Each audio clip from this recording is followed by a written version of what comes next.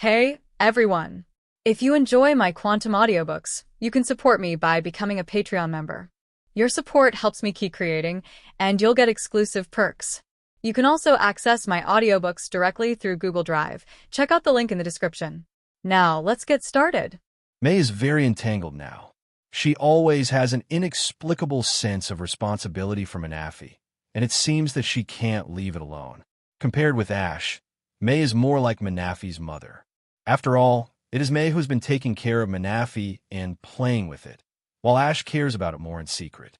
At this time, because the seawater is pouring in very quickly, the water flow is almost up to everyone's ankles, and there is no time for May to think more. Don't worry. Ash is very reliable. You should trust him. Seeing that May is still hesitant, Jack on the side also advised.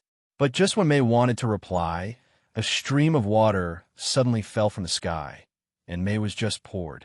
She slipped and fell backwards, and then she was suddenly washed into the pool.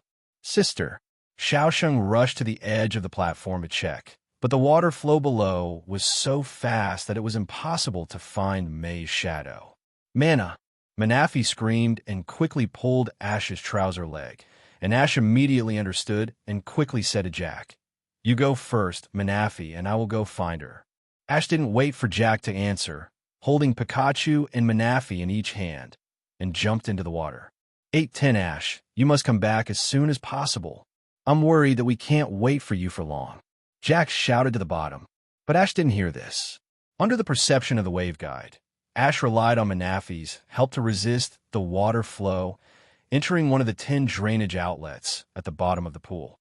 After being washed to the end by the water flow, Ash finally found May there. Fortunately, this girl is not a landlubber. It seems that there is nothing wrong. She just keeps coughing. She should be choked by water. May, are you okay? Did you hit anything? Ash asked just in case. No, nothing happened. That being said, May's right hand was covering her head. It seemed that she may have hit her head accidentally when she was washed away. Let me see. Without waiting for May's consent, Ash directly pulled her hand apart and looked at it carefully. Fortunately, there was only a little redness on her forehead, but no blood. Why are you so domineering? But May was not happy. I said it was okay. Why did you have to do this? It was the same before. You killed people without blinking. Don't you have any sympathy at all? BH. Your kindness is taken for granted. Ash felt that May's words were inexplicable. She was obviously concerned about her, but she was actually linked to murder. Ash didn't want to pay attention, but May kept talking. You are Manaphy's mother. You should set a good example. Do you want Manaphy to become a murderer? I killed pirates. They deserve to die. Ash said calmly. He really couldn't understand the thoughts of people like May. What about the 3 people from Team Rocket? Why did you just let Pikachu stun them? May's question stumped Ash. He hesitated for a long time before answering. Because I have dealt with them several times and found that they still have a kind side, so I spare their lives. That's right. May suddenly laughed. In fact, everyone has a kind side, not just Team Rocket, but also the pirates. You don't need to teach me. If I don't kill them, I will die. And I don't have the time to get to know them one by one. If they die, they deserve it. Ash's face immediately turned cold. In fact, if it weren't for Manaphy, the two would not bother to talk so much to each other. And Manaphy was in the middle, looking at Ash for a while, and then looking at May. Song felt torn. Maybe May felt that she was a little too much. After all, Ash came to her anyway, so she spoke first. Well, anyway, don't kill people indiscriminately in the future. Officer Jenny will cause trouble for you. Yeah. Ash was too lazy to talk about this topic, so he just perfunctorily said a few words. At this time, he was paying attention to the situation around him, and the water level was rising higher and higher. No, we have to hurry up. If we don't leave, we will drown here. As soon as he finished speaking, an iron bucket suddenly floated on the water. Ash's eyes lit up when he saw it, and he ran over to open the iron bucket. It's a lifeboat. It should belong to that guy Phantom. Ash checked it carefully. There was no water inside. It seemed that this thing was intact. May, come in. Ash immediately pulled May over and let her lie in it. Just when he wanted to close the hatch, he was stopped by May. What about you? What are you going to do? It doesn't matter to me. I will go to find Jack and the others after I destroy the core. Ash replied, according to Manafi, those crystals are equivalent to energy. The crown is just equivalent to a socket, and the core of the temple is located directly below the crown. Only by destroying the core manor will it really disappear. How can this be in time? Forget it. Manafi has given up this temple anyway, so don't worry about the crown. May was a little anxious. No, Phantom dared to do such a thing. I think we can't let him succeed. Besides, this lifeboat should be for one person. If I go up, it will probably sink. Ash refused without hesitation. Then, Manafi and I will go to destroy the core. May blurted out, I insisted on coming here, and it's because of me that you wasted so much time. You should get on this lifeboat. I said, did your brain get damaged? Ash looked at her strangely, which immediately made May angry. I'm serious. I'm serious too. Ash closed the hatch in a bad mood. Although I'm afraid of death, I'm not so scared that I don't care about my face. So according to international practice, ladies first. Actually, Ash was not particularly worried. After all, there was Manafi. With Manafi's power, it was not a big problem to take him to the surface of the sea. He just had to get there before the temple collapsed. Following Manafi's guidance, Ash swam to the bottom of the temple and entered a strange hall. The reason why it was called strange was that although the temple was leaking, this hall seemed to be surrounded by transparent walls, and the seawater could not flow in. Is this the core? In the center of the hall floated a huge blue sphere, emitting bursts of cold air, so the temperature of this hall was much lower than outside.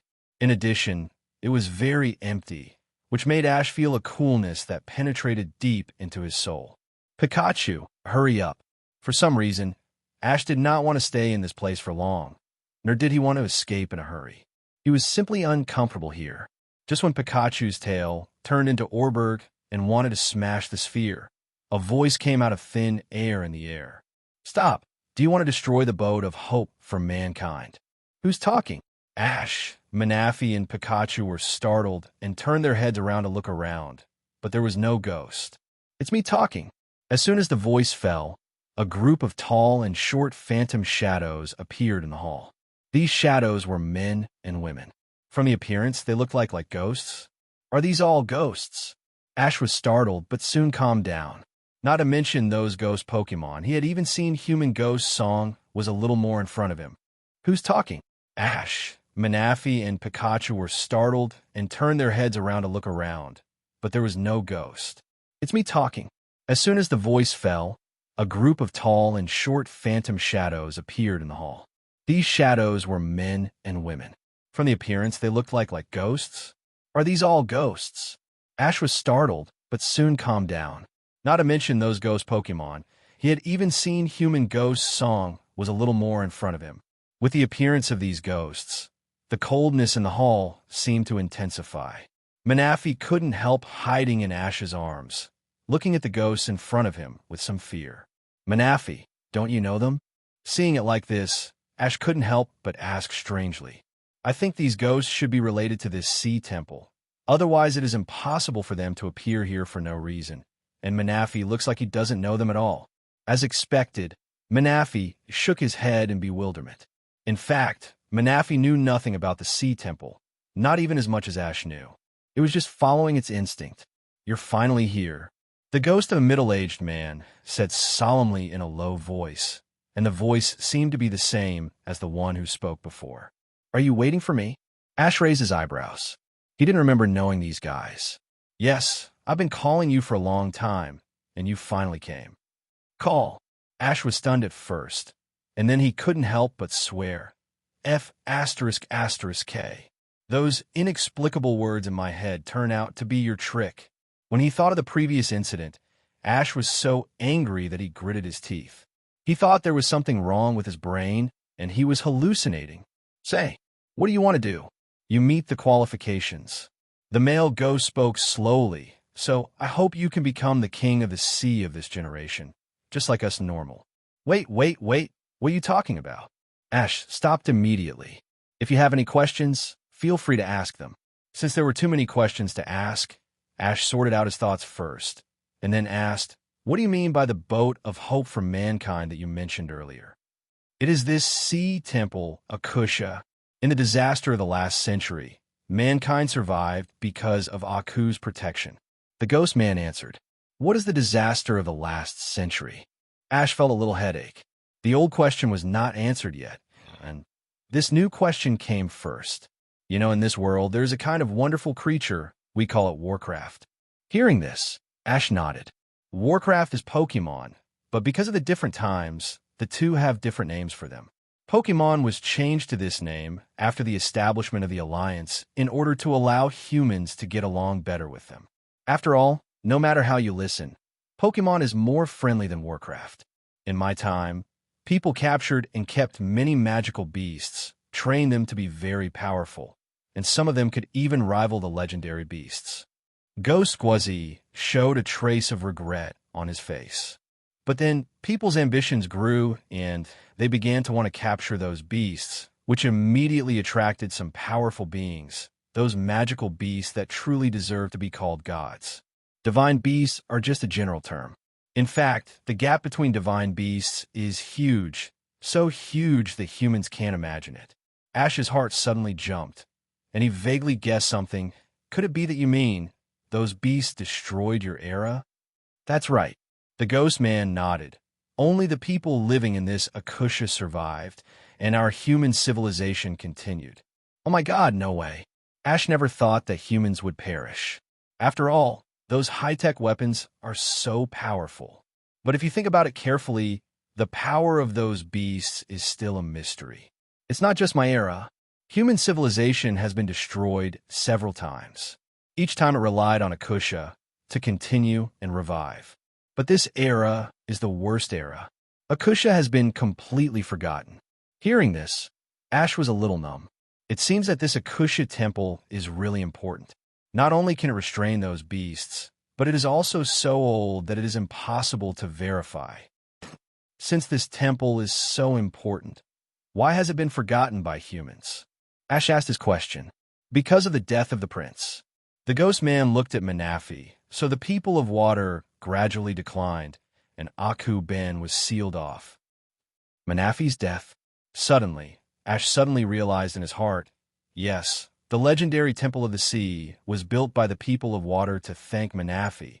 But if that's the case, why did Manafi hatch in his hands? This doesn't make sense at all. Unlike mythical beasts and divine beasts, most of them do not have the ability to give birth to offspring. They have no age limit, but they are only immortal, not immortal. However, death is not the end. When the body of a mythical beast disappears, as time passes, they will be reborn as Pokemon eggs somewhere, but all their previous memories will disappear. This is also the reason why mythical beasts are called Mew-like Pokemon, because they are really amazing. Then why did you choose me to be the king of the sea? After listening to the historical story, Ash asked about himself.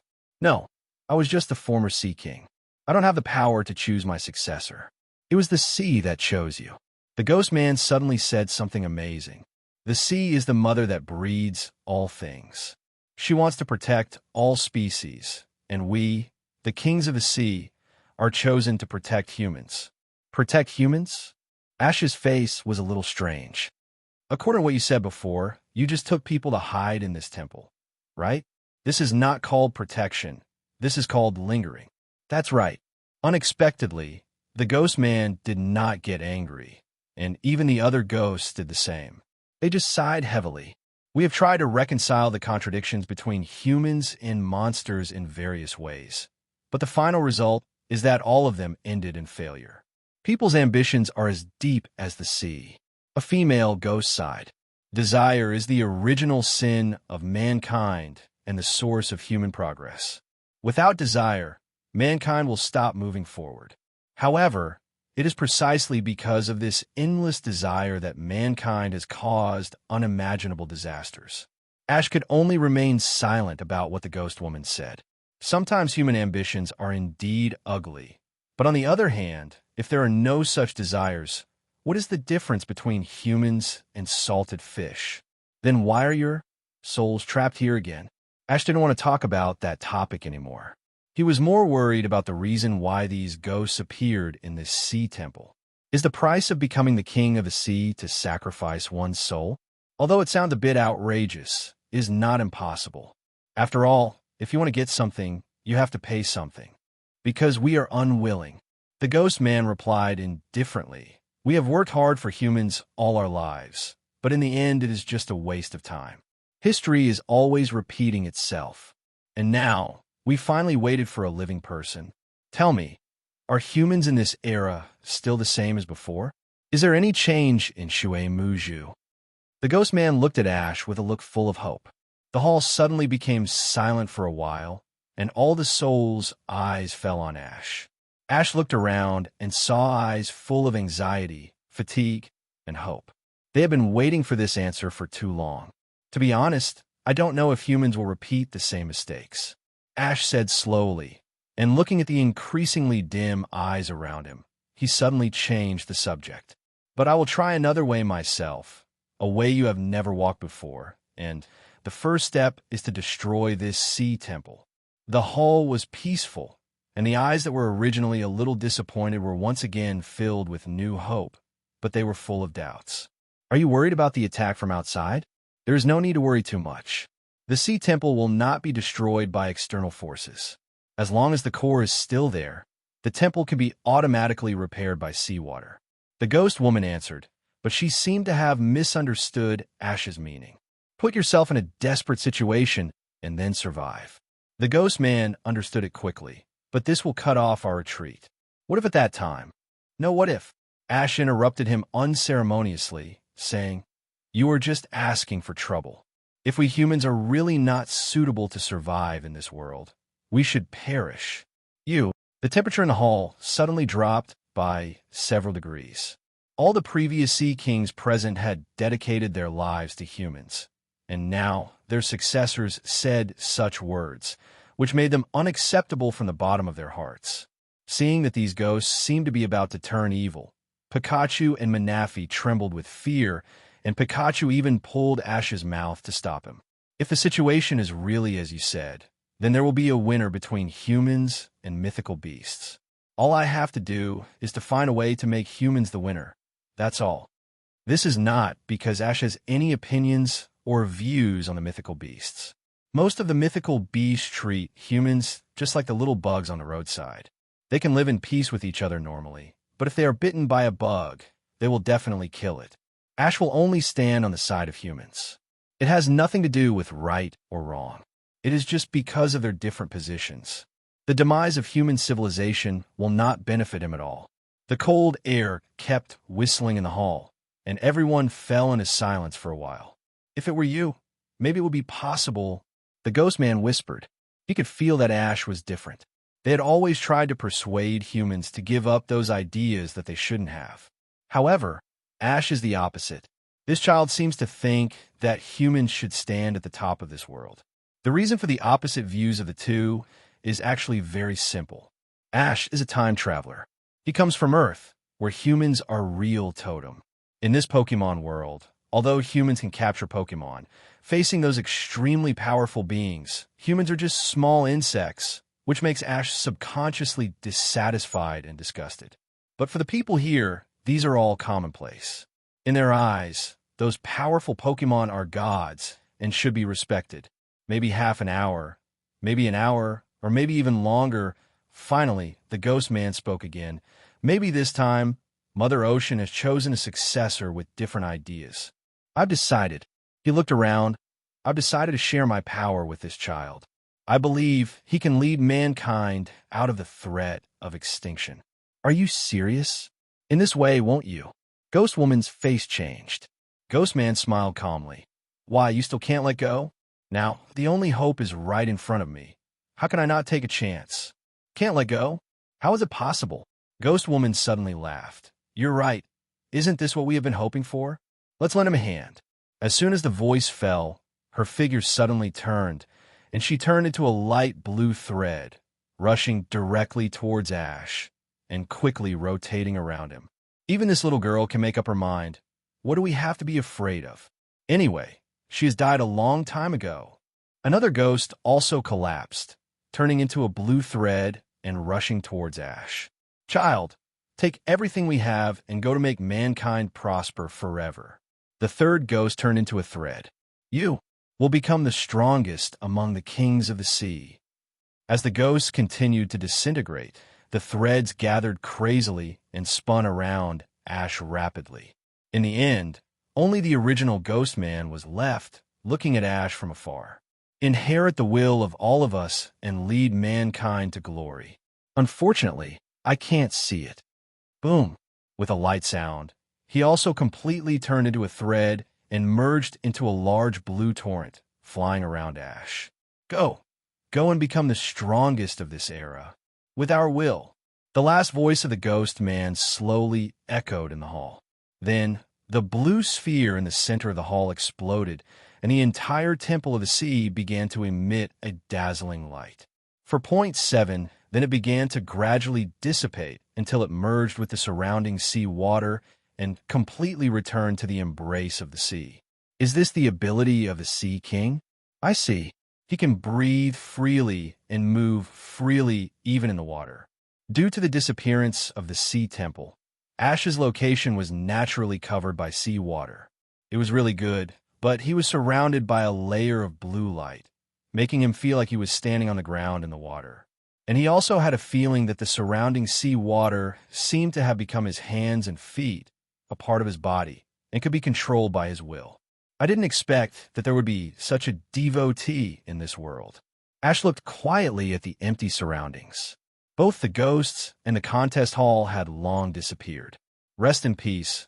I will fulfill your wishes. On the other side, the lifeboat May was on finally floated to the surface of the sea.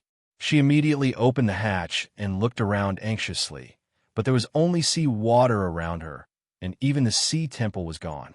Ash Manafi, did you succeed? Seeing the situation in front of her, May naturally knew that the temple had been successfully destroyed, but she was worried about whether Ash and Manafi would be in trouble and whether they could come out safely. You damn guys! Suddenly, a huge submarine emerged from the water, and Phantom was standing on it, shouting at May. Tell me, what means do you want? Where is the temple hidden? It's not hidden, May responded loudly.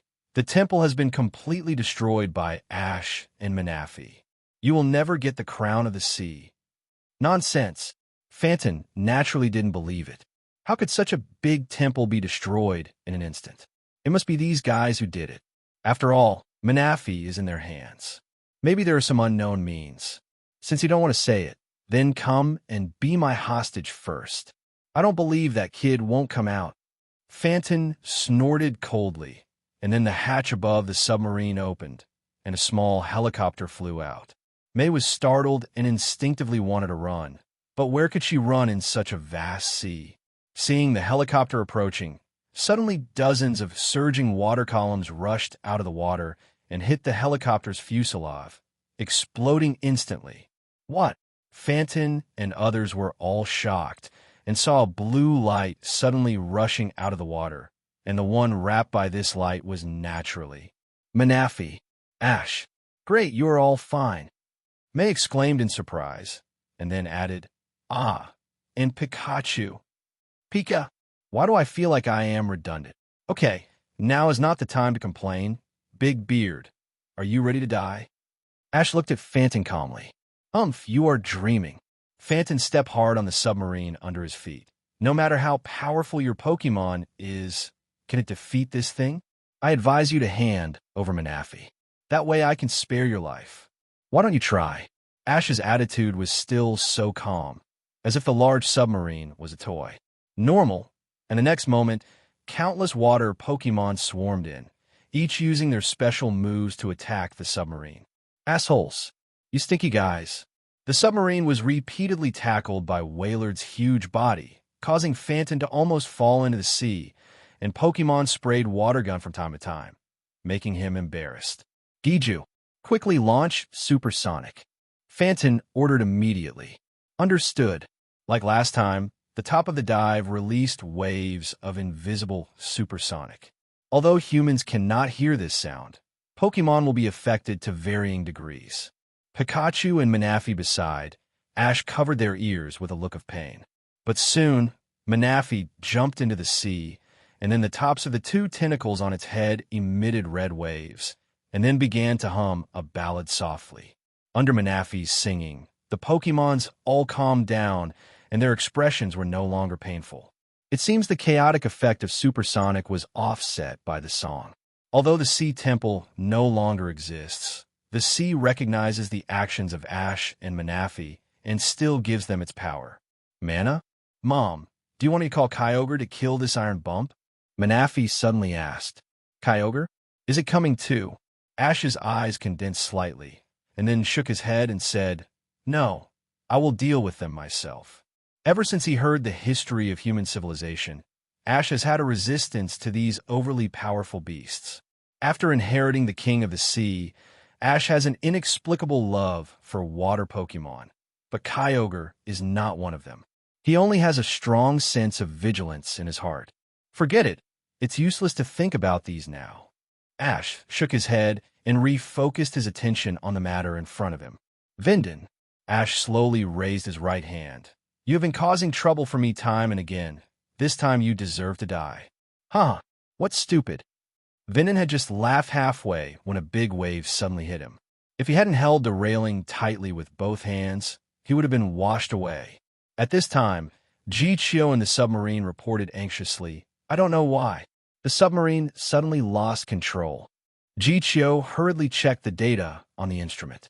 What was strange was that the data showed normal, and the system had no errors, but the submarine was out of control. Vindon, who was on top of the submarine, knew the whole story, but unfortunately he had no time to answer his subordinates' questions, because he was so surprised that he was stunned. At this moment, dozens of thick water columns on the sea surface spit up actually pushed the entire submarine out of the sea from the bottom, all the way to the middle of the air, and the height was still rising. This scene was also seen by Norman, Jack, and others not far away.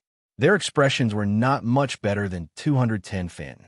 They were all dazed. What happened? Did Ash do it? Don't be afraid. All life originated from a sea. Your death is just a return. After saying that, Ash suddenly clenched his right hand, and then the water seemed to come alive. Normal turned into long whips of water, tightly binding the submarine, began to retract inwards. Under the contraction of the water whip, the submarine's armor began to be unable to bear it, making a sour, creaking sound, and the inside of the submarine was in chaos. Countless pirates wanted to escape, but found that all the hatches could not be opened at all. Originally, this extremely sturdy war machine has become an iron coffin for their funeral. All this in front of him was beyond Phanton's imagination, so he didn't know what to do. He could only sit on the submarine with a blank face, waiting to die. Is this the power that the King of the Sea possesses? Ash had an inexplicable feeling that as long as he was in the sea, he would be invincible. His enemies not only had to face him, but also had to endure the wrath of the sea. At this moment, a figure suddenly swam over and shouted anxiously, Ash, how are you? Are you okay? At this time, Ash was in a highly concentrated contest condition. After May's shout, he accidentally lost control of the seawater, and the submarine fell back into the sea with a splash, stirring up huge waves. May, why are you here? Ash looked at her with some dissatisfaction. It's very dangerous here.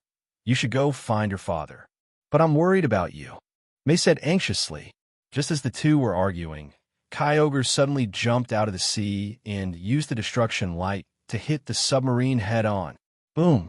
Compared with Metagross, the destruction light used by Kyogre looked too powerful.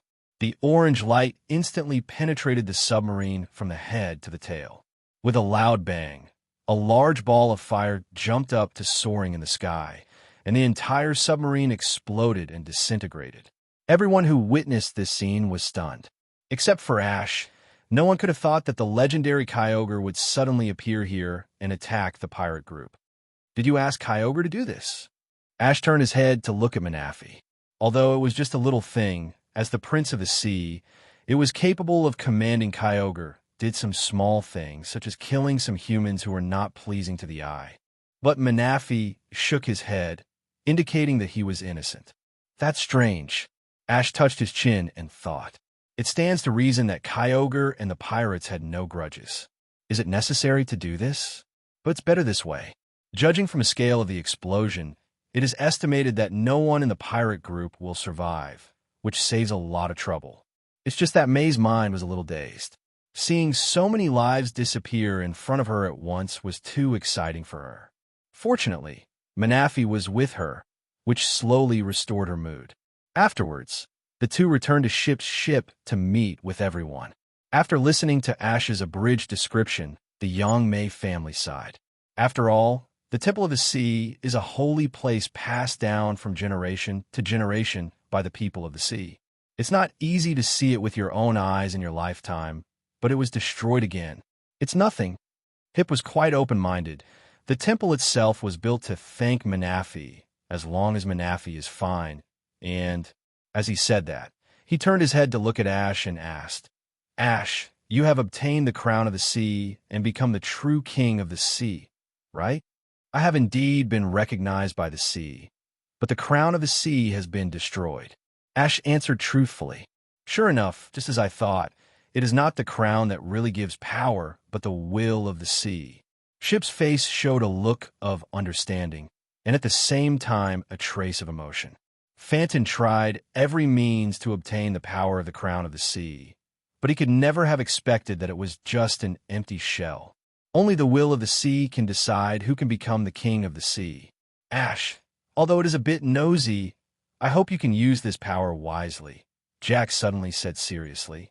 Jack does not think Ash is a bad person. On the contrary, he thinks Ash is an upright child. But often the more upright a person is, the more likely he is to go to extremes, especially after having a powerful power far beyond ordinary people. This possibility is even greater. You don't need to worry too much about this. I know my limits, and don't forget, your mission this time could be considered a failure. You should think about how to explain it when you go back. After Ash said that, Jack finally remembered the business and felt a headache. His mission was to escort Manaphy to the Sea Temple, but now the Sea Temple is gone. Where will Manaphy live in the future? Jack hesitated and asked, Ash, how do you plan to arrange Manaphy? What do you mean by how? Of course, he will follow me. Ash answered decisively, and Manaphy also responded repeatedly. Alas, I knew it. Jack rubbed his temple with an embarrassed look on his face, and after hesitating for a moment, he said, Well, Ash, is it not appropriate to let Manaphy follow you? Manaphy immediately protested loudly, and Ash gently touched its head to comfort it, and asked, What's wrong? Hearing the unfriendly tone in Ash's voice, Jack swallowed his saliva and mustered up the courage to say, It's mainly because Manaphy is a legendary Pokemon. If it appears in front of everyone, it may attract the attention of bad guys. Not only those underground forces, even the Alliance may have high-level people interested in Manaphy, but now Ash has the power of the sea, and he doesn't care much about these human dignitaries. Even if it is a powerful force, can it still defeat the rage of the sea? Seeing Ash's disapproval, Jack naturally guessed his thoughts, and Jack could only smile bitterly and stop persuading him. He just hoped that some people could have a better vision. After resting for a while on the shore, Ash decided to say goodbye to everyone and go to Chongpan City to get the last badge, and the Norman family was also ready to leave. Manaphy, never forget me. May hugged Manaphy tightly, and it seemed that she was about to cry. Sister, why are you doing this? It's not like you won't see each other anymore. If you want to see Manaphy, can't you just go to Ash? Xiaosheng woke up from the dream. Yes, Xiaosheng is right. Norman nodded in agreement, and then asked, But then again, Ash, where are you from in the Kanto region? I'm from a place called Pallet Town. Ash replied, Qianzhou. Pallet Town. Norman was stunned, and then hurriedly asked, So, you must know Professor Oak? Yes, I know him very well. Is that so? It's okay if you have something to do, just leave first. Norman smiled. Obviously, he didn't say anything. However, Ash was not someone who cared about these things. He left after saying goodbye to everyone. He didn't walk a few steps, but Ship's voice came from behind him. Ash, don't throw away the mask I gave you. Although he didn't know why Ship specifically mentioned this, Ash still turned around and responded loudly, Don't worry. I like that mask very much. Ship smiled and nodded, watching Ash leave, and in his heart, he was silently praying for the new king of the sea. Good luck, young man favored by the sea. After saying goodbye to the Norman family and the Yomi family, Ash continued his journey with Pikachu in Manafi. He originally wanted to challenge a gym in any city, and after getting the badge, he would immediately return to Pallet Town to recuperate and prepare for the Indigo Plateau Conference. But after a few days, he found that there were no official gyms in the cities he passed along the way, only some private gyms. Such gyms are not recognized by the Alliance, and the badges they issue are not officially recognized, and their strength is not very good, so Ash naturally would not waste his efforts. What a trouble! Seeing that there were less than 2 weeks left before the opening of the Indigo Plateau Conference, Ash immediately decided to speed up and rush to the inland cities, which were more developed and had more official gyms. On this day, Ash stayed at the Pokemon Center as usual and took the opportunity to report the recent situation to his mother and Professor Oak on the phone. Delia was fine, but Professor Oak's strength seemed to have some problems. Ash, have you done anything recently? Unlike usual, Professor Oak's expression seemed a little serious this time. What have I done? I've done so many things. Which one are you asking about? Ash had a vague guess and just pretended to be confused. Don't pretend to be stupid. Unfortunately, Professor Oak quickly detected him, and it's useless for you to pretend to be stupid. Look at this. As he said, Professor Oak pointed the screen of a laptop computer at the video phone and started playing a video. The image in the screen was exactly the scene of Ash riding Charizard to wipe out the pirates. However, the clarity seemed not very high and the distance was far. If Ash hadn't experienced it personally, he probably wouldn't have recognized it. Professor, who took this photo? Ash's expression also became serious. Professor Oak felt relieved when he saw this, thinking that the kid realized the seriousness of the matter. Unfortunately, Ash's next sentence almost made him crazy. My face was so blurry, it must be an amateur photographer. Nonsense. This was taken by the passengers on the passenger ship. It would be strange if it wasn't blurry. Professor Oak said angrily. Well, Professor, you're old, so don't get so excited, or your blood vessels will burst and it won't be fun. Ash laughed dryly and advised. It seems that the old man is really angry. Then don't be angry with me. Do you know how much trouble you have caused this time? Professor Oak had a gloomy face, which was rarely seen at ordinary times. I just fought pirates. Ash's tone was full of confusion. Logically, Alliance should reward me. This is called a heroic act. What do you mean by a heroic act? You're using Pokemon to kill humans now. You will be in big trouble. Professor Oak almost yelled.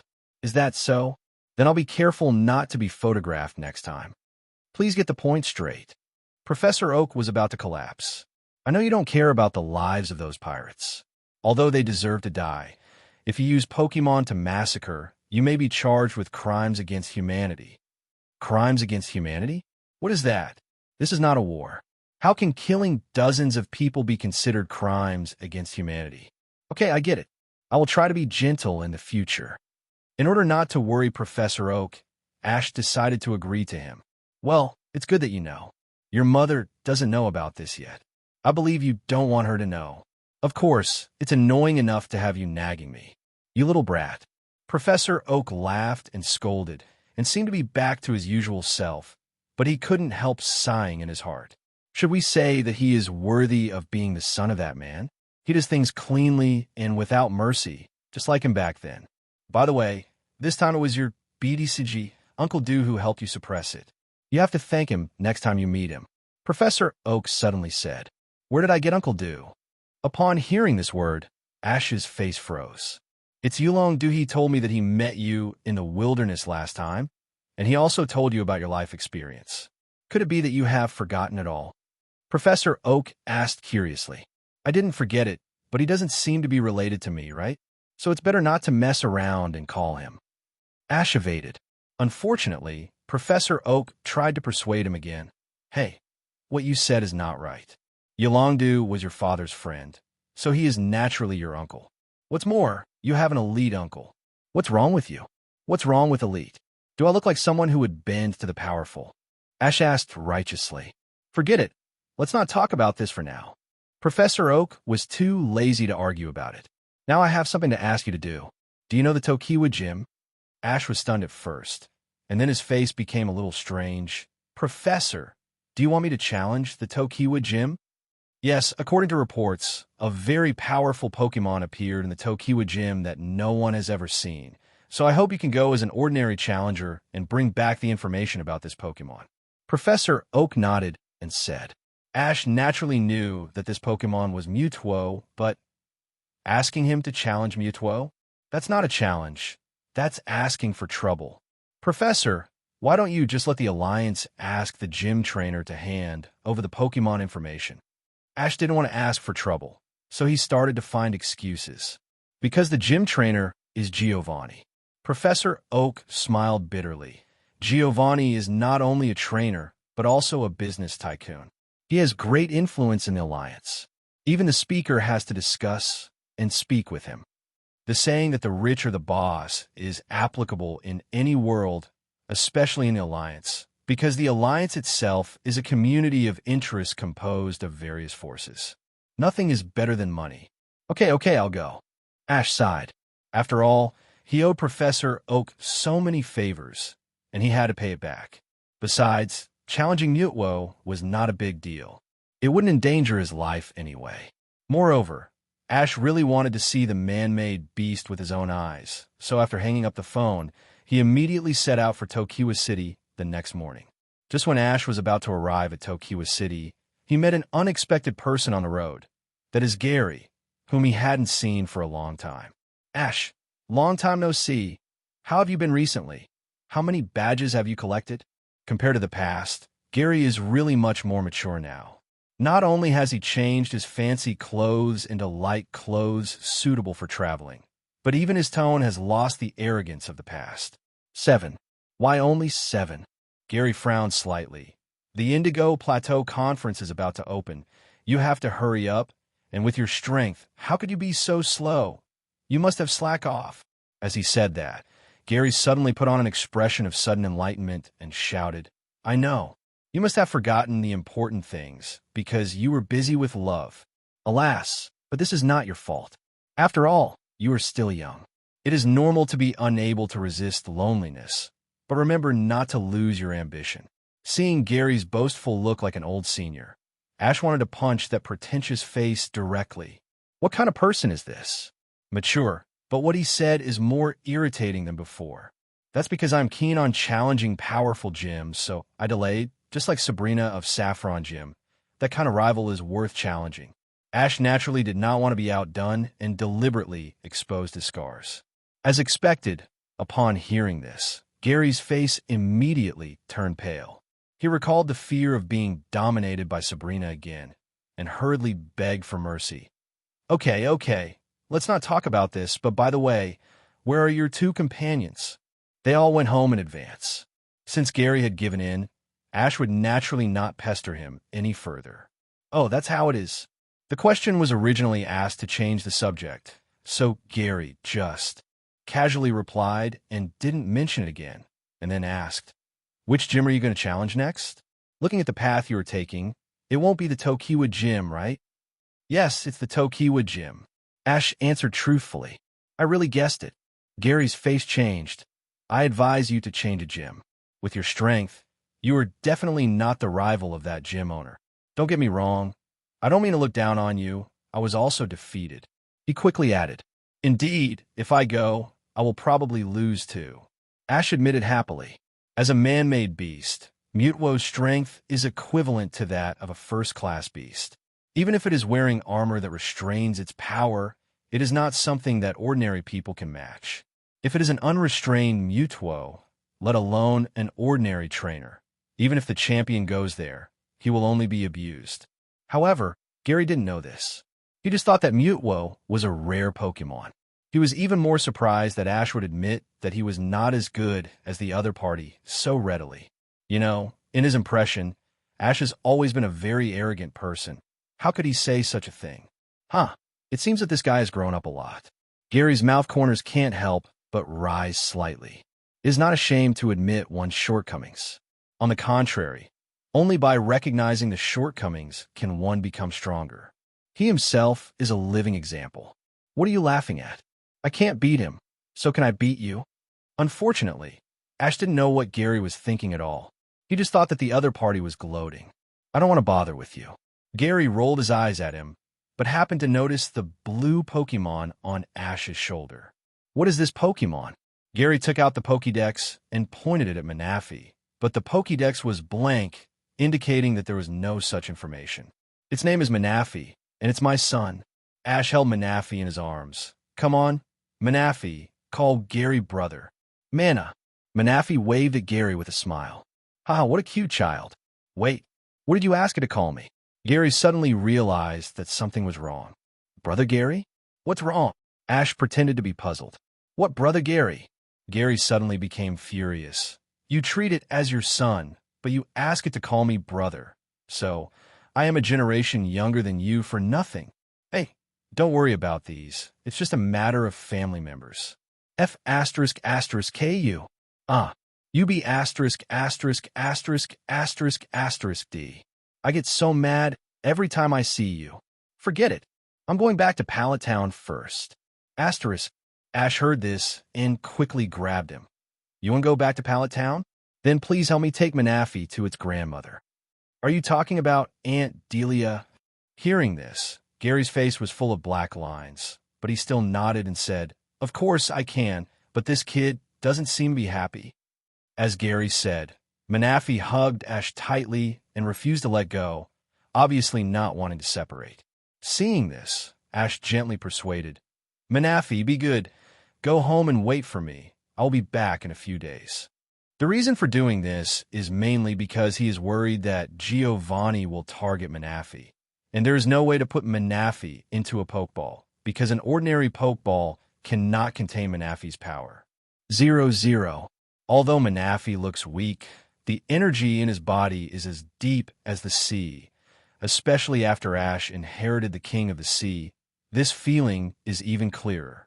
After persuading for a long time, Ash finally convinced the kid. After watching Gary and Manaphy leave, he and Pikachu walked into the city of Viridian.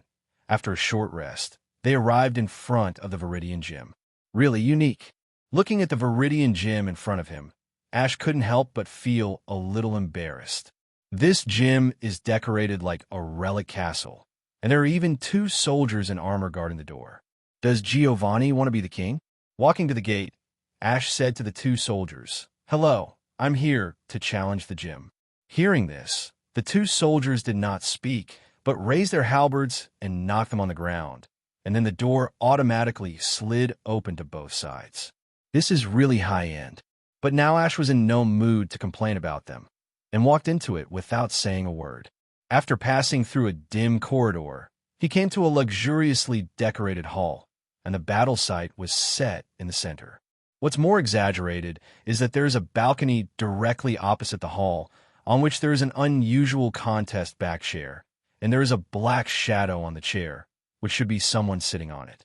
If nothing unexpected happens, that person must be Giovanni without a doubt. After hearing Ash's voice, Giovanni on the chair turned around. But I don't know if it was because of the lighting or intentionally, he just didn't show his face, making it mysterious. I am Giovanni, the leader of the Tokiwa Gym. While introducing himself, Giovanni stroked the head of Persian on his knees and sipped the red wine in the goblet, just like a successful person. Now Ash also understood why the 2 guards at the door were so high profile. This boss pretended to be so pretentious, and his subordinates must follow suit. I accept your challenge. The rules are that each side sends 3 Pokemon until all the Pokemon on one side fall down. Giovanni introduced the rules of the game slowly, and it was obvious that the battle was going to start, but he didn't have the intention of getting up, still sitting on the chair, and throwing the Pokeball. The first Pokemon I sent out was this one, Go Nidoking. A flash of white light passed by, and a purple Pokemon appeared on the field. Although Nidoking was only 1.4 meters tall, Giovanni's Pokemon was obviously too well developed and was almost 2 meters tall. Facing such a huge rival, Ash decisively adopted the same response. Go, Onyx. Boom! Onyx's unusually huge body fell on the ground, and the entire field seemed to shake twice, and the momentum immediately defeated the Temple Master. Your Onyx is not bad. However, Giovanni seemed unmoved, and after a light compliment, he immediately launched an attack. Nidoking, use Megaton Horn Attack. Ouch! Nidoking roared, lowered its head slightly to show the sharp horns on its head, and then rushed straight towards Onyx. Its huge feet stomped on the ground and made a rumbling sound. At first glance, it looked like a tank. Onyx used self-sacrifice attack. Ash laughed in his heart. He didn't know what Giovanni was thinking. He actually let Nidoking and Onyx fight head-on. Although the Nidoking was indeed well-developed, it was still far behind Onyx in terms of size. Bang! The two Pokémon collided with each other. As Ash expected, Nidoking was directly knocked back several steps, while Onyx just shook his head, and it seemed that there was nothing wrong. Now, use Binding. While the opponent was not yet standing firm, Ash quickly ordered Onyx to wrap around it, and the huge body immediately tied up Nidoking tightly, making it unable to move. Use Mud Wave. In the face of such a situation, Giovanni's tone still seemed so calm. Nidoking opened its mouth and spit out a large ball of purple unknown liquid at Onyx. Since the distance between the two sides was very close, Onyx had no chance to dodge and was directly sprayed on the head. Onyx closed his eyes in pain. It was not known whether Giovanni was too lucky or Ash was too unlucky. Onyx's face actually showed a purple halo, obviously poisoned. This is also possible. It's obviously only a 10% chance. Ash was a little dumbfounded. Why is his luck so bad? Could it be that he has lost his character because of too many sins recently? Under the influence of poisoning, Onyx's body that was originally tied to Nidoking couldn't help but loosen a little, and Nidoking also took the opportunity to break free. Nidoking used a series of kicks. Seeing that Nidoking was about to jump kick, Ash was not in a hurry and calmly ordered, hold this attack, and use Sand Tomb at the same time. Although the chain kick is a fighting-type trick, it is very effective for Onyx, but if he dodges it, the battle will only be stalemate, which is extremely disadvantageous for the poison Onyx, so Ash chose to fight quickly. Bang!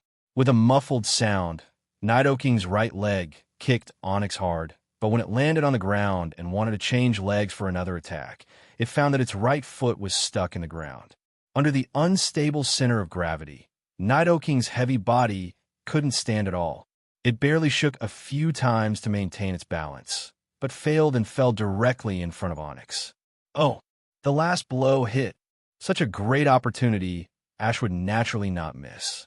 Although Onyx couldn't move either, the problem was that its body was long. Even if it stood still, it could still attack the Temple Master. Onyx raised its thick and long tail and smashed it hard on Nidoking's head with a white light. Knocking the Nidoking who had just tried to get up, Nidoking hit back again. Nidoking fainted after being hit in the head by its tail and lost its ability to fight. Giovanni calmly took back Nidoking and threw a Pokeball. You are quite strong, but the next one won't be so easy to deal with. This time, Giovanni sent out a black Pokemon with orange-red armor covering the vital parts of its body. The most eye-catching thing was the big drill on its head. This was a very rare Super Iron Tyrannosaurus in Kanto. You may not have seen this Pokemon. It is called Super Iron Tyrannosaurus, which was first discovered by Sinnoh. It is the evolution of Rhydon. I don't know if he was in a good mood or what, but Giovanni even explained it to Ash, which surprised him a little. However, despite the surprise, Ash was still very alert. Giovanni was right. Compared with the Nidoking just now, Super Iron Tyrannosaurus was stronger. 5.1. Onyx, thank you for your hard work. Onyx had consumed a lot of energy in the previous battle. Ash thought for a moment and decided to take it back, planning to let Lucario, who is good at fighting, play. But just when Ash was about to throw the Pokeball, he accidentally glanced at the data of the Super Iron Tyrannosaurus and immediately changed his mind. Because through the system's exploration, he found that the ability of this Super Iron Tyrannosaurus was actually stone. So Ash's plan to use Lucario to restrain the super Iron Tyrannosaurus was ruined. The function of the stone ability is that when a Pokemon is hit by a special move with an excellent effect, the damage it receives is reduced by a quarter. In other words, the super Iron Tyrannosaurus, which was originally restrained by the fighting special move, will no longer be afraid of the fighting special move once it has this ability. Metagross, this battle is up to you.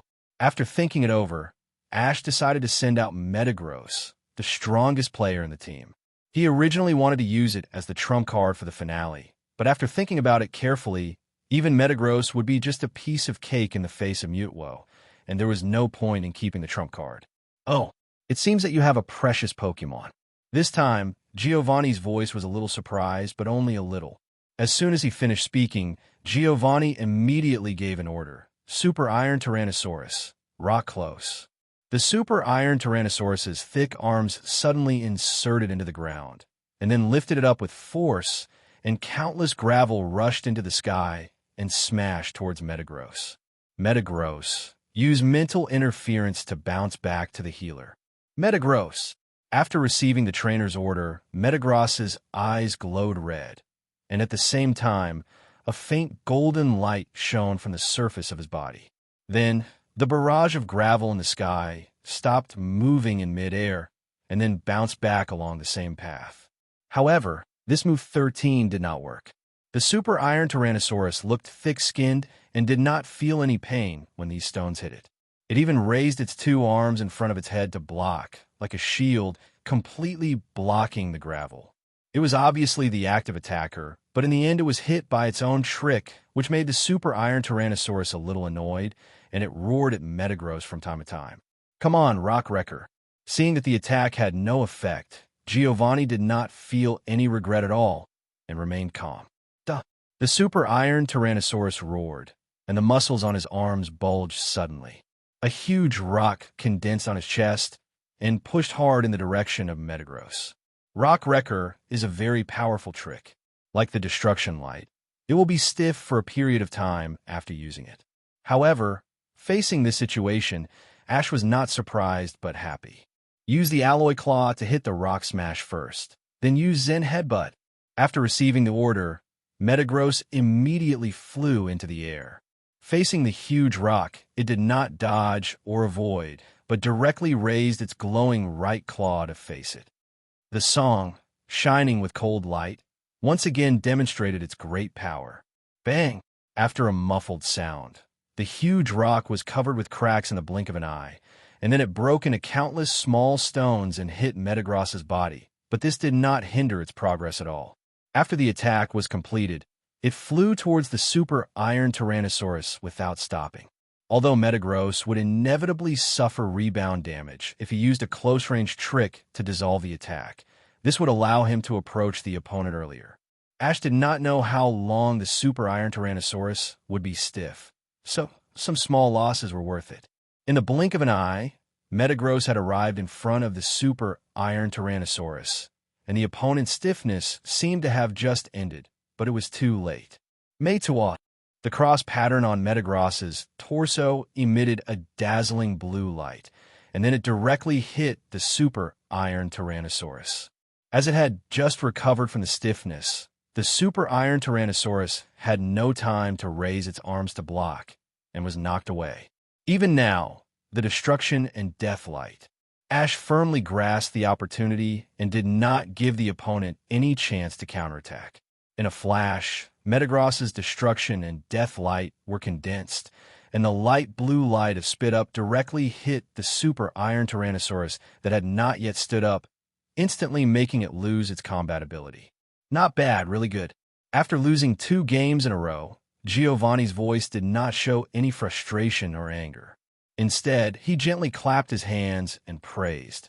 Among the challengers I have met, you could be called the most powerful one in the younger generation. I don't dare to accept it. I am still far away. Ash didn't feel proud at all after being praised by Giovanni. After all, Giovanni had Mutwo, not to mention other Pokemon. A Mutwo alone was enough to beat the champion, not to mention that Giovanni was the leader of Team Rocket, so he must have other powerful Pokemon. Being proud in front of such a person would simply make others laugh. Haha, it's good that young people are not proud. Giovanni finally stood up from the armchair and walked out slowly, and now Ash finally saw his true face with his own eyes. A black suit, a slick-back hair, a kind look, and a slightly raised mouth. To be honest, at first glance, Ash felt that the other party didn't look like the gangster boss in the movie, but more like an honest businessman. You have met the requirements for getting the badge. You can choose whether to accept the next battle, but I remind you in advance that the final rival is not something you can handle now. Hearing this, Ash's heart couldn't help but click.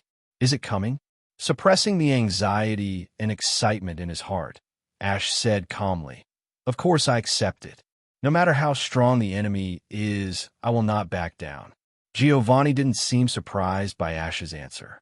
He just smiled slightly, took out a remote control from his pocket, and pressed it gently. Finally, Mutwo is coming. Ash's 830 eyes were staring at the wall, rising slowly on one side of the venue.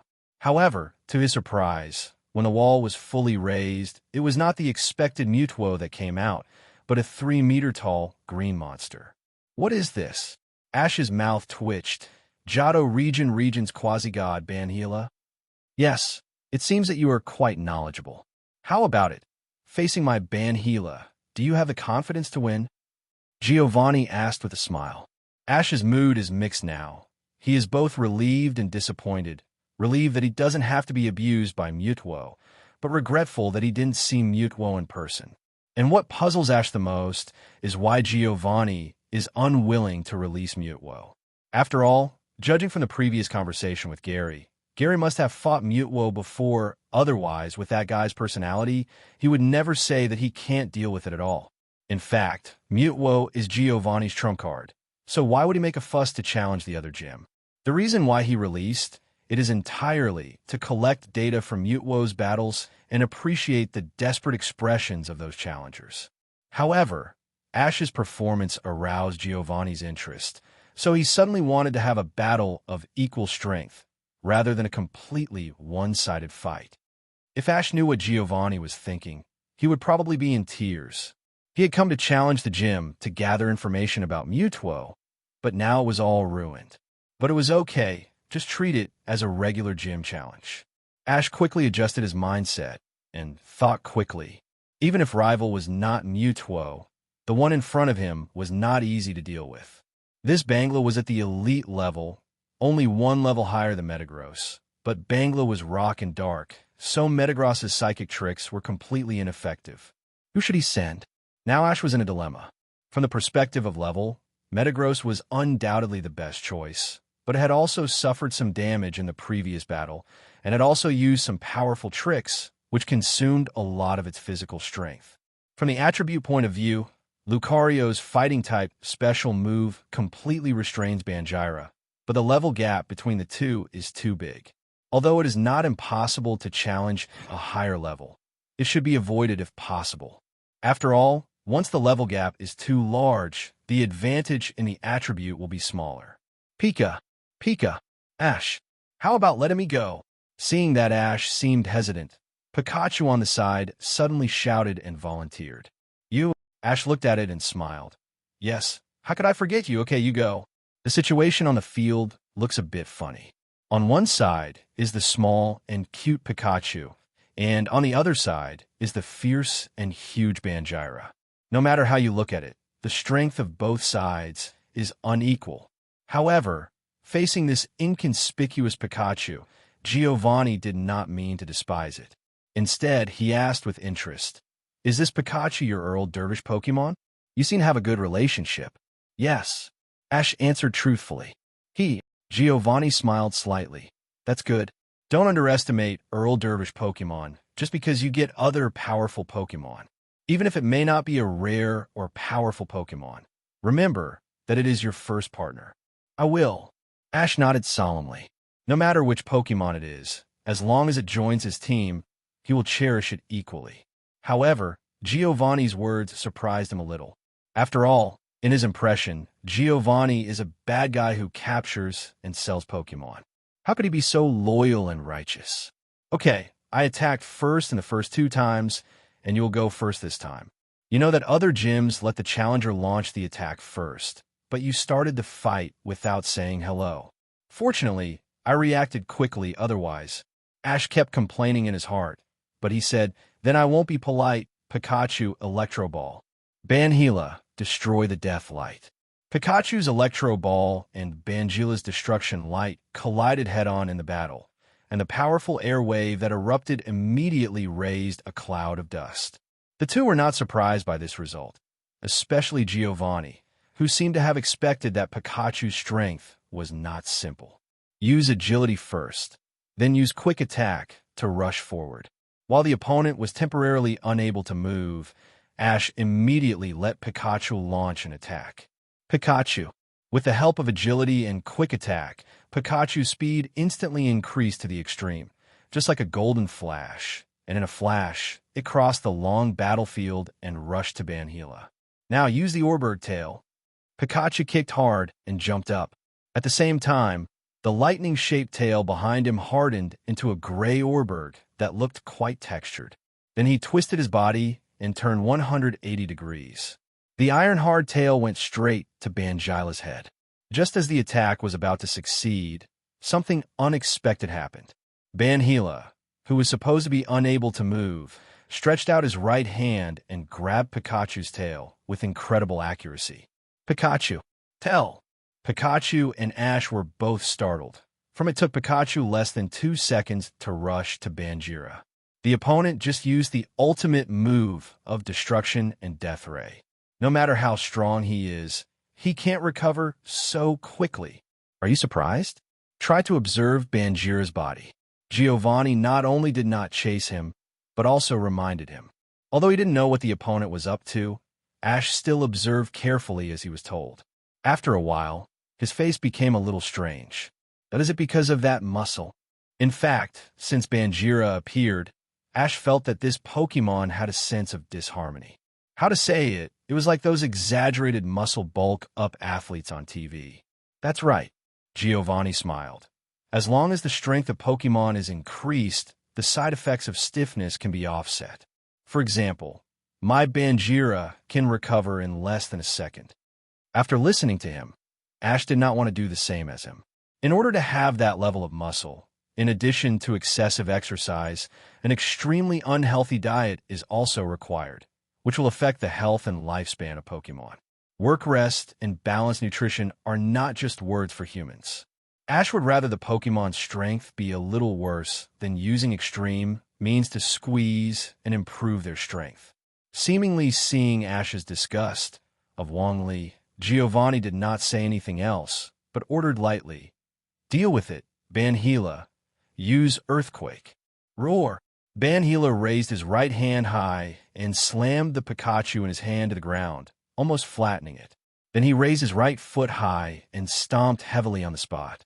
Given the size and strength of this Banhila, once he uses Earthquake, not to mention the Tokiwa Gym, I'm afraid even the entire Tokiwa city will be shaken. Seeing that Bangila's feet were about to fall to the ground, Ash shouted loudly, "Pikachu, stand up. Use electromagnetic levitation." Pikachu felt the worry in Ash's roar, gritted his teeth, and tried his best to release electricity from his body. Fortunately, he finally caught up. Pikachu's body floated up in time and avoided the attack of Earthquake. At this time, under the terrifying Earthquake attack of Banhila, the walls of the Tokiwa Gym showed dense and terrifying cracks. If the gym had not been specially reinforced, it would have collapsed long ago. The aftershocks continued, and dust and debris fell from the ceiling from time to time. But even so, Giovanni's face did not show any worry or expression, and he did not mean to stop the game. Is this a ground-type trick specially prepared for the weakness of the electric type? You think quite comprehensively. Giovanni smiled and praised, and Ash just remained silent, because now he had no time to exchange politeness with Giovanni. Although Pikachu barely avoided the opponent's Earthquake trick, it had a fatal weakness. Banhila, Fire Fong. Hearing Giovanni's order, Ash's heart clicked and thought it was not good. Sure enough, with a trainer of the opponent's level, it was impossible for him not to find this. That is, during the electromagnetic levitation, Pikachu's movement speed is far slower than running on its own feet. Since Pikachu is now allowed to fall to the ground, the result is the same for such a close distance between the two parties. Roar! Banhila roared, and the rows of sharp teeth in his big mouth immediately flashed with hot flames, biting towards Pikachu floating in the air, and 827 had the momentum to bite it into pieces. Pikachu, use Orbiter Tail to superimpose Electro Ball. The distance between the two parties was too close. Not only was it unavoidable, but even using language to convey instructions seemed to be too late, especially this combination technique was time-consuming. So Ash didn't even think about it, and directly used the wave guide to convey the command to Pikachu's mind. Pika! Pikachu's body suddenly burst out with endless electric current, which gathered at the top of the tail that turned into Orbiter contest condition at a very fast speed, and in the blink of an eye, it formed an amazing Golden Thunder Electro Ball. Oh, interesting. Giovanni's eyes lit up slightly. Banhila, go for it. Banhila faithfully carried out Giovanni's order, opening his mouth wide to bite Pikachu's sparkling tail, and the two powerful moves collided with each other, making a deafening explosion. Although the mouth is a vital part of a creature, it seems that Pikachu has the upper hand. However, Ash's face is not good, because he found through the waveguide perception that Banjira was not hurt at all. Sure enough, when the smoke dissipated, Banjira still stood straight on the field. Except for a wisp of black smoke occasionally coming out of his mouth, he looked completely intact, which means that the two sides were at most evenly matched. How did this get cultivated?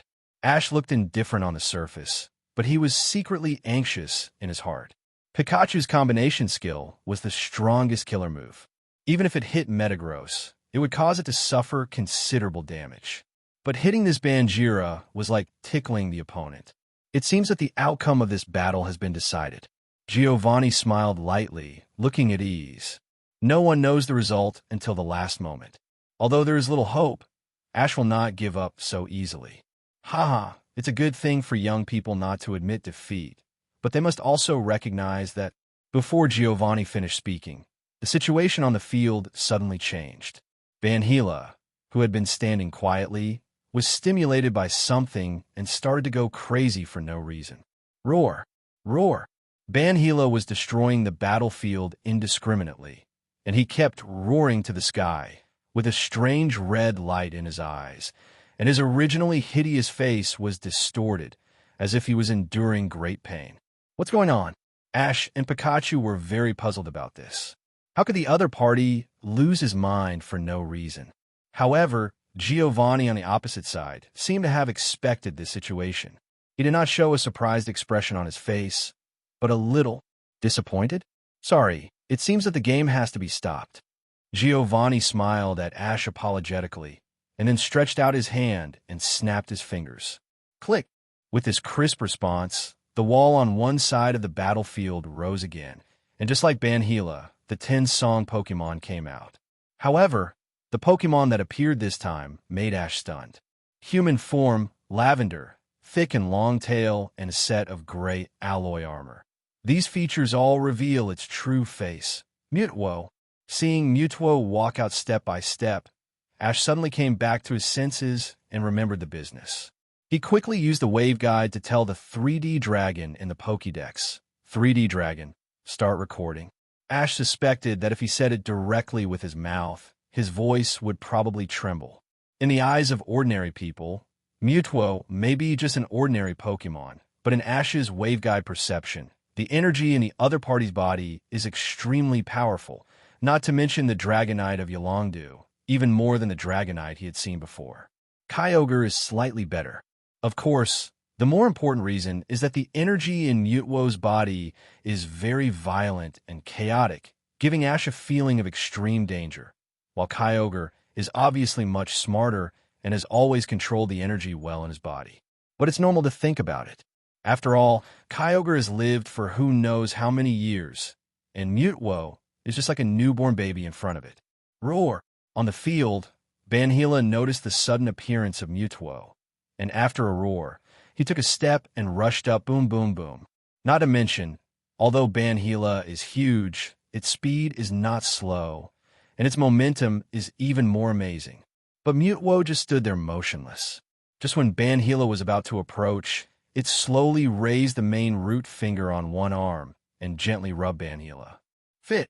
Then, Banhila actually took off into the air without any warning, and then flew backwards at a rapid speed and hit the wall head-on.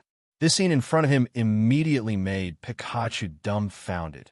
Ash was fine. After all, he already knew how strong Mutwo was, but the problem was that Pikachu didn't know.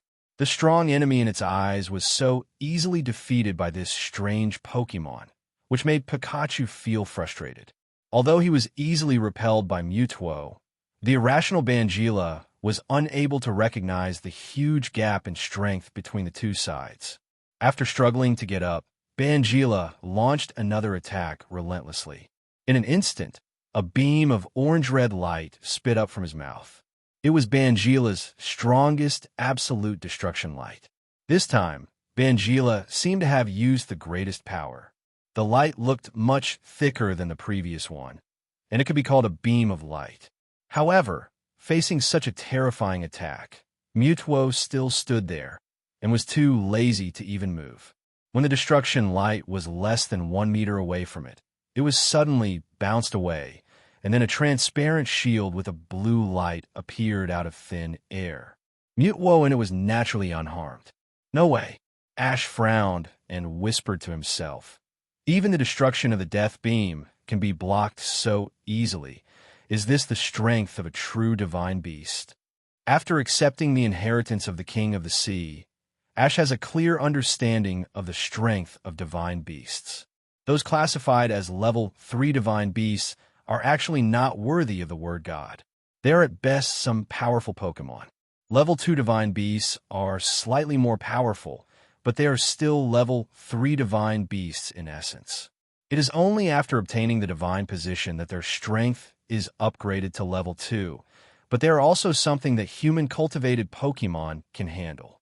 However, once they reach level 1 divine beasts, they're truly worthy of the title of divine beasts. The power of these guys is so terrifying that even champion-level Pokemon cannot match them. The Mutwo in front of him is just like this. It seems that Banjila's ignorance has caused its displeasure. Both Pokemon are emitting a faint blue light. It was Mutwo who imprisoned Banhila with mental interference. Then, under Mutwo's control, the huge Banjira was like a ball, tackle up and down, smashing holes in the gym's ceiling and field one after another. It's okay. It has no resistance anymore. Banjira's miserable appearance really made Ash feel a little bit sorry. Not to mention that even if it suddenly went crazy, it might not be its fault. Maybe there was some unknown secret. Stop, take it back, Giovanni ordered lightly. Mutwo followed Giovanni's instructions without saying a word, and carried the unconscious Banjira back to the wall step by step with mental interference. And then the wall slowly closed, and everything returned to calm again. If it weren't for the big holes on the battlefield, the previous scene would probably make people think it was a dream. After all, it looked too incredible. Even if an elite Pokemon fights a champion-level Pokemon, it is impossible for it to lose so quickly and completely, and it is even more impossible for it to be completely defenseless. Or that Banjira is so helpless in front of Mutwo. Punch the Nansha nursing home and kick the Beihai kindergarten. For some reason, Ash suddenly remembered these two sentences. Thinking carefully, it is unexpectedly appropriate to use them in the battle between Banjira and Mutwo. How about it? What do you think now? Giovanni's question brought Ash back to his senses. He sorted out his thoughts and answered honestly. It's ridiculously powerful. If you had used this Pokemon at the beginning, I would definitely have no chance of winning. Haha, of course. Giovanni was rarely proud. This Pokemon is my strongest fighting force. How can you just use it to deal with ordinary challengers? It's just to teach some hidden challengers a lesson occasionally. Ash didn't know how to answer this because he knew in his heart that sometimes he did things in a power trip way. After all, holding such a powerful Pokemon, it's inevitable that he would be arrogant. This time, Ash was so cautious because he knew Giovanni's background. Although there was an accident, I decided to give you the badge before, so take it. Giovanni threw a dark green badge to Ash. After accepting it and thanking him, Ash put in the badge box and prepared to leave. But Giovanni suddenly stopped him. Your strength is not bad, but it's a little lacking. How about, are you interested in working for me? I promise to make your strength soar. Hearing this, Ash was stunned, and then he began to wonder in his heart. Working for the rocket team? Although Giovanni didn't say it clearly, Ash, who knew his background well, could naturally guess it. To be honest, Ash had never considered this idea. Ash didn't really have much aversion to the rocket team. You go your way, I go my way, and we can just keep our distance. As for the rocket trio, Ash never considered them as enemies because they were too weak in both strength and intelligence, and it was impossible for anyone to seriously deal with them. They were more like jokes. But if Ash was asked to join the rocket team, it would be impossible. After all, he had a happy life now, and there was no need for him to join a criminal organization. Only a fool like James would give up his job as a young master and run to be a soldier of the rocket team, making himself not only lacking food and clothing, but also having no place to live. I really don't know what he was thinking. 0-0. Sorry, I'm still young and want to go out more. Ash politely refused. That's right. Young people should go out more and increase their knowledge. Giovanni smiled and didn't talk much about this topic. He said goodbye to Ash and left, but left a meaningful sentence before leaving. Kid, remember, sometimes things in the world are not so black and white. Although you may not understand it now, you will realize it one day. Sorry, I realized it a long time ago. Ash really wanted to say this, but he finally held back and didn't say anything. He just nodded and took Pikachu out of the Tokiwa gym, intending to go to the Pokemon Center to restore the Pokemon's physical strength. Pika? Ash, what's wrong with you? Are you not happy about getting the badge? Walking on the road, Pikachu saw that Ash's face was a little strange and couldn't help asking. No, I'm not unhappy. Ash gently touched his chin. I was just wondering why that Banhila suddenly went crazy. Pika, who knows? After thinking for a long time without any clue, Ash simply decided to give up and consider the next training plan. After all, the Indigo Plateau Conference is about to open, and he has to seize the last time to start special training. Why are you in my house? At this moment, after finishing the challenge of the Tokiwa gym, Ash returned to Pallet Town after a long absence. However, as soon as he entered the house, he saw a bunch of unexpected people. It turned out to be Mei and Xiaosheng and Gary. Welcome back. Mei greeted with a smile, and Xiaosheng next to him rushed over directly. Ash, Xiaosheng shouted as he ran. How was it? What was the result of your battle with that mysterious Pokemon? Did you win? Or did you lose?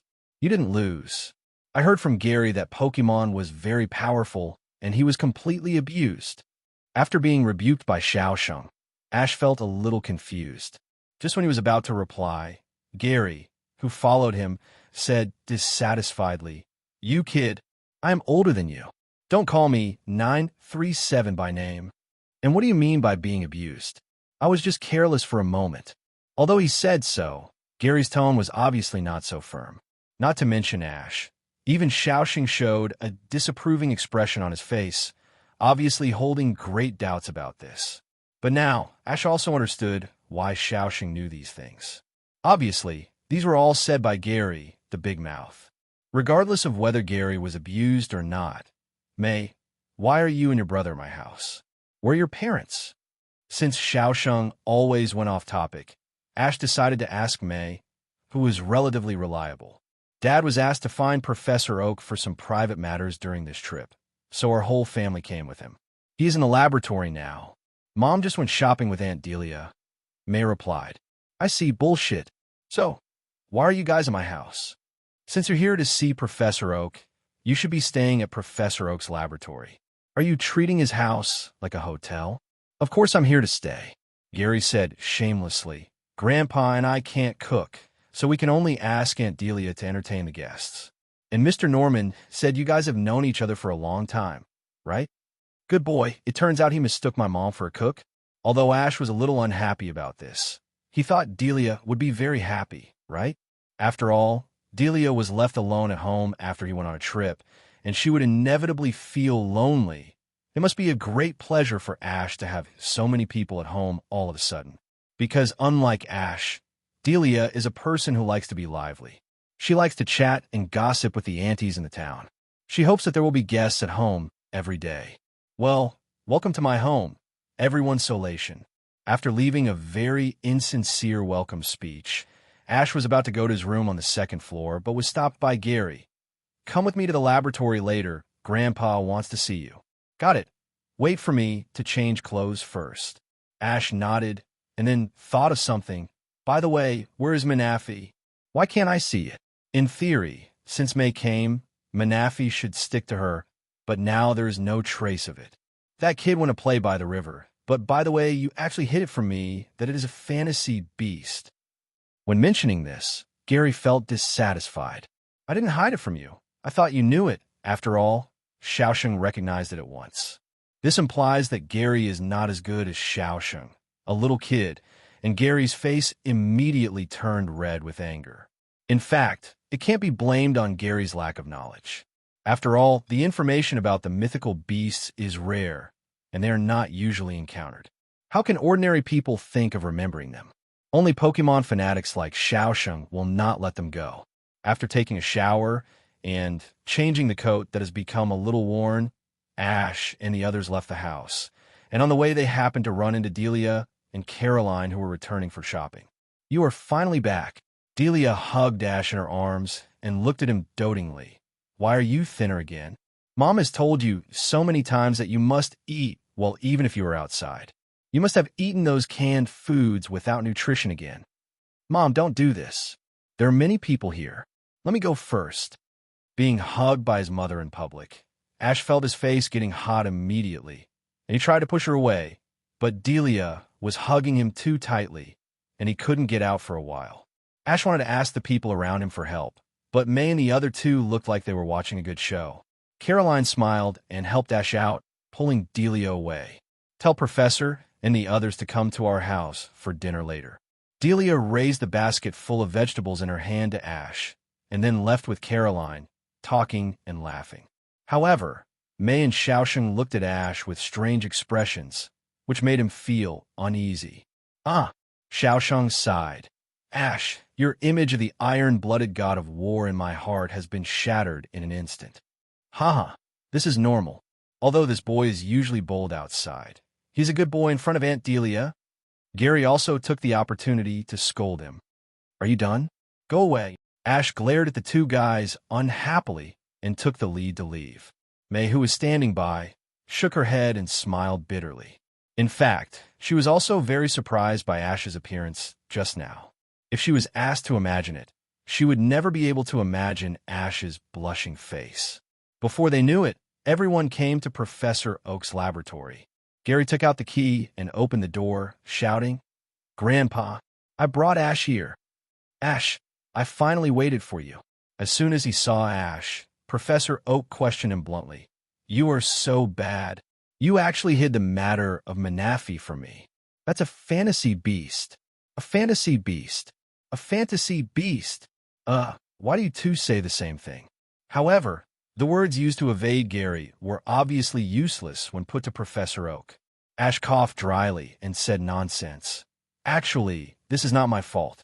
I accidentally forgot about this when I video called you last time. You can even forget such a thing. Professor Oak immediately blew his beard and said, You are not that thick-skinned. You must be too lazy to tell me, right? Yes, you are right. Ash answered secretly in his heart, but he certainly couldn't say it out loud, so he could only try to divert his attention. Let's not talk about this for now. Professor, I have brought you the information of the Pokemon you asked me to collect. At this moment, Norman came out of the research room next to him and greeted Ash. Haha, Ash, I didn't expect that we would meet so soon. Yes, I didn't expect it. Ash nodded in response, and at the same time, he was complaining in his heart. What I didn't expect was that your family would come to my house for a meal. You can be polite later. Give me the information first. When Professor Oak mentioned Mutuo, he completely forgot to settle accounts with Ash and just urged him anxiously. Hearing this, Ash took out the Pokédex and released the 3D dragon under the shocked eyes of everyone. Professor, please allow the 3D dragon to pass through the firewall. I will let it transfer the information to your computer. Okay. Professor Oak replied blankly at first, and was about to operate on the keyboard when he suddenly realized that something was wrong. No. Ash, where did you get this Pokemon? I captured it. What's wrong? Ash pretended to be puzzled. I'll capture you. Oak cursed angrily. Do you really think I'm old and confused? If I remember correctly, 3D Dragon is a man-made Pokemon recently announced by the Silph Group. I am well informed, but ordinary people don't know anything about it. How can you capture it? Oh, so you know everything. Originally, Ash was too lazy to mention the origin of 3D Dragon, but now that Professor Oak asked, he had to waste some time to narrate the story about Dr. Akihabara. After listening to Ash's story, Professor Oak sighed. He thought he was a top figure in the Pokemon academic world, but he didn't expect that there would be someone in the world who could create Pokemon. This really fulfilled the old saying, there's always a mountain higher than the mountain. Hee Ash. Professor Oak suddenly seemed to have changed, with a kind smile on his face, which made Ash frown. I always feel that this little old man has some conspiracy. Come on, tell Grandpa Oak. How many little secrets do you have? Tell them all. Grandpa won't treat you badly. Good guy, he is so shameless that he calls himself Grandpa. Once it comes to things related to Pokemon research, Professor Oak will become a different person, not to mention his face. I am afraid he will even lose his inner self. Secret. Ash touched his chin in embarrassment and asked after a while, I recently captured a different colored Metagross. Is it a secret?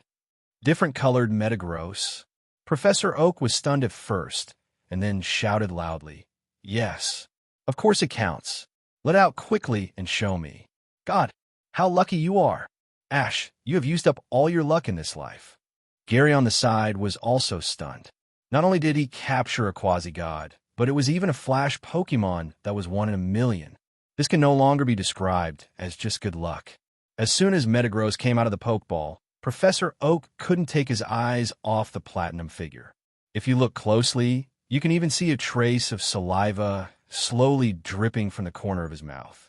After a long time, Professor Oak suddenly came to his senses and saw that everyone around him was looking at him strangely. Even though he was as thick-skinned as a city wall, he felt a little embarrassed and had to pretend to cough dryly. Ahem, Ash, put all the Pokemon on you in the laboratory later. I will do a thorough inspection of them. Hee hee. Hearing Professor Oak's weird laughter, Ash and others couldn't help but get goosebumps. Even his grandson Gary didn't have the face to stay any longer and found an excuse to run to the toilet.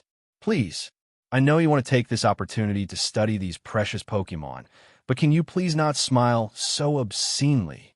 People who don't know will think that you, an old man, want to violate underage girls. Be careful, that Officer Jenny will catch you. Hey Ash, May whispered to him, is everyone who studies Pokemon so weird? Professor Birch over there sometimes becomes like this. Yes, it's called being possessed. Ash nodded seriously and then pointed at Xiaoxing very secretly. You'd better be careful. Your brother has this tendency now. Have you forgotten how excited he was when he saw Pikachu last time? After being reminded by Ash, May immediately became worried. Thinking about it carefully, it was true. Xiaoxing's obsession with Pokemon was not like that of an ordinary child at all. When Xiaoyan thought that his brother would become like Professor Oak in the future, he felt very worried about the future. Professor, I've already put the stuff on the instrument. Seeing the awkward atmosphere, Norman took the initiative to change the subject. Okay, thank you for your hard work. Thank you so much this time. I will definitely study that Mega Evolution Stone carefully. At this moment, Professor Oak was obviously in a very happy mood. Not only could he see so many precious Pokemon, but he also got a Mega Evolution Stone. Today was simply his lucky day. Mega Evolution Stone? The word immediately aroused Ash's interest. Yes, you may not know yet, this kind of 853 fossil was first discovered in the Kalos region, but it has also been found in the Hoenn region recently. This piece was specially brought to me for research by my good friend. Professor Oak explained. Although Mega Evolution Stones are very precious things, with Professor Oak's power in the Alliance, It is not particularly difficult to get 2 pieces for research. I know. Xiaosheng raised his right hand high. This kind of evolution stone requires a strong bond between Pokemon and trainer to work, and even Pokemon that has evolved twice can evolve again. Xiaosheng is right. Maybe you can become an excellent researcher in the future. Professor Oak praised with a smile. These words immediately made Mei nervous. But fortunately, Xiaosheng touched his head embarrassedly and replied, No. In fact, I want to be a great trainer like Ash. That's right. Professor Oak seemed to be reminded by Xiaosheng's words and turned his head and asked, Ash, can you help me with my research? How to help? Ash's heart skipped a beat, and he vaguely guessed something. Professor Oak smiled mysteriously. Guess what kind of Pokemon is this Mega Evolution Stone? Is it Charizard's? Ash secretly speculated in his heart. Since Professor Oak asked him to assist in the research, it means that this Mega Evolution Stone must belong to one of the Pokemon in his team. Lucario is unlikely, because there seems to be no wild Lucario in the Hoenn region, and Metagross is a quasi-god Pokemon, and the value of its Mega Evolution Stone is estimated to be higher, and it is unlikely to be given to others for research casually. After thinking about it, Charizard is still the most likely. After all, Charizard is very common everywhere, and its Mega Evolution Stone may be more. Yes, it is Charizardite. Why? Professor Oak nodded to confirm Ash's guess. I hope you and your Charizard can use it to collect data. How about it? Are you interested? I am interested, but is it really okay to hand over such a precious thing to me so easily? Ash's tone was a little hesitant. Hey, what does it matter? Besides, in the Kalos region, the research on the evolution stone itself is already very mature. The only thing missing is the data during the battle. Seeing Professor Oak's firm attitude, Ash stopped being pretentious and readily agreed to Professor Oak's request. Professor Oak took out the Mega Evolution Stone and a crystal clear gem from the laboratory on the spot. This is Charizardite. Why? Professor Oak solemnly placed it in Ash's palm, then raised the slightly Arnold gem. Let me explain to you, this is the evolution key stone, which needs to be worn by the trainer. At this point, Professor Oak cleared his throat and continued to introduce. The important element of Mega Evolution is the bond between Pokemon and trainer. The Mega Evolution Stone and the Evolution Key Stone only serve as a link between you. When your bond reaches a certain level, the potential power of Pokemon will be triggered. After listening to Professor Oak's introduction, Ash felt a headache. What is a bond? Or can it be called intimacy? When Ash raised his question, Professor Oak also hesitantly answered, just roughly saying that it is enough to have a good relationship with Pokemon. For this point, Ash is not too worried. He dare not boast about other things. He is really good to his Pokemon. Pokemon food and energy cubes are never stingy. They always choose the best and most expensive ones to buy. They also take time to chat, comb, and play with them every day. They are completely VIP treatment. There is no possibility of bad relationship between the two sides. At Ash's request, Professor Oak installed the Evolution Stone and Evolution Key Stone on 2 special wristbands for Ash and Charizard to wear. Ash, try it now, Xiaosheng suggested excitedly. He wanted to witness the scene of Mega Evolution with his own eyes. This proposal was unanimously agreed by everyone. Then a group of people came to the open space in the backyard of the laboratory and stared at Ash and Charizard without blinking. Relax. Seeing that Charizard seemed a little nervous, Ash chuckled and comforted it. With our relationship, it will definitely not fail. You just need to stay the same as usual. After hearing this, Charizard's expression seemed less stiff. He smiled at Ash with his big mouth and even gave a thumbs up.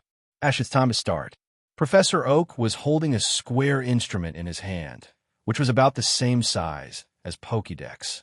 According to him, this thing can collect energy data generated during Mega Evolution. Yes, Ash nodded at him, and then put his left hand on the Mega wristband on his right hand. Charizard, Mega Evolution. Dow. Before he finished speaking, Ash and Charizard's wristbands both emitted a dazzling white light, and then Charizard's body appearance changed dramatically. Compared with Charizard, Mega Charizard-Y's appearance looks more like a dinosaur, with a pair of wings that have become stronger, 2 arms that have grown thin wings like blades, and a tail with more jagged marks. In general, Mega Charizard-Y looks much more majestic, or to be more precise, it looks more ferocious. Wow, so cool. Unfortunately, this may scare off the timid Stephanie, but for Xiaosheng, the already cool Charizard is undoubtedly cooler after evolving into Mega Charizard-Y. As he said, Xiaosheng wanted to go forward to observe it up close, and it would be best if he could touch it with his own hands, but Ash blocked him with a serious face. Wait a minute, something is wrong. Actually, he didn't need to say more. Except for the careless Xiaosheng, everyone else present had more or less noticed that although the Mega Charizard-Y in front of them didn't move, his eyes were full of bloodshot and looked like there was something wrong. Professor Oak, May asked worriedly, from this point of view, is it a failure? It should be said that it is not 100% successful, right? Unfortunately, Professor Oak himself was not sure. Although it succeeded in Mega Evolution, it seemed that something was wrong. He simply said, Ash, try to give Charizard an order. No need. I can feel that the waveguide in Charizard body is messed up. Obviously, we have failed. Ash sighed secretly. This result was totally beyond his expectation. Isn't the relationship between me and Charizard good enough? Ash really couldn't understand. He treated the Pokemon in his team so carefully. How could he fail? And Charizard was always very close to him and obeyed his words. Hooray! At this moment, Mega Charizard-Y was like a monster normal that suddenly woke up, letting out a terrifying roar, and then spit out several dragon rages from its mouth, blasting several large holes in the surrounding ground. This immediately scared everyone into a cold sweat. And fortunately, it was fired at the open ground. If it hit a person, I'm afraid the life would be directly explained here. How could this happen? Ash scratched his head in annoyance. Although Charizard is indeed much stronger after MEAG evolution, it doesn't seem to be very smelling salts. We know about this. You should find a way to stop it now. Seeing that Ash was still analyzing the situation leisurely, Professor Oak was immediately furious and yelled at him, but Ash's attitude was still indifferent. Although the Mega Charizard-Y in front of him seemed to have lost his mind, it was obviously still aware of people. Otherwise, how could it miss several consecutive Dragon Rages? Ash didn't think Charizard's accuracy would be so bad. It's just that for some reason, this body is obviously out of control, or the emotions are out of control, which makes it do such a venting behavior. Master! At this moment, the system's voice suddenly sounded in his mind. I know why Charizard went crazy. Don't need to tell you. Don't keep me in suspense. Tell me quickly. Ash was stunned at first, and then hurriedly urged. He was eager to understand this. It's mainly because you have the priesthood of the sea, and Charizard is a fire Pokemon. The water energy in your body is repelled by it, so it failed. The system said something amazing. How is this possible? Ash exclaimed in his heart. Mega Evolution should have nothing to do with the power of the trainer itself.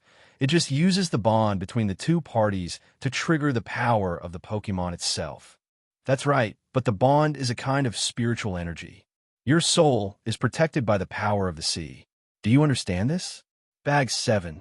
At this point, Ash had to accept this reality, but how to solve it? And the solution of the system for this is extremely pitfall. That is to distribute part of the Sea King's divine power to others. But since other humans except Ash cannot be recognized by the sea, it can only be distributed to water-type Pokemon. And this Pokemon must be strong enough to contain the power of the sea, otherwise it will explode and die. But now is not the time to think about these, because Ash doesn't even have a water-type Pokemon now. So, it is better to consider how to stop Charizard. The best way is undoubtedly to wait for Charizard to vent, and the Mega Evolution will be automatically released, but Ash is worried that it will accidentally hurt other people or Pokemon. So after thinking about it, Ash decided to be violent and knock it out directly. Just when Ash was about to send Pikachu, a loud dragon roar suddenly came from a distance, followed by a huge lavender figure flying in the air. This is... Xiaoxing's voice trembled a little. Isn't this the fossil Pokemon, Aerodactyl, which has long been confirmed to be extinct? How can I see it here? It turned out that after Ash handed the fossil Pokemon to Professor Oak after a period of study, these guys gradually adapted to modern life, and Professor Oak didn't need to watch them all day. Since they had served in the army and were not used to being idle all the time, Aerodactyl, as the boss, took the initiative to take his men to serve as guards of the laboratory and patrol nearby, which solved a lot of trouble for Professor Oak. After all, although Professor Oak is very famous, there are always some people who are not afraid of death. Every month, several thieves will come to the laboratory to try to steal important information or Pokemon. Roar, roar. Ash, long time no see, but your subordinate is still as useless as before. He can't even withstand the power of Mega Evolution. Aerodactyl took the initiative to greet Ash, but from its tone, not only did it recognize Charizard directly, but it even knew about Mega Evolution. But think about it. Mega Evolution was not invented by modern people, but was discovered from ruins. It is not surprising that Aerodactyl, who lived in the last civilization, knows this. Roar. But this guy dared to mess up in my territory. I will teach him a lesson. As soon as he finished speaking, Aerodactyl rushed up without saying anything and wrestled with Mega Charizard. It's true that although, after Mega Evolution, Charizard's strength has increased a lot, but the improvement is mainly in special attack, and there is no improvement in close combat. Aerodactyl is not weak in itself. The reason why it lost to Charizard last time was mainly because it had just woken up and was very hungry, and finally gave up because of exhaustion. But after moving to Professor Oak's laboratory, the nutrition level has increased all of a sudden. Aerodactyl has not slacked off in training, and his body has become stronger and stronger, and his strength has completely recovered to its heyday. This time, Aerodactyl seems to have found an opportunity for revenge and beat Mega Charizard so badly. As a rock type, it has a great advantage in close combat, and it doesn't hurt at all when it's hit, but the pair of sharp dual wing beat can draw bloody marks on the opponent. But this Pokemon is so cruel. Charizard is so pitiful. May couldn't bear to watch any longer. Although Aerodactyl had become more restrained, it was still wild and difficult to tame. Compared with regular Pokemon battles, its fighting style was still a bit rough. Hurry up and find a way to stop it. May shook Ash's arm anxiously, and this action made Ash stunned. When did we become so close? But he was very tactful and didn't ask because now was not the right time, just said, "It's okay.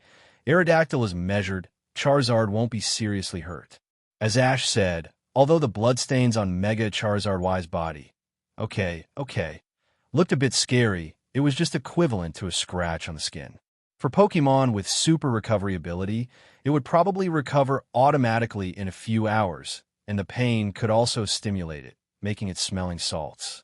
Sure enough, after a while, Mega Charizard eyes gradually became clear, and then the Mega Evolution contest condition was lifted, and Aerodactyl stopped in time, just pouted his mouth, as if he felt sorry for not having beaten enough. Ash, take Charizard to treatment first. It seems we need to discuss it carefully. Professor Oak had a regretful expression on his face. After putting Charizard into the healing machine, the group came to the conference room to start the discussion. Professor Oak first said, "Ash, judging from the data, Charizard's strength should be enough to control the power of Mega Evolution. Is there something wrong with your relationship? What do you mean by emotional problems? Charizard is not my girlfriend."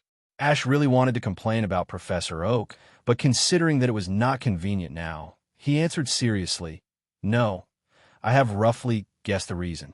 Then, Ash told Professor Oak about the King of the Sea. Of course, he only mentioned that he was blessed by the sea, and the dark history of humans was buried in his heart. Anyway, Norman and the others knew about these things, so it was not a big secret. "So you have such an adventure." Professor Oak stared at Ash with his eyes. "Speaking of which, you have been traveling for almost a year. How is your health? Do you want to come to me for a comprehensive examination?" Although Professor Oak's laboratory specializes in Pokemon research, its internal facilities are more than enough for human examinations. After all, compared with the various forms of Pokemon, the structure of humans can be said to be simple. No need To tell you the truth, my body has not mutated. The blessing of the sea is added to my soul, which is not your specialty. Ash naturally knew what the old man was thinking. Soul. Professor Oak touched his chin thoughtfully. How about I contact Agatha to see? In fact, in this world, the existence of souls has long been confirmed, but many ordinary people don't know it. As for Agatha, one of the Elite Four, and Professor Oak, they were rivals when they were young, and there seemed to be a scandal. But later, Professor Oak gave up trainer and became a researcher, which made Agatha, who was keen on power, look down on him, and the ember between the two was extinguished. Don't even think about it. Ash refused outright. Researching souls is not a joke. If you are not careful, you may become a vegetable, and you will have nowhere to cry. That's a pity. Seeing that Ash was unwilling, Professor Oak did not force him, but returned to the topic. Since Mega Charizard Y cannot succeed because of the conflict with your attribute, then X may be effective? How about this? I'll ask my friend to get another Charizard X Evolution Stone. Charizard has two kinds of Mega Evolution Stones, X and Y. Y can greatly enhance the energy of Fire-type, while X can stimulate the Dragon-type hidden in Charizard's genes. Isn't this a bit bad? Ash was a little embarrassed. Mega Evolution Stones are not something that can be obtained casually. Even if Professor Oak asked for it, he would have to use up all his face. Moreover, even if Charizard X Evolution Stone was brought, it might not be effective. After all, Mega Charizard X still retains Fire-type, but it is not as strong as Y. Hey, what nonsense are you talking about? Professor Oak waved his hand nonchalantly. Anyway, I have to do research. Anyway, I will handle this matter, so you don't have to worry about it. These words made Norman, his father and daughter, who were standing by, dumbfounded. Why do they always feel that Ash is Professor Oak's grandson? Why doesn't Professor Oak shamelessly get an evolution stone for Gary? Ash knows some of the reasons. It is probably because he helped Gary recognize himself last time. So Professor Oak wants to repay him. But one thing is one thing. The last time was just a piece of cake for Ash. He couldn't accept Professor Oak's things so comfortably. Professor, I suddenly remembered that I seemed to have got a similar stone before. Come and have a look. As he said, Ash took out the Beedrillite from his bag and put it in front of Professor Oak, which immediately made the old man dumbfounded. This. Professor Oak's voice was a little trembling. Ash, where did you get this stone? I bought it from a small vendor. At that time, I thought this stone was very beautiful, so I got it as a souvenir. Ash made up a lie. Which small vendor? What does he look like? Professor Oak asked hurriedly. I don't know about this. I happened to meet a mobile vendor on the road. I have long forgotten what he looks like. Ash spread his hands and pretended to be helpless. If it was found in Kanto, it would be a big deal. Professor Oak rubbed the orange-yellow Mega Evolution Stone with some excitement. If I remember correctly, the pattern on it indicates that this is a Beedrillite, which has not been found in other regions. But if it has not been found in other regions, Professor Oak, how can you be sure that this is Beedrillite? Xiaoxing interrupted and asked. I saw it in an ancient book, which records the patterns of various Pokemon Mega Evolution Stones, and so far, we have only discovered part of them. Professor Oak explained with a smile, and he was obviously very happy. In that case, Professor, you can take this Beedrillite to study. Hearing this, Professor Oak was startled and asked hurriedly, Ash, do you really want to give me this stone? You have to think it over clearly. This is the first Beedrillite discovered, and its value is extraordinary. It doesn't matter. Ash smiled. I can't use it anyway, Professor. You can take it. Seeing Ash's attitude is determined, the Professor Oak no longer gives up humbly, sighing. Good boy. I really don't hurt you, rest assured. I will definitely help you with Charizard. Then, after the recovery, the Ash put it out and comforted it. Go to Aerodactyl to report to 10 arrows. It doesn't seem to be a dead hand. Just fight if you want to fight. IA has already prepared rich food to entertain everyone. And Delia, your food is so delicious. For Mei and Xiaosheng, who tasted Delia's cooking for the first time, the food on the table was undoubtedly delicious, because their mother Caroline's cooking was only ordinary at best. As for Delia's cooking, it shouldn't be a problem for her to be a chef in a five-star hotel, right? Speaking of the two siblings, May was the most exaggerated when eating. Although she looked very gentle, her hands never stopped, and she kept stuffing food into her mouth. By the way, I remembered something. Bruno seems to be practicing in Miyazaki near our town recently. Professor Oak suddenly said at the table. Bruno? Xiaoxing was stunned at first, and then asked quickly, is it the Master of Trouble, one of the Elite Four in Kanto? Yes, that kid. Professor Oak nodded to confirm. This immediately made Xiaoxing and others present blackline. He dared to call the Elite Four that guy, that kid. Professor Oak was too power trip.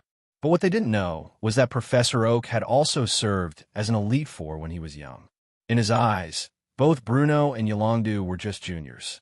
How about this? Let's go there for an adventure tomorrow and visit Master Bruno. Xiaoxing suggested excitedly. He had long wanted to see the true appearance of the Elite Four. Hey, Xiaoxing, it's rare that you can come up with a good idea. Gary was the first to raise his hand in agreement. It seemed that he and Xiaoxing had similar interests or similar tastes. The two of them became familiar with each other in a short time and often teased each other. But Ash sang a different tune. I won't go.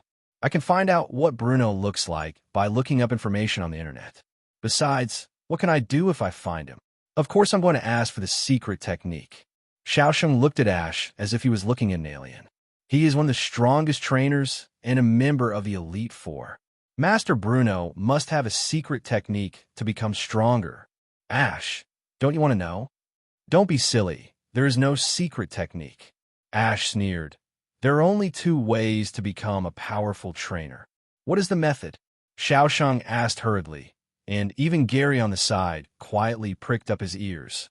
That is to capture powerful Pokemon or train your own Pokemon into a powerful Pokemon. Ash said lightly, and this answer made Xiaoxing and Gary, who were full of expectations, almost fall off their chairs. Who doesn't know these words? This is not a secret technique at all. Gary complained loudly. So, I've said it before, there is no secret technique at all. If you want to become stronger, you have to rely on yourself. Ash emphasized again. But Gary didn't believe it. Humph, just because you don't have it doesn't mean that others don't have it. The Elite Four must have their own unique secret techniques. Hearing this, Ash was too lazy to argue anymore. Moreover, even if there really was one, what was your relationship with them? Would they just give it to you casually? But this couldn't be blamed on Gary's obsession, because the pressure Ash brought to him was too great. Although his temper was much calmer, Gary was always thinking about defeating Ash, which made him lose some calm judgment. Since Ash doesn't want to go, I'll go with my dad, mom, sister, and Gary tomorrow. Unfortunately, Xiaoxing's 3 family members all objected. Norman had to help Professor Oak with some work, Caroline wanted to go shopping with Delia, and May wanted to spend more time with Manafi. What? Xiaoxing was very dissatisfied and felt that his family was too ruthless. In this case, it will only be me and Gary who go. Hee, there's nothing we can do about it. We all have serious things to do. Norman smiled and comforted him. In fact, apart from him, Caroline and her daughter just wanted to play. What about sister? If you want to accompany Manafi, you could take it up the mountain with you. Xiaoxing didn't dare to blame his mother, so he could only blame his sister. May glanced at Ash secretly, and then blushed and said, It's so dangerous on the mountain. What if Manafi gets hurt? So I won't go. This made Xiaoxing black line immediately. What danger? It's just an excuse. Please give me flowers? Just when he was about to retort, Professor Oak said, Ash, I think you should ask Bruno for advice. Bruno is an expert in fighting Pokemon. Your Lucario should be able to get his advice. Really? Ash hesitated for a while, then nodded and said, It seems to make sense. I'll go with you tomorrow. In that case, I'll go with you. May said hurriedly, You two guys, you're really quick to change the situation. Gary said sarcastically with a weird look on his face. Ash ignored him, but May said in a panic, No, I just think it's not convenient to keep it alone, so I want to throw it away with it. Right? Manafi. Manafi laughed and answered loudly. They just wanted to go out and play with Ash and May. It didn't hear much else. Sister, if you feel it's inconvenient, you can go shopping with Mom and Aunt Delia. Why do you have to follow us? Xiaoxing asked deliberately with a smirk. Mei couldn't answer for a while. Seeing Xiaoxing's more and more mean smile, she suddenly became angry and stuffed a chopstick of eggplant into Xiaoxing's mouth. Eat your food. Why are you talking so much nonsense? I hate eating eggplant. After dinner, because there was one less empty room in the house after Ash came back, it happened to be insufficient, so the Norman family and Professor Oak went back to the laboratory together, and Ash finally had some peace and quiet. Just as he was lying on the familiar bed, planning to have a good sleep, Delia knocked on his door, and after receiving a reply, she sneaked in. My son. Obviously, there were only mother and son at home, but Delia still went to great lengths, lowering her voice. What's going on between you and that little girl named Mei? And where is Lena? Did you break up? Mom, are you full and have nothing to do? You should go to bed early. Ash was used to Delia's gossip, so he didn't bother to pay attention to her. He just lay down on the bed and tucked his head into the quilt, ready to sleep quietly. But Delia regarded this behavior as a guilty conscience. She walked to the bed angrily and lifted the quilt. Ash, you kid, you changed your girlfriend in less than half a year. I don't remember raising such a bad kid. Ash was pestered and had to sit up and explain. Mei and I don't have any special relationship. We're just friends who have adventure together. Really? Delia looked at him suspiciously. It can't be more true, Ash said while pushing Delia out of the door. I am in the rebellious period of adolescence. 380 so Mom. Don't come into my room if you have nothing to do. Get out. What? Delia was about to protest, but then she suddenly leaned her head over and laughed nervously. Hey, Ash, it doesn't matter if you don't admit it, but Mom really underestimated you. You actually have 3 girlfriends at once. If you keep going like this, you will catch up with Gary sooner or later. It is worth mentioning that there is no system and concept of monogamy in this world, so although Gary's behavior is a bit fickle, no one blames him. Chasing you. Ash was almost laughed at by this stupid mother. Where did I get 3 girlfriends? Mom, can't you even count? Why not? Didn't you tell me that there was another Stephanie who traveled with you? It seems to be called Na something. Delia frowned, unable to remember the time. It's Sabrina. It's even more impossible for her to be with me. Mom, don't make random guesses. Go back to your room and rest. After saying that, Ash pushed Delia out without saying anything, slammed the door, and then sighed helplessly. His mother Delia was good in every way, but she was very gossipy. But if you think about it carefully, it seems that women are all gossipy. The next morning, after enjoying the breakfast prepared by Delia, Ash and his party came to the foot of Miyazaki Mountain. By the way, this is not the first time I have been to this mountain. Gary looked around the storm and said, Huh, this mountain is near Pallet Town. Gary, why haven't you been here before? Xiaoxing asked curiously. DB what? Gary's expression froze, and he was about to make a perfunctory remark, but Ash exposed him because this guy is a lazy young master. How could he think of climbing a mountain? Is that so? Although Gary's mouth is a little twitchy, he doesn't look like a young master, right? Xiaoxing was even more puzzled. Hey, Ash, can you stop talking about the past? Gary's face was a little red. I am completely different now. Let's concentrate on finding Master Ba. But until near noon, no one saw Bruno, but Mei, who was holding Manafi, couldn't hold on first and sat on the ground. No, I can't walk anymore. Let's take a rest. I agree.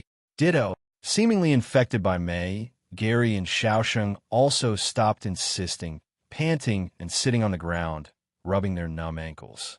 Hold on a little longer, Ash encouraged. I remember there's a meatball shop not far ahead.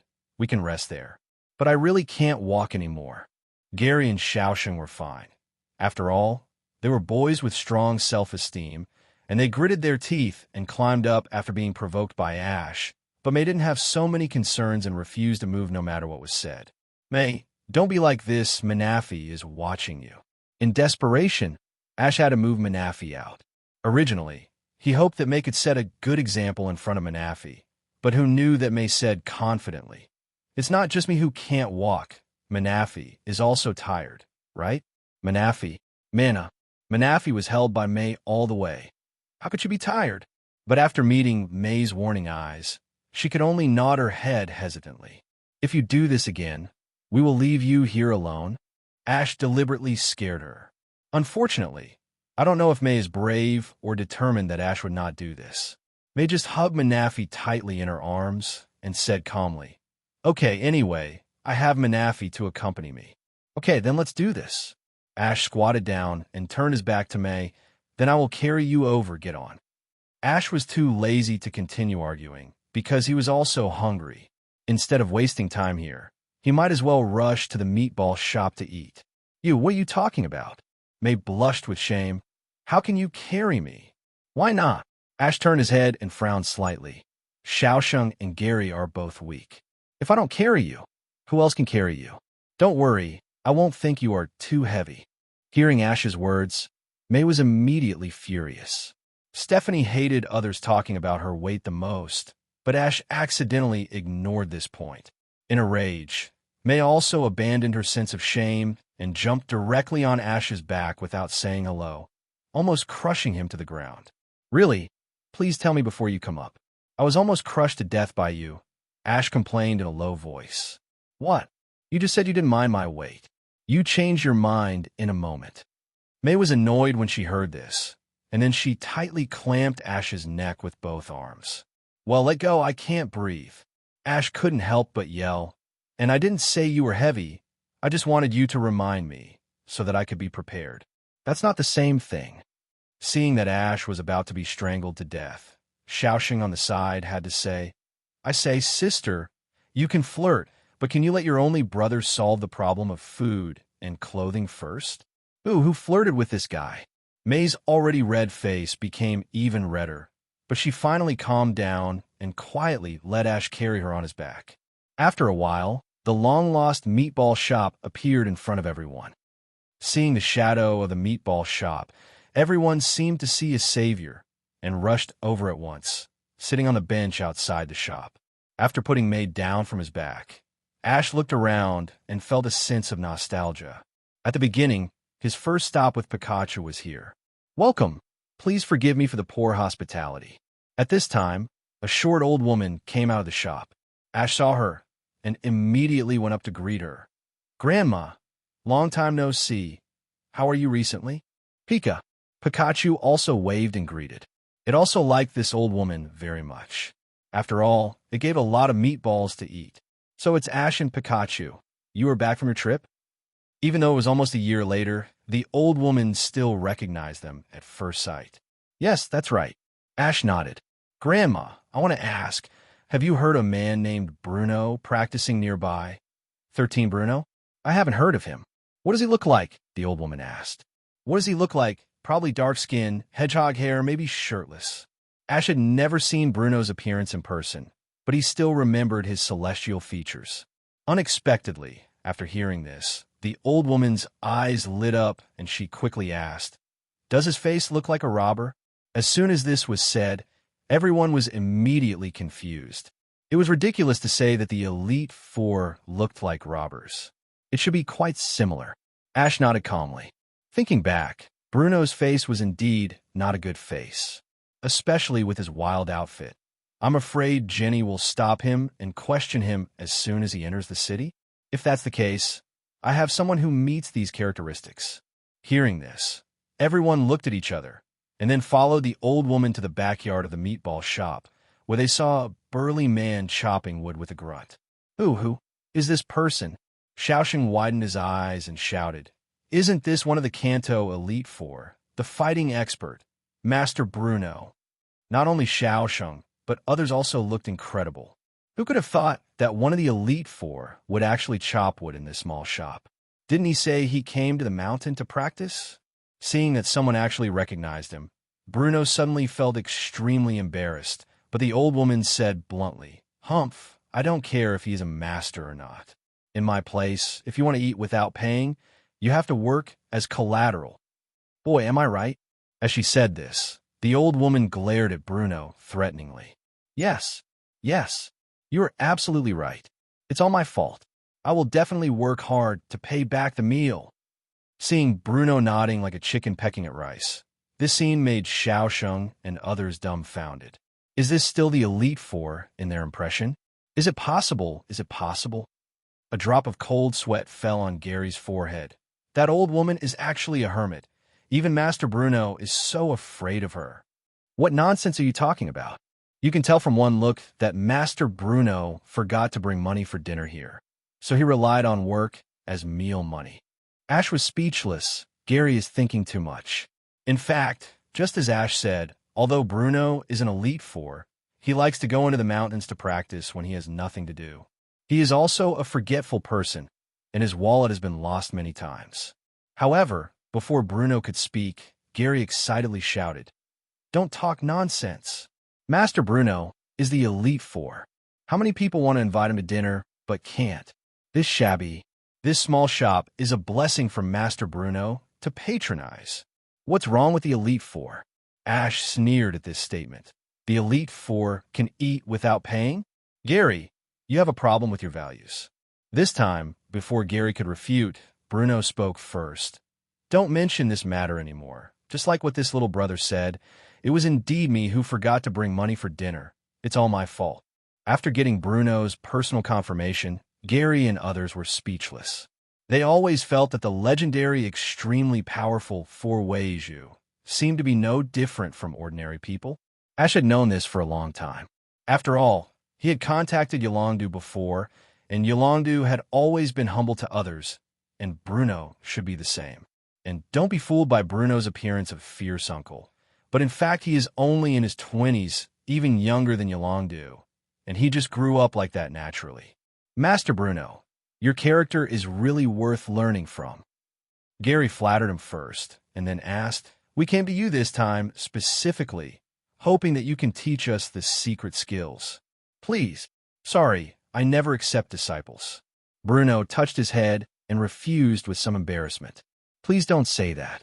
Ash and I are going to attend the Indigo Plateau Conference soon. Please prepare and train us before that." Gary actually bowed to Bruno, which immediately stunned Ash. "Hey Gary, where's your self-esteem? I can't remember that my childhood sweetheart is such a person." Self-esteem? Gary 293 laughed at himself. What's the use of self-esteem if you can't become stronger? What's more, in front of a strong man like Master Bruno, it's worth it for me to do this. In Ash's impression, Gary has always been an extremely arrogant person. How could he bow to others and ask for help? Could it be that the last blow was too great? Or because he got the Earth badge that Gary didn't get? But in any case, Gary's heart has indeed changed, and Ash is almost unwilling to accept his advice. "Are you really willing to do anything?" Bruno asked seriously. "Of course." Gary answered him decisively, completely ignoring Ash's protest of "don't drag me into this." In that case, Bruno suddenly smiled strangely, pointing to the pile of firewood in front of him. "Then the first step is to help me chop the firewood." Chop the firewood? Looking at the firewood piled up like a small mountain in front of him, Ash's expression was inevitably a little stiff, but Gary said happily, "Okay, leave it to us." Then, without saying a word, he took off his coat, picked up the axe, and went up. Seeing that Ash was still standing there, he hurriedly urged, "Ash, why are you still standing there? Just chopping some firewood and getting guidance from the Elite Four. Where can you find such a good thing?" "No, you should do it yourself." Ash refused immediately. "Just kidding. How long will it take to chop such a big pile of firewood? What's more, not to mention Gary, who is a young master, even Ash himself has never chopped firewood since he was a child. After all, it's this age who would chop firewood when they have nothing to do after eating. Only this kind of retro meatball shop would do this, probably because the cooked rice is more fragrant." However, under Gary's hard pull, Ash had to reluctantly agree, but he didn't suffer any loss and dragged Xiaosheng into the water. "Why do I have to do it too?" Xiaosheng complained dissatisfiedly while swinging the axe with difficulty. "I'm a child. You are illegally employing child labor.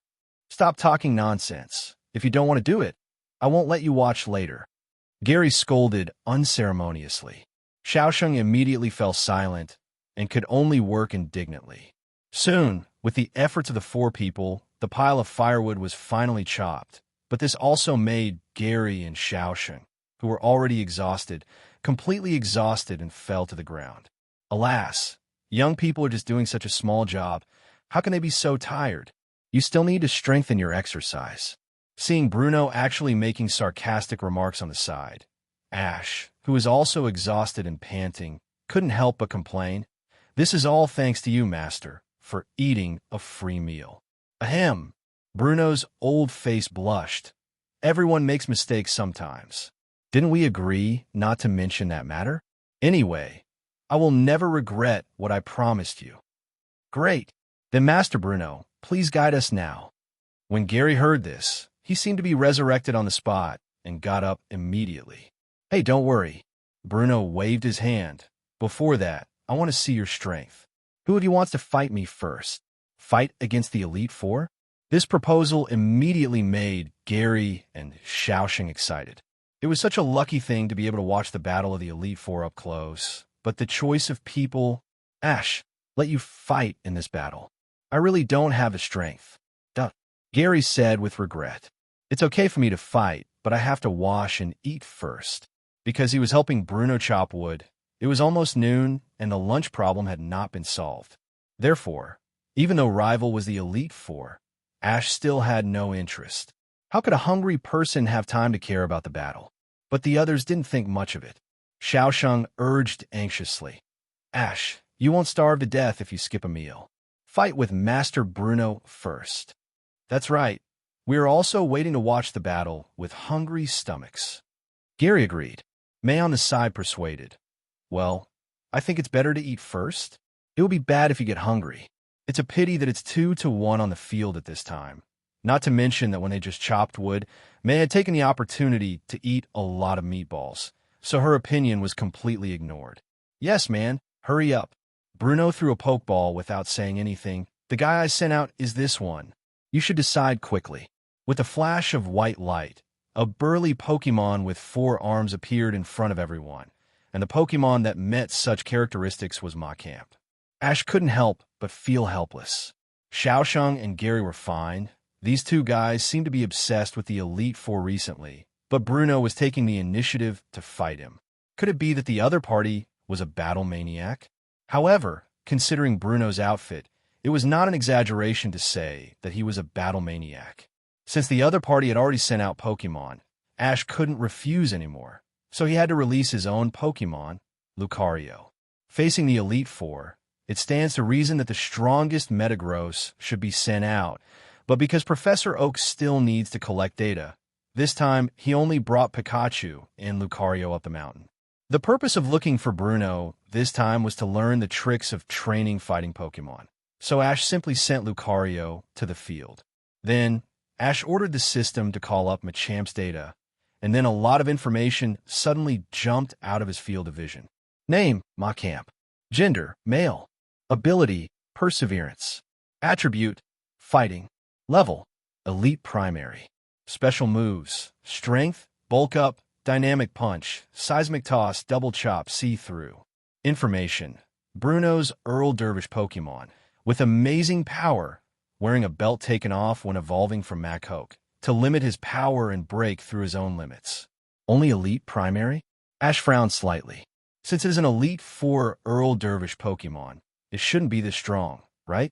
But when he saw the detailed information, he suddenly understood in his heart that it seems that not only Bruno is a training fanatic, but also the Pokemon under his command are the same, and they actually actively limit their own power. That your Lucario is quite good, especially the eyes. Bruno first praised, then changed the subject. It's just a little immature. I will prove with my actions that your words are wrong. Although it is unclear what Bruno meant by a little immature, Lucario was still a little annoyed and replied bluntly with a wave guide. Oh, Bruno's eyes lit up. I didn't expect this Lucario to be able to speak. It seems that you're quite skilled in using the wave guide. Bruno, who is obsessed with fighting skills, also knows something about wave guide. After all, the legendary wave guiders are all natural warriors. They're almost invincible in fighting with others because of the power of wave guide. This is all taught to me by Ash. Lucario replied indifferently. So Ash actually knows about waveguide. After the competition is over. Yes, we must have a good discussion, Bruno said excitedly. When the topic related to fighting was mentioned, his usual calmness disappeared. Okay, Ash said perfunctorily. Then can we start the game now? Sure, you attack first. Lucario, Aura Sphere. Ash was not polite and gave the order first. Okay, Macamp, go for it. Use your strength. Bruno's fighting style was very passionate, and he actually planned to let Macamp take the attack with his body. The blue aura sphere condensed in Lucario's hand in the blink of an eye and blasted towards Macamp. But Macamp did not dodge. It screamed and stretched out its 4 arms forward, blocking the aura sphere with its bare hands. No way. Xiaoxing's eyes almost popped out. Is it the legendary catching a cannonball with bare hands? The crowd watching on the side might be surprised, but Ash would not. He clearly understood that it was natural for the Elite Four to be able to block such an attack. Lucario, Sword Dance. After receiving Ash's order, Lucario closed his eyes slightly, hugged his arms in front of his chest, and began to rapid spin on the spot. The strong wind caused by the rotation swept up the dust on the ground, making Macamp unable to open his eyes and unable to get close for a while. Sword Dance is a very terrifying, strengthening move. It can greatly increase its own physical attack. After a few times, it can even kill rival instantly. Of course, under normal circumstances, it is impossible to stack several times. Rival is not a fool and will definitely find ways to obstruct it. Macamp, don't give the opponent a chance to accumulate stockpile. Protect your eyes with both hands and rush forward to use Dynamic Punch. Bruno shouted loudly. Compared to other Pokemon, Machamp's biggest advantage is that it has 4 arms. It uses the 2 arms behind its back to protect its fragile eyes and runs quickly towards Lucario. The 2 fists in front of it have already glowed red. Although the hit rate of Dynamic Punch is very low, once it hits, the power is quite amazing, especially for Lucario with the Steel attribute. It is estimated that this punch will make it lose 700 combat capabilities. Lucario, use Quick Attack to dodge, and then use Power-Up Punch. As a last resort, Ash had to let Lucario stop Sword Dance and start close combat with the opponent, trying to use his flexible skills to deal with Machamp's terrifying power. Facing Macamp, who was almost twice as tall as himself, Lucario's eyes were not panicked at all. He first turned into a white light and easily dodged the blast from Macamp. Boom! The Dynamic Punch hit the ground, and there was an earth-shaking explosion, almost making the land sink. Lucario took this opportunity to jump above Macamp, and his right fist flashed with dazzling white light, and he swung at the back of Machamp's head without hesitation. It seemed that this blow was about to succeed, but Macamp seemed to have eyes behind him. He didn't even turn his head, but just used the 2 arms behind his back to accurately grab Lucario's body. Ow! Macamp screamed, and the muscles all over his body began to exert force. The veins on his arms bulged, looking extremely terrifying, and the 2 arms behind him were like iron clamps, locking Lucario tightly, making him unable to move no matter how hard he struggled. Lucario, Ash frowned slightly. Hold on. Use Aura Sphere. Resisting the pain of being squeezed, Lucario barely condensed an Aura Sphere, intending to hit Machamp's head directly. At this almost zero distance, even Macamp did not dare to meet it, so he had to wave his arms to throw Lucario away. Lucario, stabilize your body. Just launch the Aura Sphere. Ash shouted confidently. In midair, it is extremely difficult to adjust your posture without force, but it is extremely simple for the flexible Lucario. Not only did he regain his balance, but the Aura Sphere in his hand did not even dissipate, and he blasted directly towards Macamp. Your Lucario is very powerful, but too weak in front of the Emperor. Seeing that the Aura Sphere was about to hit Macamp, Bruno was unusually calm and ordered calmly, Macamp, I allow you to release your power and let rivals see what real power is. After hearing Bruno's words, Machamp's eyes flashed with excitement. It ignored the Aura Sphere and reached out to untie the Mashoki's belt. At the same time, The aura sphere hit it without any hindrance. Great! Hit! Seeing that Lucario's attack finally took effect, May and others couldn't help cheering, but when the smoke cleared, they were all dumbfounded. Ma Camp, who was directly hit by the aura sphere, was unscathed, and even his muscles looked more developed than before, giving people a sense of arrogant oppression. Ash was shocked. In his sight, Machamp's data had changed at this time. His strength had actually changed from the original Elite Primary to Elite Advanced, 2 levels up at once. The power of this belt is too exaggerated. This battle is over. Ma Camp, go and deal with it. Bruno yelled. Ma Camp, who has released his true strength, not only has his strength greatly increased, but his speed is also amazingly fast. It rushed to Lucario in the blink of an eye, and with 4 arms, it pressed Lucario to the ground in a few moves. Lucario was unwilling to fail like this, and tried his best to resist. However, under Machamp's terrifying suppression, his body could not move at all, just like a baby without any resistance. Seeing this situation, Ash said without hesitation, "Stop. I lost this battle." Although he had prepared for failure, Ash never expected that Lucario would be so vulnerable in front of Machamp, who took off his belt. However, after witnessing Machamp's strength, Ash felt that even if he sent the strongest Metagross in his team, he might not necessarily win. After all, Machamp was Bruno's strongest Pokemon. After hearing Ash admit defeat, Bruno immediately ordered Machamp to let go of Lucario, and then everyone gathered around and discussed it. Ash, actually you played really well, mainly because Master Bruno was too strong, not because of your strength. Gary's expression was a little embarrassed. After all, he was the one who gave Ash 10 games. Yes, it's amazing that you can fight Master Bruno for so long. Don't mind it. May also comforted him. It's just that Ash's ability to bear is much stronger than they thought. He said indifferently, "Of course, Lucario has been trained by me for less than a year. If he can still win, Master Bruno's Elite Four will be in vain." DB. Hearing this, everyone's face was black, especially Bruno's. At this time, he was very lucky that he didn't choose to hold back at the last moment, otherwise he might be squeezed by Ash. Although Ash was very open-minded, after all, he had only been a trainer for less than a year, and it was normal for him to lose to Bruno, but another person or another Pokemon couldn't understand. That was Lucario, who was completely lost in the contest condition at this time, and his eyes became completely dull, and he didn't have the usual calm demeanor at all. Seeing this, Ash knew it was time for him, the trainer, to take the stage. "Lucario." Ash patted its shoulder gently.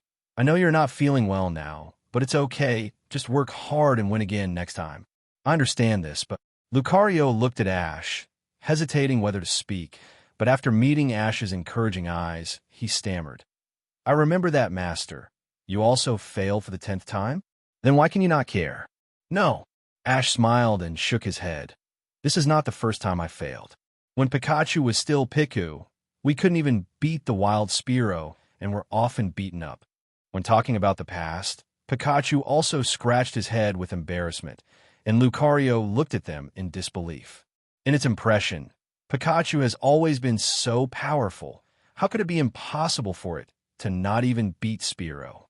It seems that seeing Lucario's disbelief, Ash further explained, "No one is born strong. Only through continuous efforts can one become stronger. Failure is something that one must experience in life." Lucario nodded, not quite understanding. Although he looked mature, it was just an illusion. In fact, Lucario was the youngest in Ash's team and had experienced too little. "Ash is right." Bruno agreed. "Lucario, you and Ash both have great potential, but you have not received enough training."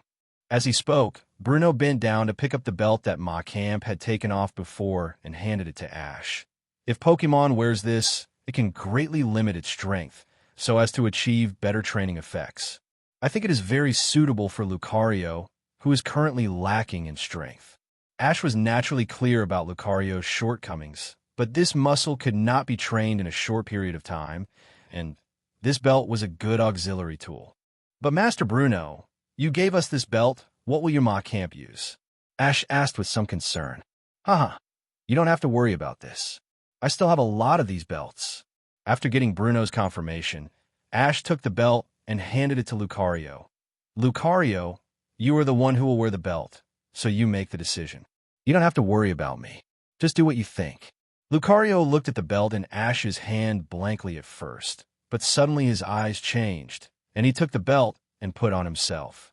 Although the waist circumferences of the two Pokémons were a little different, fortunately, the belt was barely put on. Lucario immediately wanted to test his current strength. He found a rock next to him. He could easily lift it with his strength, but now he couldn't lift it no matter what. It's okay. Seeing Lucario was a little frustrated, Ash quickly comforted it. It may be a little inconvenient at first, but once you get used to it, you can exert amazing power once you take off the belt. Seeing Ash's actions, Bruno, who had been observing beside him, nodded secretly. At such a young age, he not only has excellent command ability and reaction ability, but also has a first-class mentality. What's more valuable is that he can patiently communicate with his Pokémon. Such a young man will definitely become an excellent trainer in the future. Well, after such a wonderful battle, I'm hungry. I'll treat you to a meal, Bruno proposed generously, but this was unanimously despised by everyone. Master Bruno, Xiaosheng looked at him strangely. Have you forgotten why you pulled the three of us to do hard labor? This, Bruno's face turned red, and he suddenly remembered that he didn't bring his wallet. He pretended to cough dryly and said shamelessly, I mean, I will cook for you personally.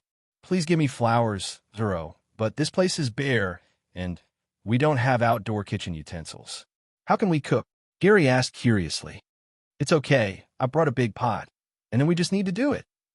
Hearing Bruno's words, Xiaosheng and Gary immediately felt a bad premonition. And sure enough, what happened next, Bruno actually asked them to move stones to build a stove and to run to the river to fetch water, which made them exhausted. Fortunately, after working for a long time, they finally had a meal, but the meal was wild vegetable porridge. This wild vegetable porridge was really wild vegetable porridge, which Bruno picked directly from the wild. There was no need to taste it. Just looking at it would know that it must be not delicious. Gary and Xiaosheng hesitated and refused to move their chopsticks, but Ash ate several bowls in a row.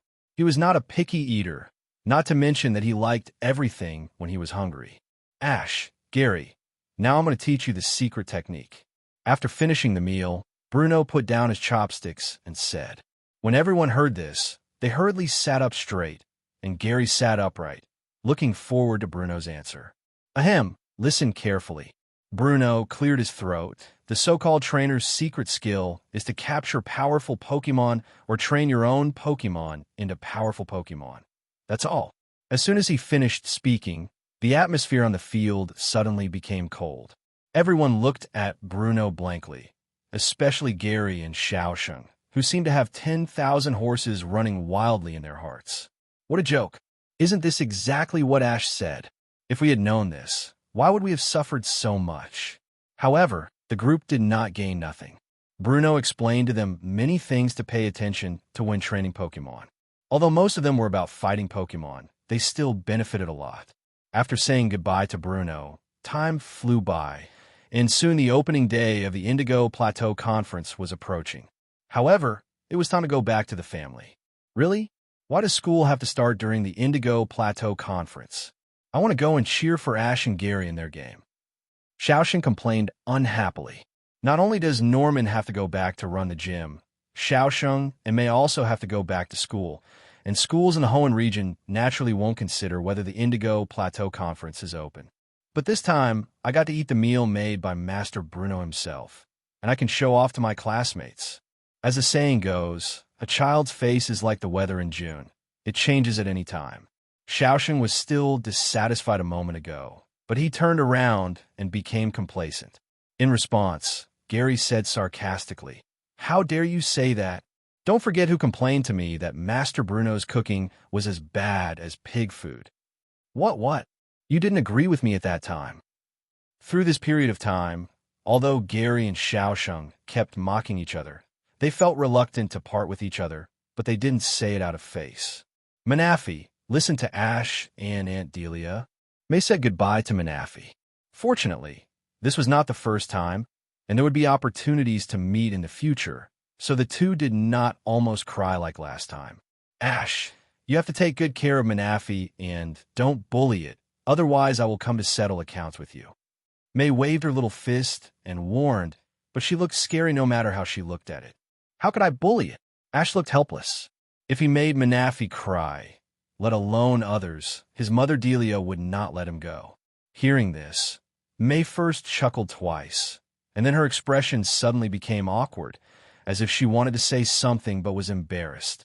Just when Ash was puzzled, May finally said hesitantly, "Well, Ash, maybe in another year I can complete my basic courses." Oh then. At this time, May's face was as red as an apple, but she still mustered up the courage. "When the time comes, I want to go out and travel, but I'm afraid it will be inconvenient for me to go alone. Can you accompany me?" "Yes, sure." Ash agreed readily. He thought May would say something important, but it turned out to be just such a small matter. He thought May was a pretty good person, and it was acceptable for her to be a travel companion. "Really?" May smiled happily and then stretched out her little finger to Ash. "Then let's make a pinky promise, and no one is allowed to regret it." She even had to make a pinky promise. After all, she is still a little Stephanie. Ash smiled helplessly and wanted to perfunctorily pass it over. But seeing May's insistent look, after hesitating for a while, he still stretched out his hand and made a pinky promise with her. "Hee hee, please take care of me when the time comes," Xiao Yao said with a smile. "Yeah." After saying goodbye to everyone, Professor Oak drove the Norman family to the airport in Tokiwa City, while Ash went to Indigo Plateau with Gary. "You, hurry up and get in the car." Gary drove out the sports car that had not been used for a long time and urged with an unhappy face, "I really admire you for taking so long. I don't know if we can reach Indigo Plateau today after being delayed by you." "Why rush? It will open in 2 days anyway," Ash answered very calmly, and then sat down in the passenger's seat. Delia and the neighbors who came to see him off said goodbye. "Mom and everyone, Gary and I will leave first."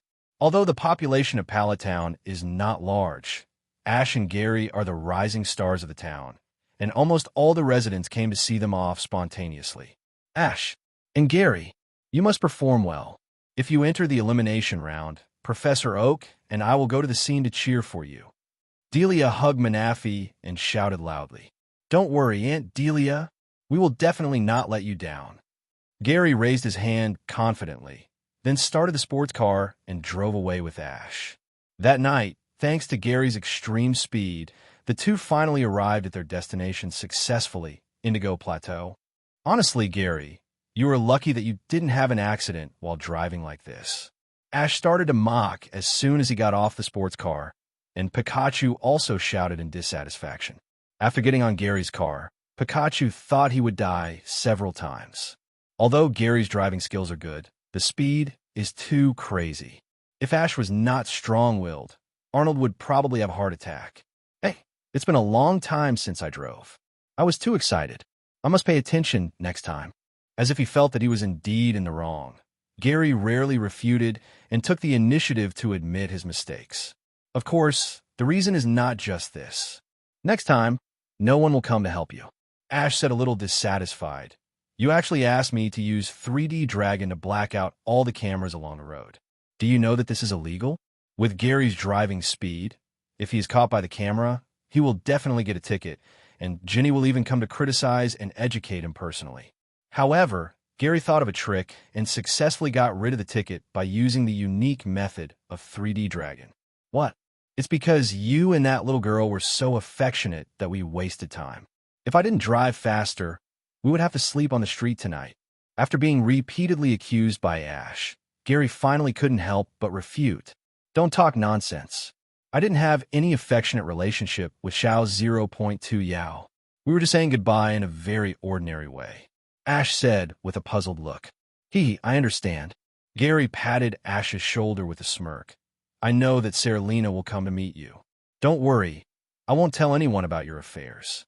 "I'm sorry, I don't think I have anything to hide," Ash refuted firmly. Okay, I know you want to save face. Anyway, as a man, I won't betray you." Gary's tone was completely, I have detected you. And then without waiting for Ash to refute, he pushed him directly. Okay, let's not talk about this. Let's go to the lottery hall quickly. They should not be closed yet. Ash and Gary came to the lobby, and the receptionist greeted them with a smile. The two took out their badges and Pokédex and quickly registered their information. This year, the number of participants in the Indigo Plateau Conference reached more than 200, so the competition was divided into 4 venues: rock, water, ice, and grass. To win the battles in these 4 venues in turn, they could move to the main venue in the 5th round. However, in order to prevent cheating, the venue selection must be carried out on the day of the competition. So after registering the information, the two just got their own room keys. After completing the formalities, the two walked out of the lobby and found that there were tents everywhere on the lawn outside. Gary said with a look of relief, "Fortunately, we are all qualified to participate. Otherwise, we would have to sleep outside tonight." Alliance Conference is the most important and grand competition in each region, so there are countless spectators from all over the world. The surrounding hotels and Pokemon centers are naturally overcrowded. Fortunately, Alliance provides free food and accommodation for each participant, and as for others, they can only find their own way. However, Ash did not respond to Gary's words, because he suddenly noticed that there was a pink tent that looked very familiar, seemingly belonged to Serena.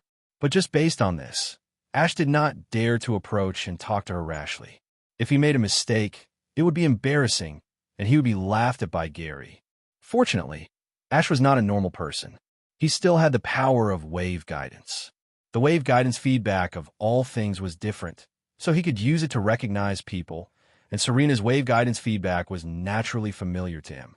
It was really her. After unfolding the power of wave guidance, Ash sensed the familiar wave guidance and immediately confirmed that it was Serena. The girl was not resting at this time and was lying in her sleeping bag reading a book. "Hey, where are you going?" Seeing Ash suddenly walk away without saying a word, Gary couldn't help but ask. Ash didn't answer, but walked straight to the tent and said to the inside, "Lena, it's me. How did you end up sleeping on the street?" Lena in the tent was stunned when she heard the voice, and then she suddenly came out of the tent, and when she saw Ash, she hugged him excitedly. "Ash, it's really you. Great, you're finally here." Ash smiled and rubbed her head, and then asked, "When did you come? Why are you sleeping outside?" "You said, I came 3 days ago, but I couldn't find you." Lena pouted and said with a sad face, "Many players came very early. In addition to watching the torch relay ceremony, they could also get information about other players in advance. But Ash was not interested in any of these, so he and Gary could be said to be the last group of people to come. However, Ash didn't expect that the hotel was full 3 days ago. Otherwise, Lena would not have slept outside. The popularity of this Alliance conference is really exaggerated. "Sorry, it's my fault." Ash didn't explain much. In fact, there was nothing to explain. "I don't blame you." Lena hugged him tighter, almost burying her head in Ash's chest. "As long as I can see you. How have you been these past few months?" Ash was about to reply, but an inappropriate voice interrupted. Hey, do you two think I don't exist? Even if it's a short separation, you are so annoying." The person who would say this is undoubtedly Gary. After hearing this, Lena realized how inappropriate her behavior was. Her face flushed, and she quickly pushed Ash away. "Little Gary, why are you here too?" Lena greeted him very unnaturally. "Nonsense. Why can't I be here?" Gary was speechless, but he didn't say much, just waved his hand and said, "Forget it. I won't be a light bulb here, Ash. I'm going back to the contestant dormitory first." "Wait a minute." Ash quickly stopped him. "I'll sleep in the same room with you tonight. Let Lena go to my room." "Huh?" Gary was stunned at first, and then looked at Ash with a strange look, as if he was looking at the alien normal, which made Ash feel uncomfortable and wanted to beat him up. Sorry." Gary rolled his eyes and suddenly said with a sly smile, "I'm not used to sleeping with a man, so please forgive me for refusing." After that, Gary turned around and left without looking back. No matter how Ash shouted, it was useless, and he disappeared in the blink of an eye. "Lena, I'm sorry. I don't know what Gary has gone crazy for. If you don't mind." Ash felt a little headache. In this case, Would he have to sleep in the same room with Lena? But this was not a big problem, because there was more than one bed in the contestants' room, but Lena's feelings had to be taken into consideration. Well, it's good to have a place to sleep. I don't mind, Lena replied with a red face. Her voice was as soft as a mosquito's buzz, so small that it was almost inaudible. After helping Lena pack up the tent, Ash immediately took her to the contestant dormitory area, but the atmosphere between the two was a little weird. Lena kept her head down and didn't say a word, looking extremely nervous. Alas, little Stephanie is really... Seeing her like this, Ash sighed in his heart and then advised, Lena, don't think too much. No, I didn't think about anything, Lena hurriedly shouted, but this panicked expression was not convincing at all. Hearing this, Ash shook his head helplessly and said nothing more. After the two came to the room, they chatted about family matters for a while, then said good night to each other and went to sleep. However, Ash fell asleep in a short while, but Lena couldn't fall asleep no matter how hard she tried. The reason was that she slept in the same room with Ash. What should I do? Will Ash come to attack me at night? Should I refuse? Or, although Lena knew that this kind of thing would never happen, she couldn't help but think about it and fell asleep in a daze until the early morning. The next day, the Indigo Plateau Conference officially opened.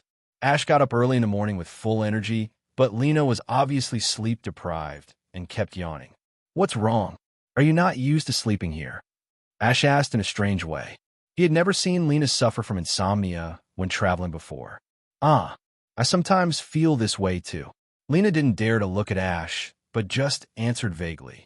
Hearing this, Ash didn't think much about it. After washing up, he walked out of the room with Lena. Coincidentally, he ran into Gary, who was also walking out of the room. Seeing the two people coming out, Gary was stunned at first, then looked at the two people with a strange look on his face for a while, then pulled Ash aside and said softly, Hey, you two are too crazy.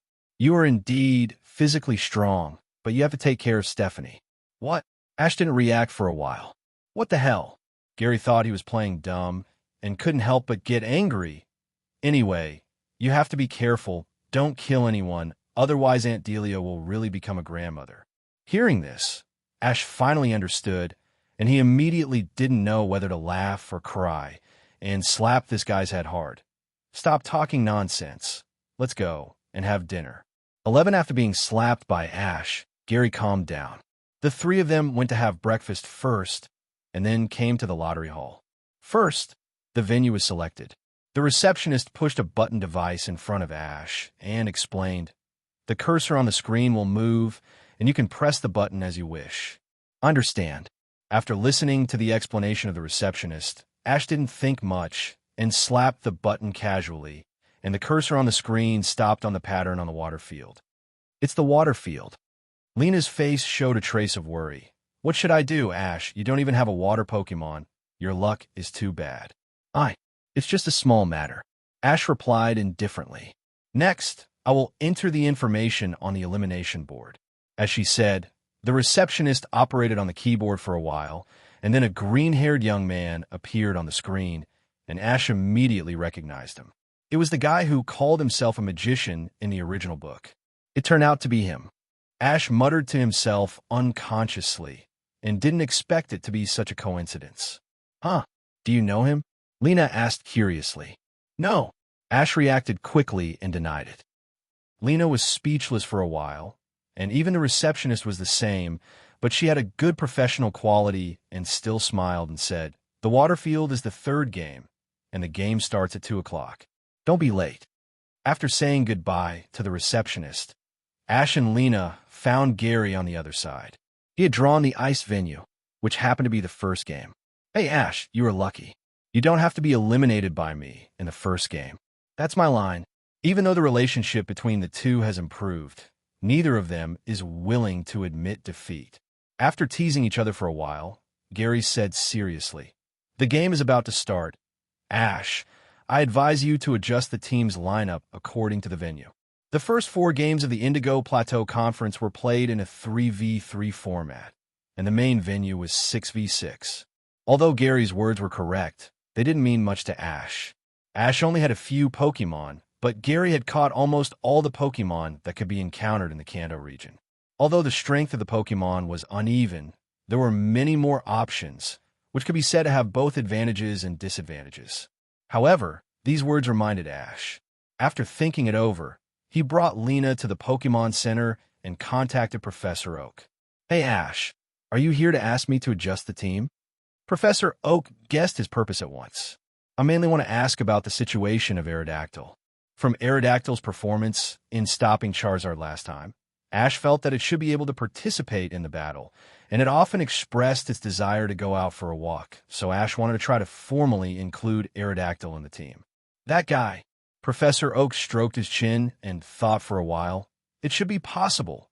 I will teleport it over now." Thanks to the fossil Pokemon that Ash brought back, with the support of the newly obtained data, the technology of the fossil resurrection machine is now very mature, and the success rate of resurrection has greatly increased. Therefore, Aerodactyl is not so rare. At least you don't have to worry about being targeted by many people when you take it out. Ash chose to send Metagross back.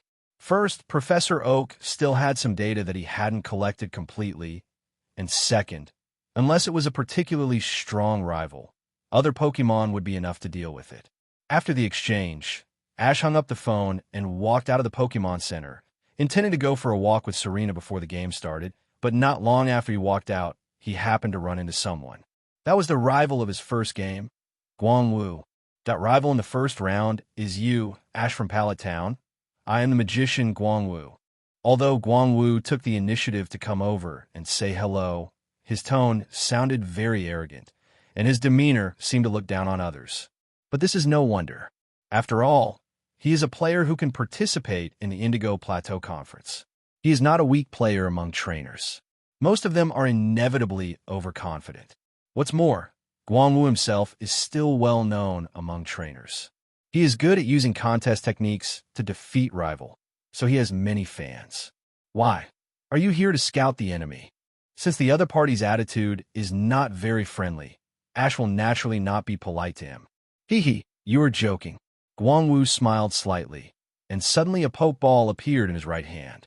Although the result is obvious, it will be too pitiful for the audience if the winner is determined too early. Unfortunately, I will not consider the feelings of the audience. I will make you leave as soon as possible." Ash replied unceremoniously. "Haha, then you should work hard." After saying that, Guangwu turned around and walked away. Lena said with dissatisfaction, "What kind of person is this? He is so annoying. Don't worry about him. He is just a clown." Ash never took Guangwu, the rival, seriously. In the original book, this guy lost 3 Pokemon in a row to a Kingler. No matter how you look at it, he is just a scumbag. Originally, Guangwu saw that Ash was young, so he wanted to take the opportunity to give him a warning. Maybe he could make him perform poorly in the game, and even if he didn't, he could still disgust him. Unfortunately, this childish behavior did not shake Ash's heart. On the contrary, another thing made him more concerned. That is, Sabrina didn't show up until now. Of course, this is not to say that Ash cares about Sabrina that much. It's just because the two of them are friends. This feeling is like agreeing to go out and play together, and then being stood up. Even the best-tempered people will inevitably feel unhappy.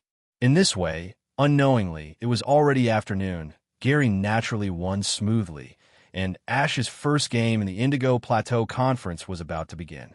At this time, Ash was staying in the players' aisle, quietly waiting for the 2 players in the previous game to decide the winner, and Lena was accompanying him, watching him with a little anxiety.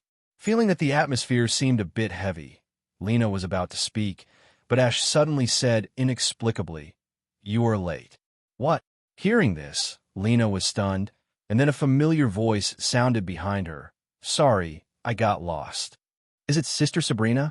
Lena recognized her voice at once and said excitedly, "You are finally here?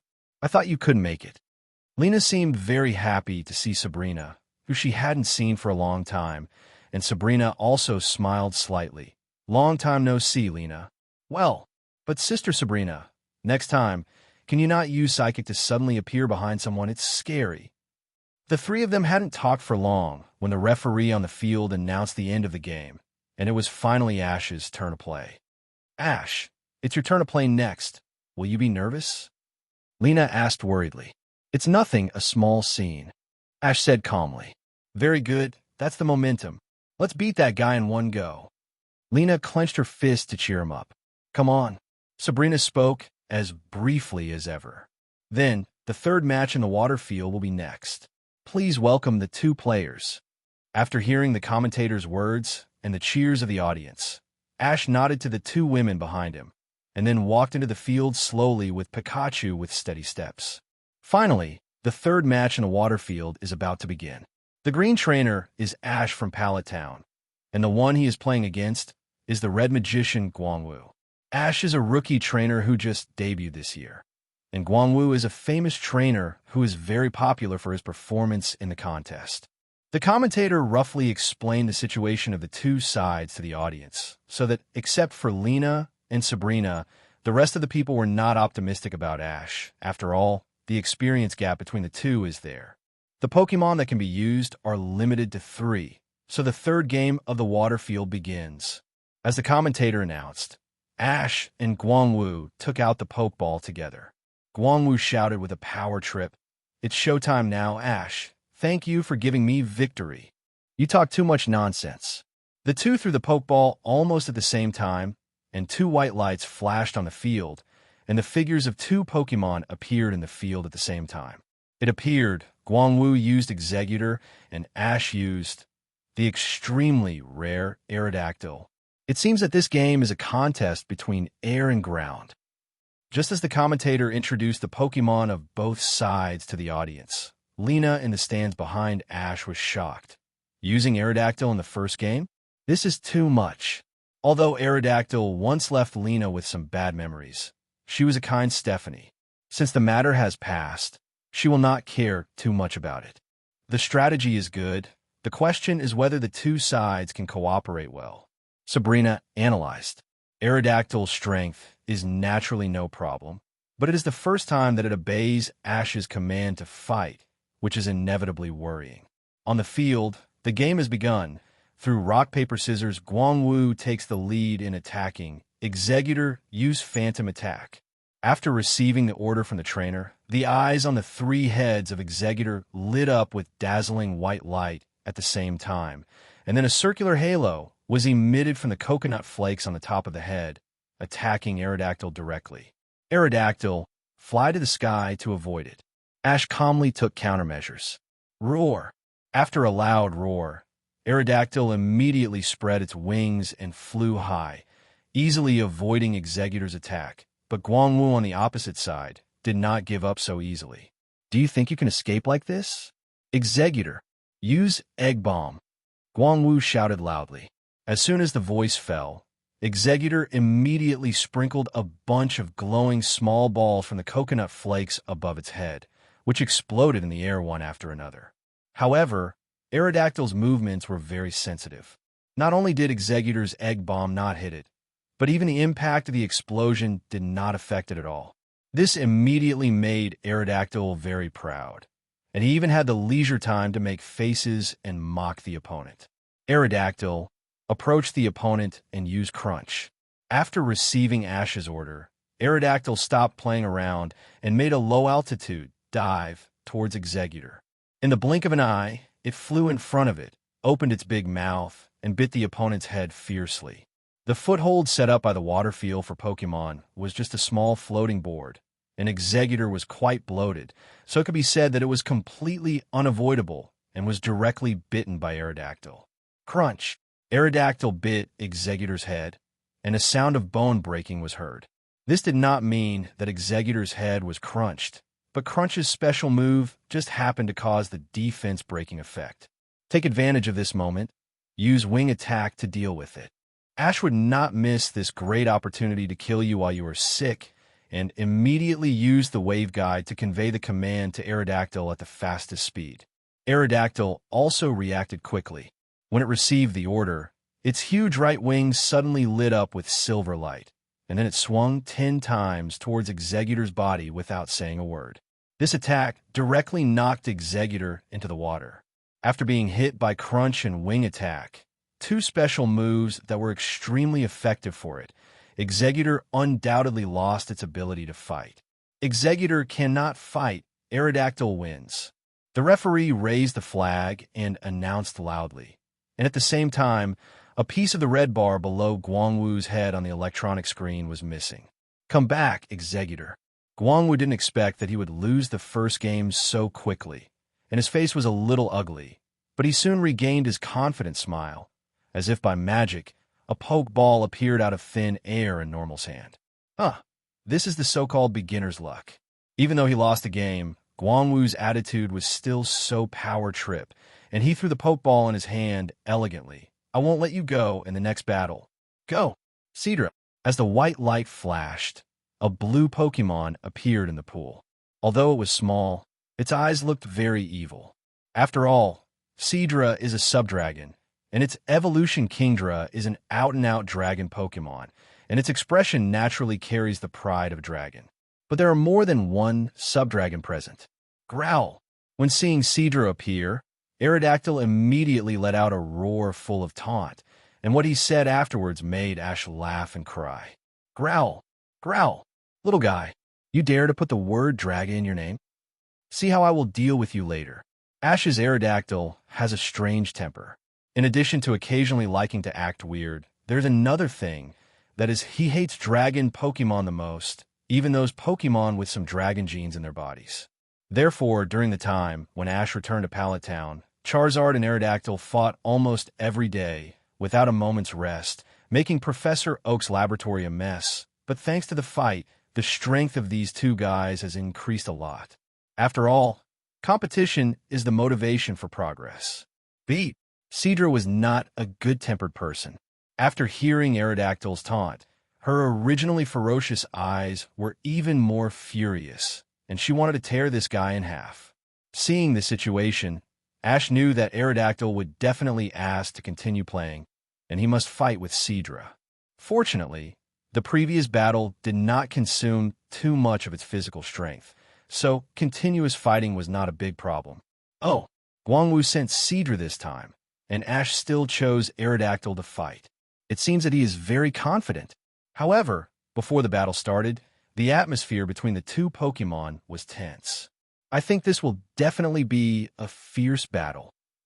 The excited roar of the commentator spread throughout the venue from the radio, and the atmosphere of the audience also became hot. Everyone was looking forward to this showdown between the Asian dragons. If we're in the water, my Cedra won't lose in speed. See how you can beat me. Cedra, use agility. After receiving the order from the trainer, Cedra immediately used agility and swam towards Aerodactyl at a very fast speed, and the speed was still rising.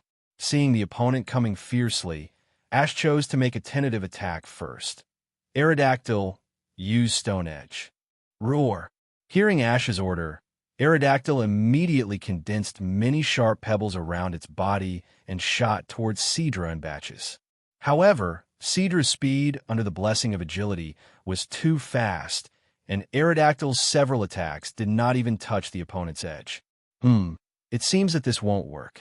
Ash quickly got the bottom of the matter in his heart, and before the opponent rushed to him, he quickly ordered Aerodactyl to take off and keep a distance from Cedra. If you have the guts, don't run. Seeing that Aerodactyl's attack couldn't hit Cedra at all, Guangwu's attitude couldn't help but power trip, and he shouted loudly, Cedra, use water gun. Beat. After hearing the trainer's command, Cedra's mouth bulged slightly, and her head lifted up. A small stream of water immediately spit up from her long mouth parts and attacked Aerodactyl. Once hit, it would definitely take away a lot of Aerodactyl's physical strength. Ash was also aware of this, but he didn't let Aerodactyl dodge. Instead, he calmly ordered, Aerodactyl, use Supersonic. Although Aerodactyl hated water very much, he still listened to Ash's words and took the attack.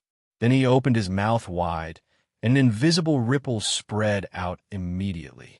Cedra was feeling proud of herself for making the opponent miserable with her attack, but she was caught off guard by Aerodactyl's supersonic trick. Her eyes immediately became full of circles, and she fell into a state of confusion. Contest condition. No. Sidra, hurry up and smelling salts. Guangwu immediately realized that something was wrong, but it was too late. Aerodactyl, destroy the death ray. Ash ordered expressionlessly. If nothing unexpected happened, the victory or defeat would be decided by the attack. As expected, Aerodactyl, who was sprayed in the face by the water gun, had been holding back his anger for a long time. It first took a deep breath and then spit up an extremely dazzling light from its mouth, which was the most powerful destroying death ray. Boom!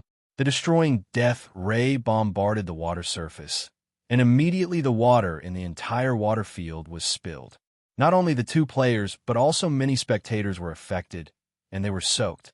However, for Ash, who holds the Sea King priesthood, the spilled water automatically avoided his body, and Sabrina behind him also relied on Psychic to save herself and Saray. Too amazing. The commentator's voice was a little stuttering. I didn't expect Ash's Aerodactyl to be so terrible, and he could actually use such a powerful trick. It seems that Ash is not an ordinary rookie. Sidra, now Guangwu finally understood how huge the gap between himself and the opponent was. In the face of such a terrible trick, Sidra naturally could not continue to fight, and fortunately there was enough water to act as a buffer. Otherwise, this attack would probably seriously injure it. Sidra cannot fight, Aerodactyl wins. With the referee's announcement, the atmosphere on the field was also pushed to a climax, and the audience wanted to see what Pokemon Guangwu would send to deal with Ash in the last game. However, the result disappointed them. Sorry, Guangwu smiled bitterly. I won't play the last game. I give up. The referee was stunned, and then asked, Are you sure? Sure. At this time, Guangwu's self-confidence had been completely defeated by Ash, and he no longer had the will to fight.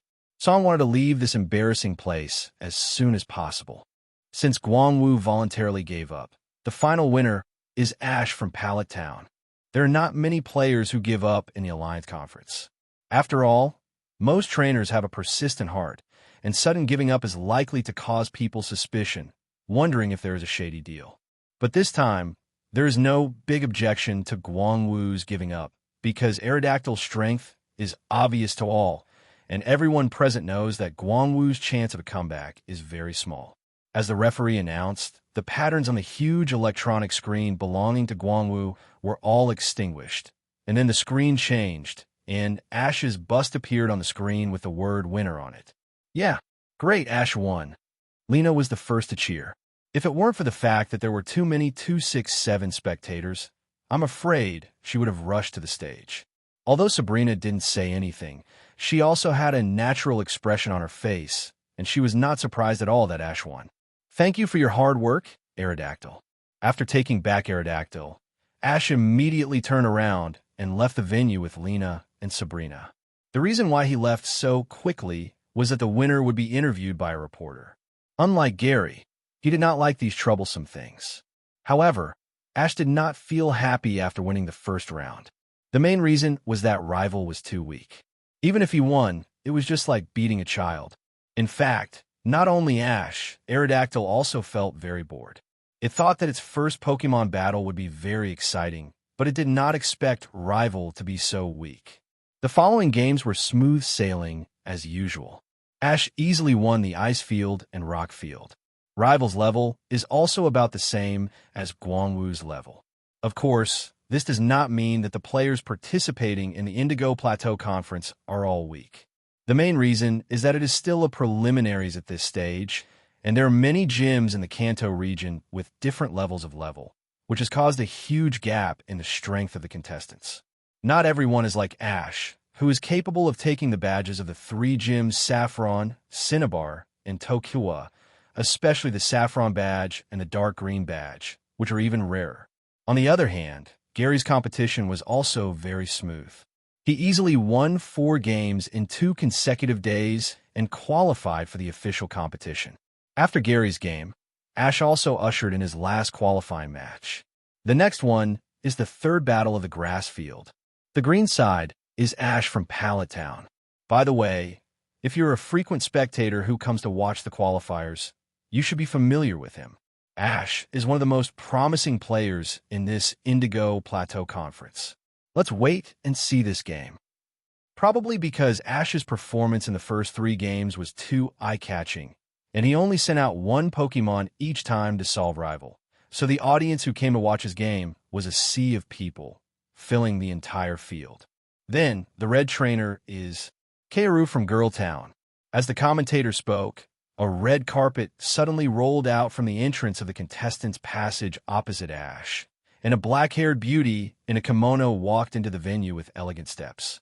What was even more exaggerated was that there was a middle-aged man who looked like a butler beside her to spread sakura petals for her. "Please give me your advice." Kaoru greeted politely. Ash nodded slightly to her in return. It was the first time he saw such a Yamato, not a Shiko-like woman in this world, so he couldn't help but look at her a few more times. However, this subtle movement was immediately noticed by Lena, who had been paying attention to Ash. She immediately puffed her lips in dissatisfaction and complained in a low voice. "What? Ash is too perverted. It's written in the book that all men are the same." Sabrina's tone was quite normal, but if you look closely, you can see a hint of violent red light flashing in her eyes. "Come on, come on, come on, Miss Kaoru." Victory! Victory! Miss Kaoru wins. Behind Kaoru is a large-scale support group, and the cheering that was as powerful as a rainbow shocked the entire audience. There are so many cheerleaders on the other side, but there are only 2 of us. Lena couldn't help but worry. Momentum is very important on the field. It doesn't matter. It doesn't matter to him. Sabrina comforted lightly. Lena was stunned at first, then smiled. Sister Sabrina is right. Ash will definitely be fine. She suddenly thought of the scene on the Santa Maria when Ash played against Kamazile. At that time, the audience only cheered for Kamazile, but these had no effect on Ash, and he still won the victory beautifully. Moreover, in this arena now, there are quite a few Ash supporters among the audience, which is much better than the original situation. After both sides stood in the field, the commentator immediately announced, "The Pokemon used are limited to 3, so the 3rd game of the grass field begins now. Winning is a gorgeous flower. Losing is a withered flower." After saying such meaningless words, Kaoru can't wait to send out her first Pokemon, Bug-type and Poison-type Beedrill. "Go ahead, Eevee." In comparison, Ash seems much simpler, and the opening remarks are meaningless. Okay, now both players have released their Pokemon. Kaoru sent out Beedrill, but I didn't expect that Kaoru, who looks so gentle, would actually use Beedrill. This is really surprising. Although the commentator's words are somewhat biased, they are understandable. After all, Beedrill gives people an impression that has nothing to do with gentleness. This 5.8 Pokemon is known as the Forest Bully. There are only a handful of people in this world who have not been attacked by Beedrill. After teasing Kaoru, the commentators seem to think that both sides should be balanced, but turn the target to Ash. Ash is out of character this time and sent out Eevee, which is making its debut. Oh, why doesn't he use Aerodactyl or Charizard? Could it be that in front of the beautiful Kaoru, Ash has a feeling of sympathy for the beautiful woman? Why doesn't this idiot commentator change his career and become a gossip reporter? Sometimes, the commentator would deliberately talk nonsense to liven up the atmosphere. This was very common, so although Ash was a little unhappy, he was too lazy to pay attention to it, so as not to make things worse. However, Eevee was almost P************ D off. Because Eevee has a fear of making choices, it has been unable to choose its own evolution. Eevee is the weakest one in Ash's team. Fortunately, it has been training hard, otherwise it will definitely not be able to keep up. In fact, Eevee doesn't mind others saying that it is weak, but the commentator just uses Charizard and Aerodactyl as examples, which annoys Eevee. You know, it hates these 2 guys the most. However, the reason why the relationship between the 2 sides is bad is not really because of Charizard and Aerodactyl. Although these 2 Pokemon are arrogant as Asian dragons, they will not bully other Pokemon for no reason. Eevee, on the other hand, likes to play pranks on others when he has nothing to do. Pikachu and Lucario have good tempers and don't care about it, but Charizard and Aerodactyl are different. They will teach Eevee a lesson every time. Unfortunately, Eevee just doesn't learn from his mistakes. He is a typical example of forgetting the pain after the wound is healed. Over time, the relationship between the two sides has become so bad. 13, in other words, it was purely Evie's own fault. As for Metagross, although Evie likes to commit suicide, he doesn't like it to the point of risking his life. In addition to Evie being very angry, there are two other people who are also very annoyed. Lena didn't care about being reserved and shouted at the top of her voice, "Ash, smelling salt your brain. Don't be stupid. This is related to your qualification for the official competition. If you lose, wait." Sabrina's words were as brief as always, just 4 words, but her expressionless face looked a little scary. Hearing this, Ash was speechless. Are these two girls brainless or what? They actually believe such nonsense. He doesn't think Evie will lose to the other party's little eyes. Do you think I look down on you just because I'm a woman? Then don't regret it. Beedrill, use Twine Needle. The other party, Keiru, was much more decisive. Not only did she accuse Ash of disrespecting women, she also took the opportunity to attack first. However, the game had already started, so it was not considered a violation. But this style of behavior, maybe it's just like what the commentator said, that the pitiful appearance is just an illusion, and deep down she is a radical Stephanie? Evie used the impact trick. Although the opponent was aggressive, Ash did not lose his composure and gave the order immediately. Bye! Evie and Beedrill started charging almost at the same time. The two Pokemon soon started a fierce close combat. Beedrill waved 2 huge spears like a vigorous knight, launching a fierce attack on Evie. Evie was not in a hurry, dodging Beedrill's Twine Needle attack calmly. It often practiced with Lucario. Compared with Lucario's punching speed, Beedrill's speed was not worth mentioning. Not only did Beedrill's attack fail to hit Evie, but Evie took advantage of its breathing time and jumped up and hit it hard, knocking it out directly. Damn it! Shuanzi's face changed slightly. Beedrill then used Poison Barb to attack. Beedrill, who was knocked out, quickly adjusted his body shape and spread his wings again to approach Evie. This time, he used the tail needle on his abdomen to launch an attack. The tip of the needle flashed a purple light, which obviously contained toxic. Compared to Twine Needle, this attack speed seemed to be better, which was a bit difficult for Evie.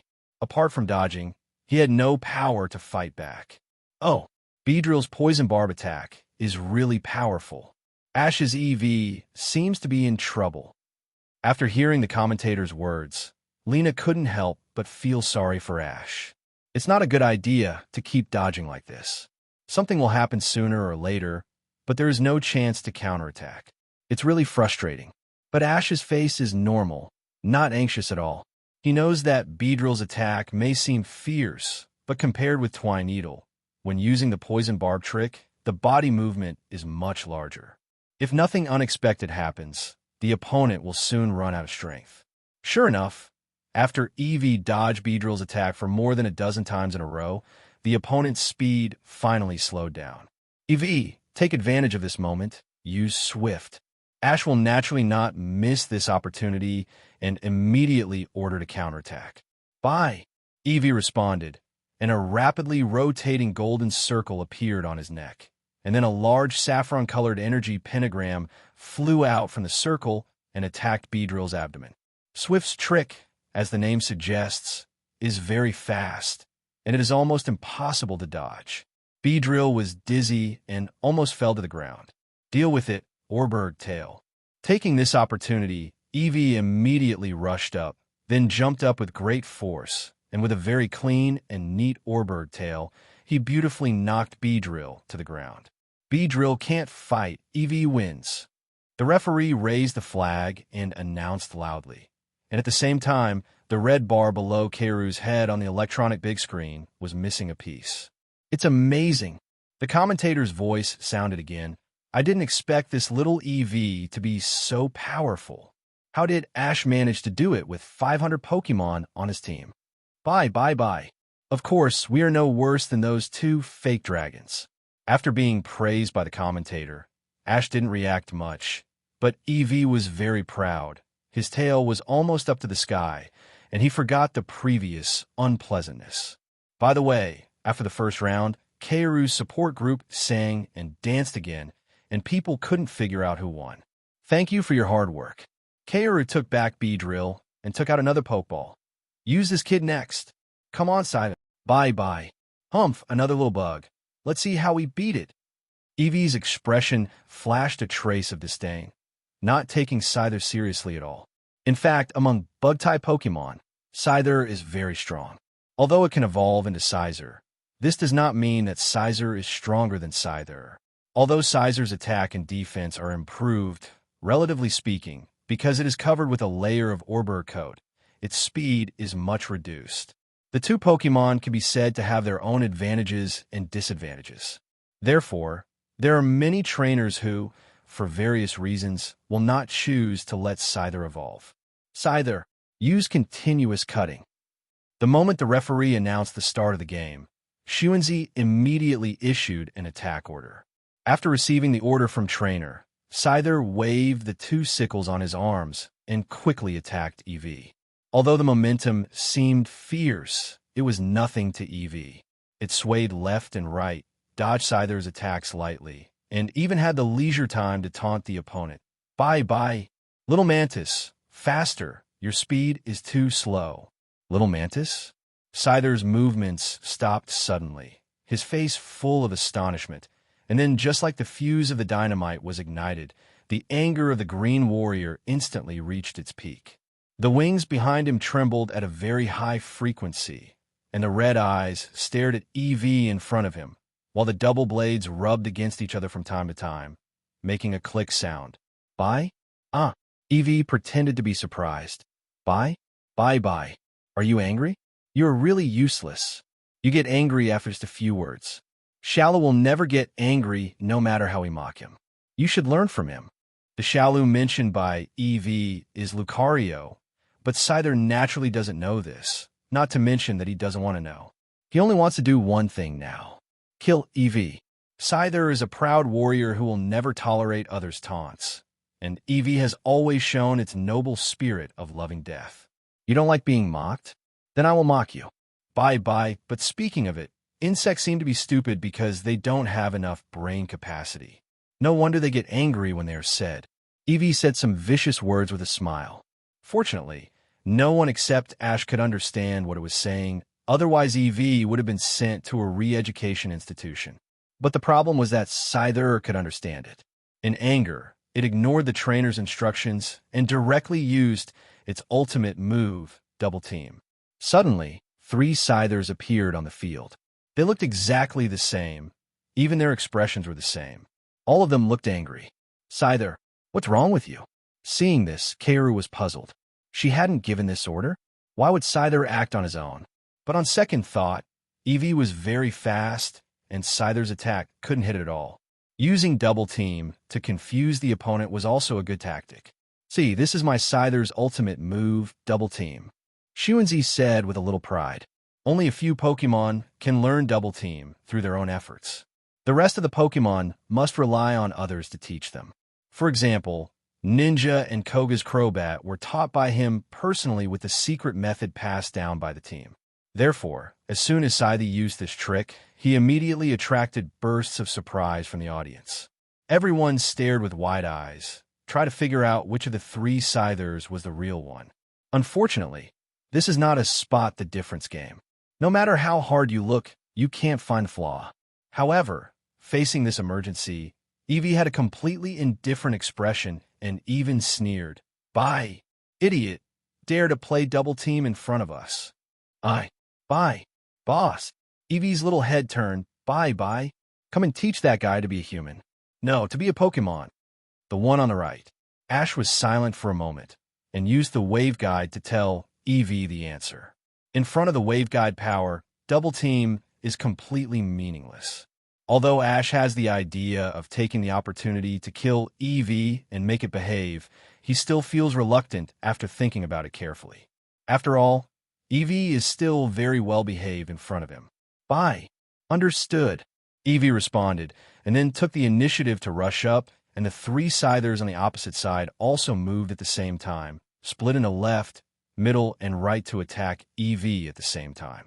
Facing this three-way attack, Eevee was not in a hurry and directly ignored the two fakes in the middle and on the left, turned his head and aimed at the real body on the right, and spit out 10 black shadow balls from his mouth and fired. Scyther didn't expect that he would be detected all of a sudden, and was hit by the shadow ball without being prepared, and his body, which was originally flying at low altitude, fell to the ground. Bye, little bug. You lose. There was no need for Ash to give orders. Eevee immediately took advantage of the victory and rushed to Scyther in 2 or 3 moves. At this time, the opponent had just stood up when Eevee knocked him out with a special attack. Scyther, who was attacked continuously, could no longer get up and fainted. Perhaps fainting was a good thing for it, better than being angry and fainted by Eevee's ridicule. Great, I didn't expect that Eevee, this little rascal, was quite powerful. The commentator was talking nonsense. Lena's mood suddenly became happy, mainly because the facts proved that Ash did not let Rival go. Even Eevee could easily kill Rival. Sabrina on the side also nodded in agreement. Scyther cannot fight, Eevee wins. As the referee raised the flag, the red bar under Keiru's head on the electronic screen was only the last one, while Ash still had 3. In the minds of the audience, the result was obvious. However, Xuanzi, Zhao of Qian, did not think so. She was calm as she threw the last pokeball. I'm going. My trump card. Okay, Xuanzi, who had no way out, sent out the last Pokemon. It must be the most powerful 10 song. Let's see what it is. The commentator was shocked to see the figure on the field. Not only that, but even the other audiences were shocked by Xuanzi's so-called trump card, because the Pokemon she sent out this time was actually a Bellsprout. A most ordinary and inconspicuous Bellsprout. Eevee rubbed his eyes in disbelief at first, and then laughed loudly, rolling on the ground with laughter. Bye. Bye-bye. Is this woman brainless? She actually sent out a bean sprout. Could it be that she was shocked by the powerful strength of the handsome Eevee-chan? I say, handsome Eevee-chan. Seeing this guy so carried away, Ash couldn't help but kindly remind him, I advise you not to underestimate the opponent. Be careful of a capsize in the dish. Bye-bye, boss. You worry too much. Watch us get rid of this bean sprout in a few minutes. Unfortunately, Eevee completely ignored Ash's reminder. In fact, it can't be blamed. After all, except Ash, everyone present felt that Keiru had given up the idea of winning. It's just that it's embarrassed to admit defeat directly, so it sent the weakest Pokemon, so that even if it loses, it can save some face. Eevee, you're tired after playing 2 games. How about I replace Charizard? Ash tried to persuade him again and again. This field is a grass field. Charizard can just set the whole field on fire. Even if Keiru's Bellsprout is good at hiding, it can't escape and can only be burned by the fire. Bye. Bye-bye. No way. Since those 2 fake dragons can fight 3 at a time, so can we. Eevee's temper immediately came up when Ash mentioned Charizard. As the saying goes, it's hard to persuade a damned ghost with good words. Since Eevee refused to listen, Ash had to give up. He just hoped that it wouldn't cry when the time came. Seeing that Ash didn't speak, Eevee was afraid that he would regret it. So he quickly put on a very sarcastic expression and shouted to Keiru on the opposite side. Bye. Bye. Useless lady. Hurry up and give the order to attack. Although Keiru didn't understand Pokemon's words, she was not blind, so she could naturally see that Eevee was trying to persuade her. Taunt, but she was not angry. A mysterious smile appeared on her face. Huh, it seems that you all look down on my Bellsprout. Keiru sneered in her heart. Just wait and see. My Bellsprout will definitely make your jaw drop. When the referee announced the start of the game, Keiru directly ordered, Bellsprout, use Razor Leaf. Bellsprout twisted its body and fired 2 rapid spin leaves at Eevee. And seeing this, Eevee almost laughed so hard that his stomach hurt. The number of Razor Leaves used by ordinary Pokemon is overwhelming, and it is difficult to dodge, but this bean sprout only fired 2. Is it here to make fun of you? Fortunately, BDC, Eevee didn't think it didn't matter if he was hit. He just liked to die, but he was not a masochist, so he jumped to the side and dodged the Razor Leaf. However, at this moment, an unexpected incident occurred. After passing Evie, the two flying leaves brushed against a large rock behind it, and then the large rock was like cutting tofu. Normal was cut in half in an instant. Bye? What happened? Evie was stunned at first, then laughed. Bye-bye. It seems that the Alliance people are really stingy, actually set up fake rocks on the field, and the quality is not up to standard. Although he said so, the cold sweat on Evie's forehead betrayed it. Obviously, he also knew that what he said just now was just deceiving himself. Fortunately, I am not a masochist and did not use my body to catch the leaves. Otherwise, Evie no longer had the courage to imagine what happened next. Anyway, it must be very inappropriate for children. What a strong power. Lena couldn't help but exclaimed, "It seems that this Bellsprout is not simple. Can Evie do it?" Not only is it not simple, the strength of this Bellsprout completely exceeds the boundaries of its race. No wonder Kaoru is so confident. It seems that she has really worked hard in training. Ash is naturally not surprised by such a result. He just ordered, "Evie, use Shadow Ball." "Bye."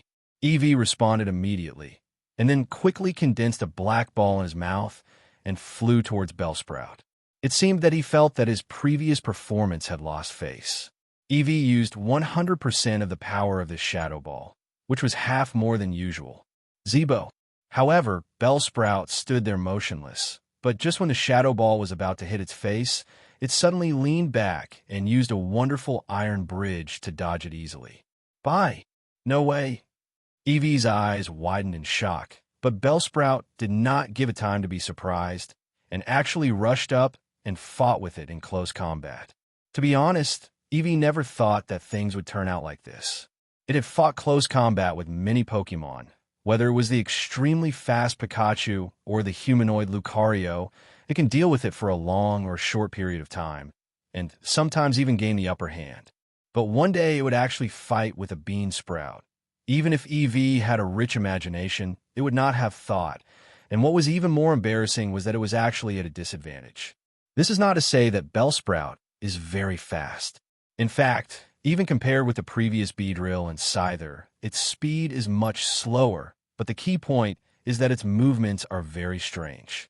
Relying on its unique body structure, Bellsprout has almost brought its soft skills to the extreme. No matter how fast Evie is, it can't even touch the opponent's hair, and all its attacks are in vain. What's more, Evie can only use Orbird Tail and Impact in close combat, or bite with its mouth. The range of these tricks is too large, and there is no way to deal with Bellsprout. After the two sides fought back and forth for a round, Bellsprout spotted a small flaw when Evie was breathing, and two vine whips decisively stretched out and entangled Evie's two hind legs threw it to the ground with a whoosh. Not good. Ash's face changed slightly, and he immediately shouted, "Evie, stand up." Evie also realized that something was wrong, but when it fell, it landed on its head. It was in the contest condition with stars in its eyes and could not react at all. And Bellsprout did not disappoint the audience. It made a beautiful golden rooster stand, and then kicked hard with its right foot from top to bottom, aiming directly at Evie's head. Bang! With a muffled sound, Evie's head was undoubtedly kicked, and it was so painful that its eyes almost popped out and rolled its eyes. It appeared. Bellsprout's heel kick. Is Evie going to lose his ability to fight now? The excited voice of the commentator sounded immediately, and the audience burst into warm applause. I didn't expect that a Bellsprout could be so powerful. This game was really unexpectedly exciting. Seeing this situation, Pikachu's mouth curled up slightly, and it felt like it was painful just to watch from the side. Heel kick. There is no such move in Pokemon's special moves. It was purely improvised by the commentator, but judging from Bellsprout's movements, the name is quite appropriate. Oh, really, it's been told to be careful. Ash shook his head helplessly. It was okay when fighting Beedrill and Scyther, because the opponent's appearance was a bit fierce, so Evie said he didn't care, but was very careful in his heart. But facing this Bellsprout, Evie relaxed his vigilance.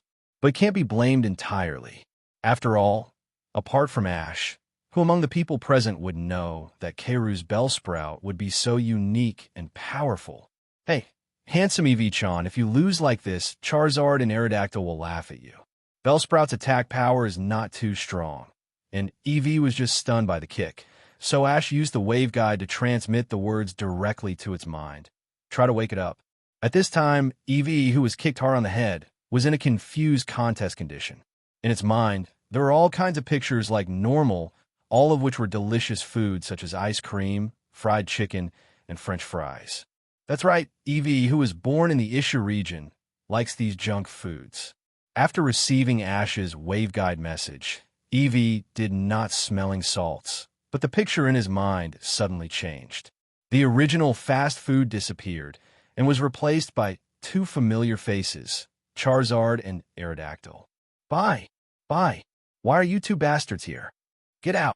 Unfortunately, no matter how Eevee yelled, the two guys just lingered in front of it.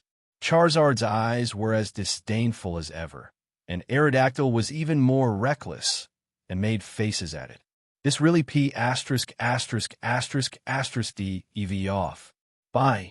Who wants to lose to Bean Sprouts? Just when the referee was about to raise his hand to announce Bellsprout's victory, the stimulated Eevee suddenly jumped up and stared at Bellsprout on the opposite side with a face that refused to admit defeat. It was a close call. If it really lost, how would it survive in the future? Eevee was scared.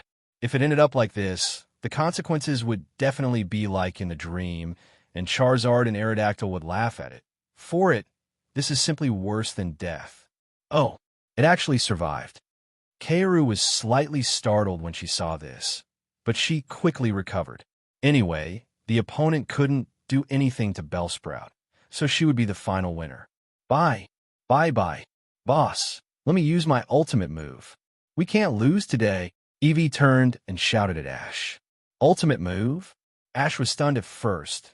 Then he suddenly realized, well, Eevee, use seduction. By what? Don't we have any other cooler ultimate moves? This time it was Eevee's turn to be surprised. However, after thinking carefully, Eevee realized that he didn't have any other powerful moves. In desperation, he could only reluctantly use the charm. Bye! Eevee's little face suddenly became handsome, and he blinked at Bellsprout. Then countless pink hearts popped out of his body and flew towards Bellsprout. Get out of the way! Xuanzi's face changed, and she shouted in a panic. Although Eevee's strength was not strong, the quality of the charm move he used was simply amazing. The number of pink hearts could be said to be overwhelming. No matter how good Bellsprout's soft skills were, he couldn't help but use a move under such a bombardment of hearts. Zhiye. Originally, Bellsprout looked a little silly, and when he fell into decadence after the contest condition, the expression was even more dull, with love in the eyes. Bellsprout, Xuanzi shouted anxiously. You should be more careful. That guy is not your favorite type at all, and that Eevee is not a good guy at first glance. I don't know how many female Pokemon he has played with. Unfortunately, the effect of the trick of seduction has nothing to do with the race of both parties. In the eyes of Bellsprout now, the original furry Eevee has become an ideal male Bellsprout. It can be said that he fell in love with it at first sight. Bye. I didn't expect that this useless lady knows me well. You are right. *01*. The scolded Eevee was not ashamed but proud. In his view, being welcomed by females is his ability, and it is also the reason for both parties to dump them after playing with them. After all, they're all adults. Pokemon, as for human moral standards, have nothing to do with it. Okay, stop talking and solve it. Ash urged impatiently. Bye. As if to avenge the previous kick, Eevee smiled grimly, and then started to beat Bellsprout inhumanely until he lost the ability to fight. Bellsprout did not contain smelling salts. Bellsprout can't fight. Eevee won, so the final winner is Ash. As the referee raised the flag, the patterns on the huge electronic screen belonging to Keiru's side all went out, which also meant that Ash finally pulled Veilstone in the preliminaries. It's amazing. At the last moment, Eevee actually used seduction to turn defeat into victory. Ash has once again completed the feat of 1v3. Let us congratulate him for successfully entering the top 16. In fact, there is no need for the commentator to say more. Thunderous applause has already sounded on the field. Song is Ash and Evie, the two winners, but there is not much excitement. Ash was not happy about the rival because it did not meet his expectations, and Evie was happy because, bye-bye, why do I have to sacrifice my chastity for a bean sprout? My career will be tarnished. Evie muttered with a pained face, but then it rolled its eyes and jumped into Ash's arms, deliberately putting on a pitiful expression. Bye, boss. My heart is seriously traumatized. Please treat me to some delicious food to comfort my young heart. Occasionally, although he knew that Evie was mostly pretending, Ash considered that Evie was really suffering this time, so he decided to meet its small request. This is not to say that Ash is stingy, but mainly because Evie likes to eat junk food. Occasionally, it's okay, but eating too much will have an impact on the body. Therefore, Ash has always been very careful in this regard and does not let Pokemon eat randomly. After taking back Evie, Ash immediately wanted to leave the scene with Pikachu, but this time, the reporters seemed to have learned their lesson and blocked the door early. As soon as Ash walked out of the contestant channel, a large group of people came around and surrounded him. The flashlights of their cameras kept clicking and taking pictures, and there were endless strange questions. Ash, I heard that you're a trainer who just debuted this year, and you're only 10 years old. How do you have such amazing strength? It is rumored that you have a close relationship with a mysterious elite of Alliance. Is this true? You seem to have a girlfriend from Kalos region. Is this true? Can you please tell me which other 537 trump card Pokemon are in your team? I heard that you have a very powerful Pokemon as the finale. Is that true? Ash felt that his head was big. It felt like 10,000 ducks were quacking in his ears, making him upset. What? Why are these people like this? Lena pouted and complained with some dissatisfaction. She and Sabrina wanted to greet Ash, but the group of reporters blocked them outside, and they couldn't even see Ash's shadow. Leave it to me, Sabrina replied lightly, and then her eyes flashed red. On the other side, just when Ash was about to squeeze these annoying reporters and break out, something strange happened suddenly. The reporters who were originally noisy suddenly shut their mouths without any signs, and their expressions became dull, as if they were all stupid. Normal, and then they dispersed in twos and threes. What is this? Ash was stunned at first, then turned around and smiled. Thanks, Sabrina. It seems that your psychic has improved. This is all thanks to Sullipa. After returning to the Saffron Gym, Sabrina immediately put herself into the development of her own psychic.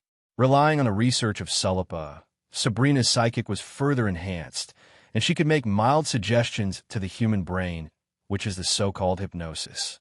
Although it is not as perverted as Sullipa, which can completely brainwash people, it can still do small things such as expulsion and temporary amnesia. Okay, let's not talk about these for now. Let's celebrate for Ash first, Lena suggested. So, the group immediately went to the restaurant, intending to have a good meal there and reward the Pokemon by the way, but they met some unexpected people in the restaurant. It was Gary and his 6 girlfriends. They hadn't appeared for a long time.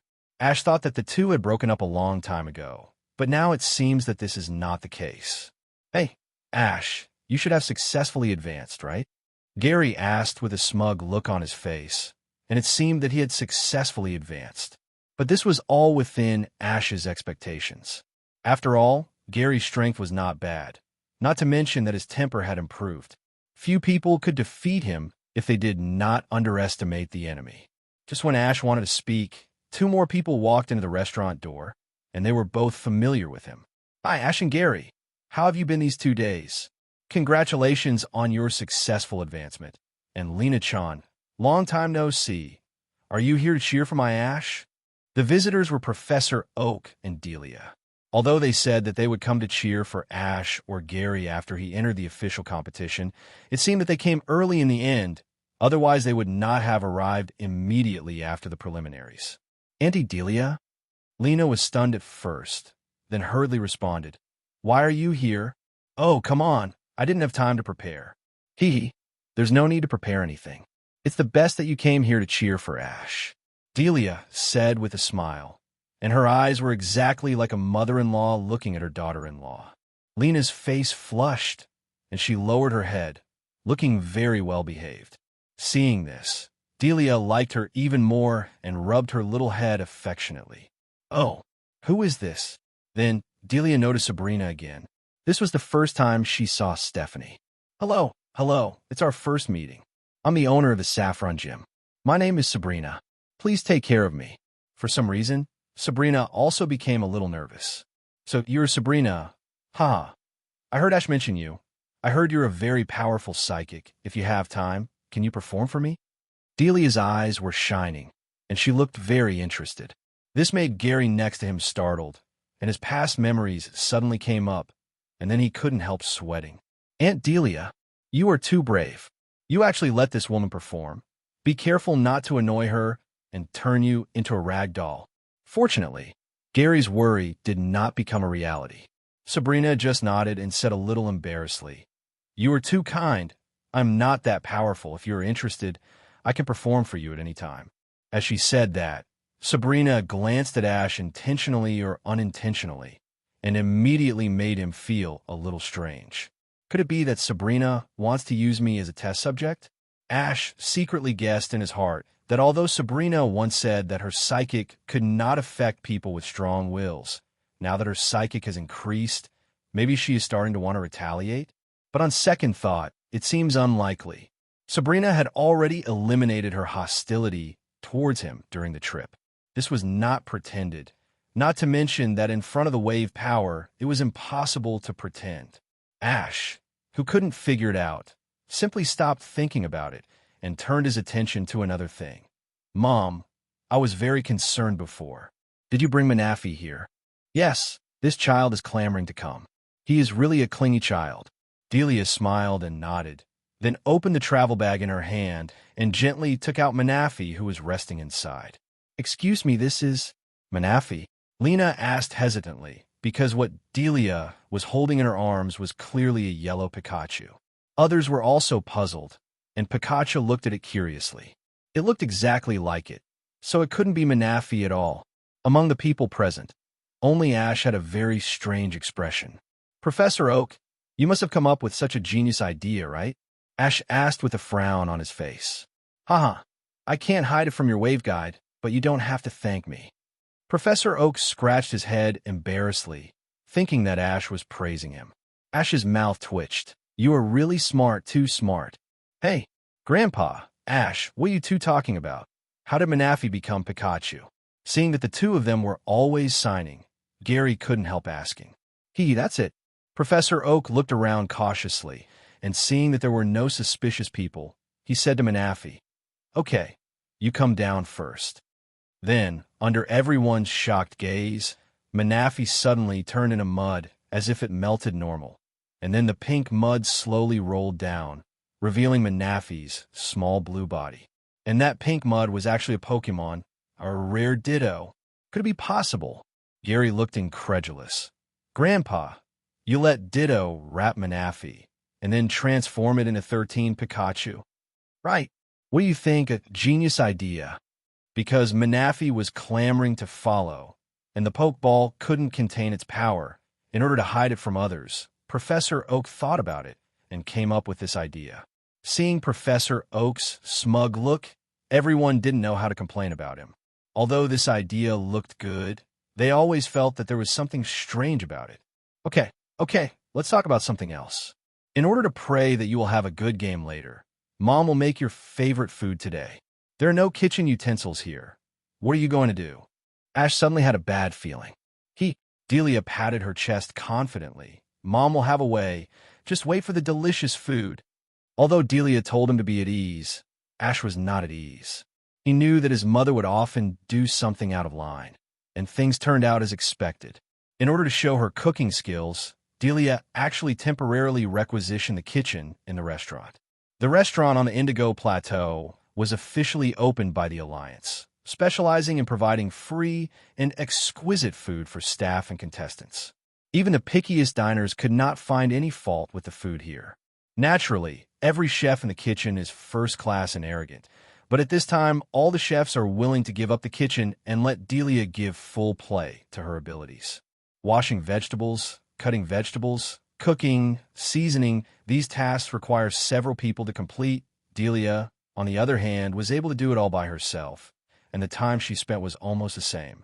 Not to mention the color, aroma, and taste, several chefs even came to her side to learn and ask for advice. "Mom, why are they willing to give the kitchen to you?"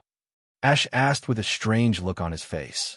Of course, it's all thanks to Sabrina. She was responsible for persuading them. Hua replied with a smile. She was responsible for persuading? Ash suddenly felt incredible. With Sabrina's language level, could she convince others? It was impossible. She didn't even talk much. How could she have such eloquence? Wait.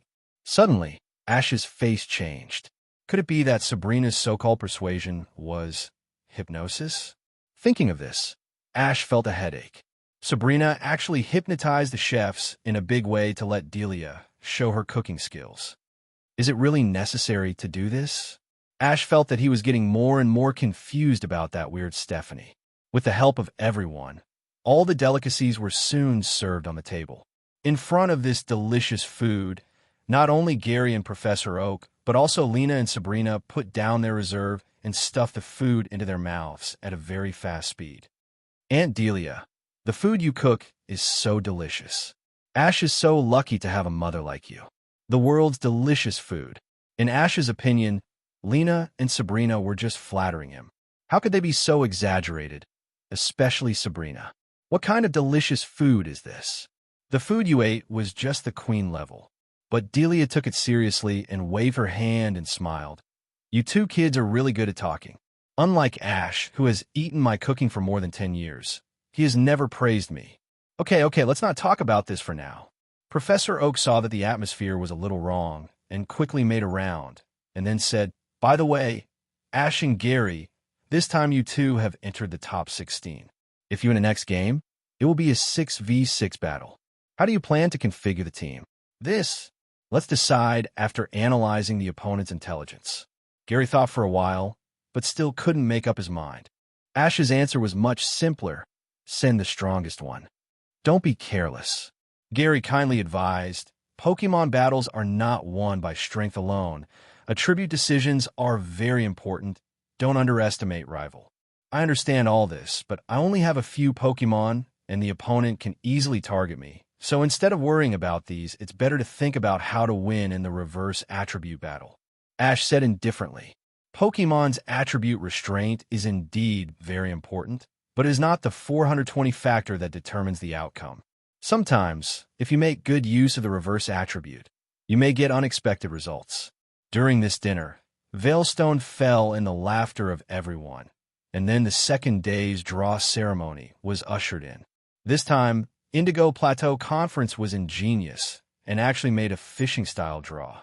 In short, the players who entered the top 16 fished out the Magikarp marked with a match number from the pool to determine the rival. Ash thought that this must be an official who wanted to make a profit, so he made such a redundant thing. Ash was the third to draw lots. He caught a Magikarp marked with A3. Coincidentally, his rival was Richie, the trainer with a Pikachu with bangs in the original book. Gary was assigned to Group B4, which means that if everything goes well, the two will only meet in the finals, avoiding a drama of fighting in the same town. Ash, don't fail to make it to the quarterfinals. I'm still waiting to compete with you in the finals. I won't lose again this time. Gary's eyes were full of fighting spirit. He had been waiting for this moment for a long time. You'd better try to hold on until you can meet me first. Ash replied bluntly. He dared not say anything else, but he was sure to make it to the quarterfinals. With the level of Richie, Ash was confident that the other party could not be his rival no matter what, and he might come to 13 again. The next day, after letting the players have a good night's rest, the official competition of the Indigo Plateau Conference finally opened. Ash's game was scheduled for the third game in the morning. At this time, he was in the player lounge, quietly waiting for the end of the second game. Ash, you haven't studied the intelligence of rival. Is this really okay? Lena asked with some concern. After all, this is a formal competition, and the strength of the players who can play must be strong. Arrogant. Sabrina's evaluation is even more simple and easy to understand. There is no need for that. Ash's tone was a little boring. I have heard of that person, and I know his situation very well. It is precisely because he knows which Pokemon Richie will send out that Ash feels bored. All the rivals he encountered in the Indigo Plateau Conference are soy sauce level, and there is no difficulty at all. I thought things would change in the official competition, but I didn't expect that fate would develop as it was originally, and he still faced Ash. Is that so? That's good. Lena knew that Ash was a cautious person. Seeing that he was so confident, she was relieved and stopped asking. After a while, the second game was over, and the commentator's excited voice came from the loudspeaker in the lounge. Now, the highly anticipated third game of Group A is about to begin.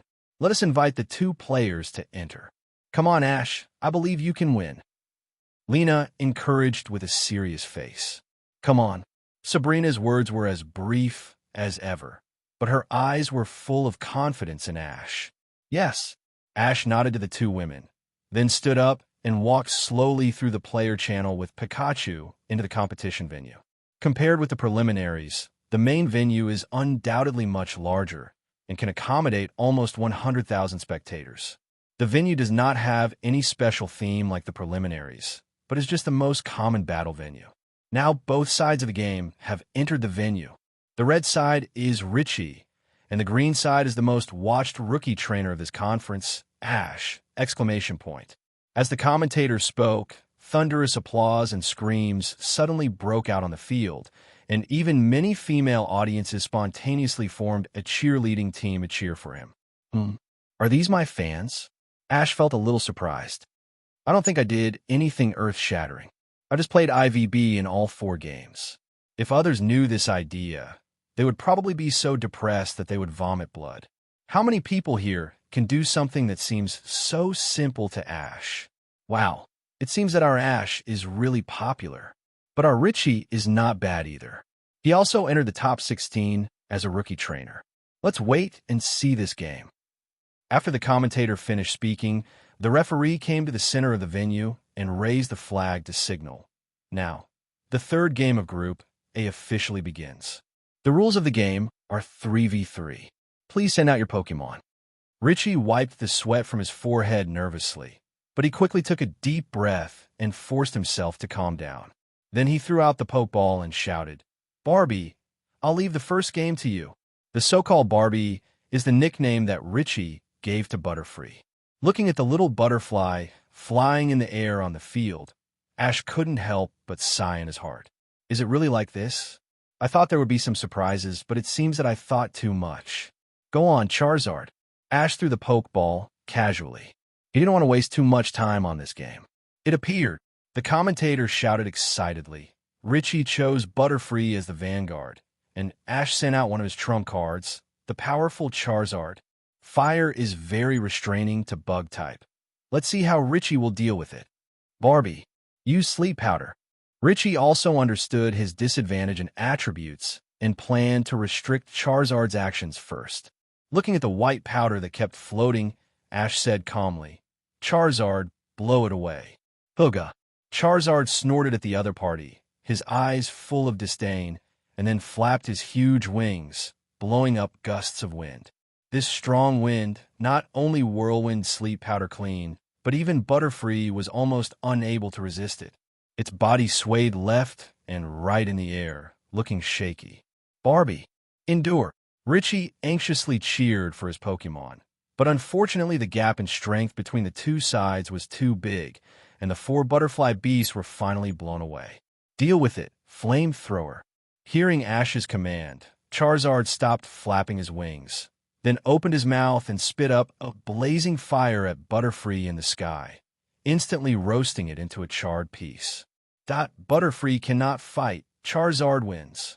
The referee immediately raised the flag and announced loudly, and the commentators seemed to be stunned for a while, and then said, that I didn't expect the first battle to end so quickly. It seems Ash's strength is still as strong as ever. In fact, Not only the commentator, but almost all the audience present were stunned. No one thought that Butterfree would lose so quickly. This is already a formal game. Because of this, the commentator had nothing to say, and finally could only say such a lame line. Barbie, come back, double. Richie's forehead was covered with cold sweat. Although he knew that the opponent was very strong, he didn't expect him to be so strong. His Butterfree had no power to fight back and was completely beaten. Good job. Jiangben, it's up to you. But now that things have come to this, Richie can only bite the bullet and fight on. As for admitting defeat, it is absolutely impossible for him. Even if I lose, I must persist to the end. Jiangben is a Charmander of Richie, and his rival is the final evolution of Charizard. The two sides just stand there, and the aura of this Charmander is more than one level lower. At this time, almost all the audience present had no expectations for the outcome of this battle. Even the talkative commentator did not dare to speak anymore, because there was really nothing to talk about. Jiangben, I believe that your strength will not lose to anyone. Even your final evolution is the same. Use Flamethrower. But Richie didn't think so. As a trainer, he fully achieved trust in your own Pokemon, issued an attack order with great momentum. After receiving Richie's order, Charmander was a little timid, but he still gathered his courage and used all his strength to spit up a pillar of fire that was so powerful so far. But even so, in front of Charizard, this level of attack was not enough, and Charizard was too lazy to dodge. Let's see what a real flamethrower is. Ash felt a little bored. Facing such a rival, neither it nor Charizard could muster the enthusiasm to fight. Roar! Charizard's Solation responded, and then a pillar of fire, several times thicker than Charmander's, shot out from its mouth, engulfing Charmander's flamethrower in the blink of an eye. When the flames dissipated, Richie's Charmander had already turned into black charcoal, and mosquito coils appeared in his eyes, and he had undoubtedly lost his ability to fight. Damn it! Seeing Charmander lose so badly, Richie couldn't help but grit his teeth secretly. He thought that with his hard training of Charmander, rival would not necessarily lose even if it was Charizard. Who would have thought that the result was not only a loss, but a complete defeat? No wonder Ash looked so confident. Rival was too. Well, how should I put it? There's a little gap in the strength of the two sides. Lena thought for a long time and finally commented very tactfully. This game, a sure win. Sabrina also agreed with Lena's words. General, 44, thank you for your hard work. After taking Charmander back, Richie only had the last Pokemon available, and his choice was naturally Ryan. It's your turn. This time, Richie sent a Pikachu to the field. Unlike other Pikachu, this Pikachu had a tuft of bangs on its forehead, which looked very individual. I will not admit defeat, and I will never give up until the last moment. Richie said seriously, Ryan, please, help me win. What? Richie actually sent out Pikachu. This is too reckless. And Ash doesn't seem to have any plans to replace Charizard. Is he going to complete another 1v3 this time? The commentator's words attracted a lot of discussion from the audience. As we all know, Pikachu is not a powerful Pokemon, and is more often used as a pet. But Ash also has a Pikachu, which makes people dare not easily assert. After all, everyone thinks that a master like Ash should have a very strong Pokemon in his hand, right? However, Ash doesn't pay much attention to Ryan's strength. Of course, even if it is Pikachu, if it is well trained, it is not without any fighting power, but his Pikachu is not the same. Not every Pikachu can have the blessing to get a magical artifact like Light Ball, because there is only one Light Ball in the world. Just then, Pikachu suddenly pulled his trouser leg, pointed at himself, and said, Pika! Pika? Ash, how about letting me play in this game? You? Ash was stunned, and then immediately understood Pikachu's thoughts. It was obvious that he had a competitive spirit after seeing that the other party was also a Pikachu. In addition, since the Indigo Plateau Conference, Ash has never sent Pikachu to play, so this kid couldn't help but get itchy. No, you are my secret weapon, and there will be opportunities for you to play in the future. Ash rubbed his head and comforted him softly. before encountering a real strong enemy. He wanted to conceal his own information as much as possible. You also have a Pikachu. Richie looked at Ash's Pikachu. Your Pikachu looks very well bred, but my Ryan will not lose to it. Really? Unfortunately, before that, you have to find a way to pass Charizard first. Ash said indifferently, and Charizard looked down on Ryan with a disdainful look. In Charizard's opinion, the strength of Run and Pikachu is completely different. After fusing with the Light Ball, even Charizard has no confidence to beat Pikachu, let alone this not-so-good little thing in front of him. Seeing that rival and other Pokemon look down on him, even if Richie had a good temper, he couldn't help but feel angry, and Run was even more angry, sizzling at Charizard. Hoa! Charizard saw that Ren dared to taunt him, and he was immediately furious, raised his right foot and stomped heavily on the ground, knocking Ren to the ground. Although Ren quickly got up, he was knocked down by Charizard again and again. After several times, Charizard seemed to feel tired of playing and began to flap his wings and whirlwind Ren out again. It was indeed this process. Ash originally thought that the butterfly effect could bring him some surprises, but the opponent was still as vulnerable as in the original book. Charizard didn't seem to be fighting at all, but rather bullying kindergarten kids. Stop playing around.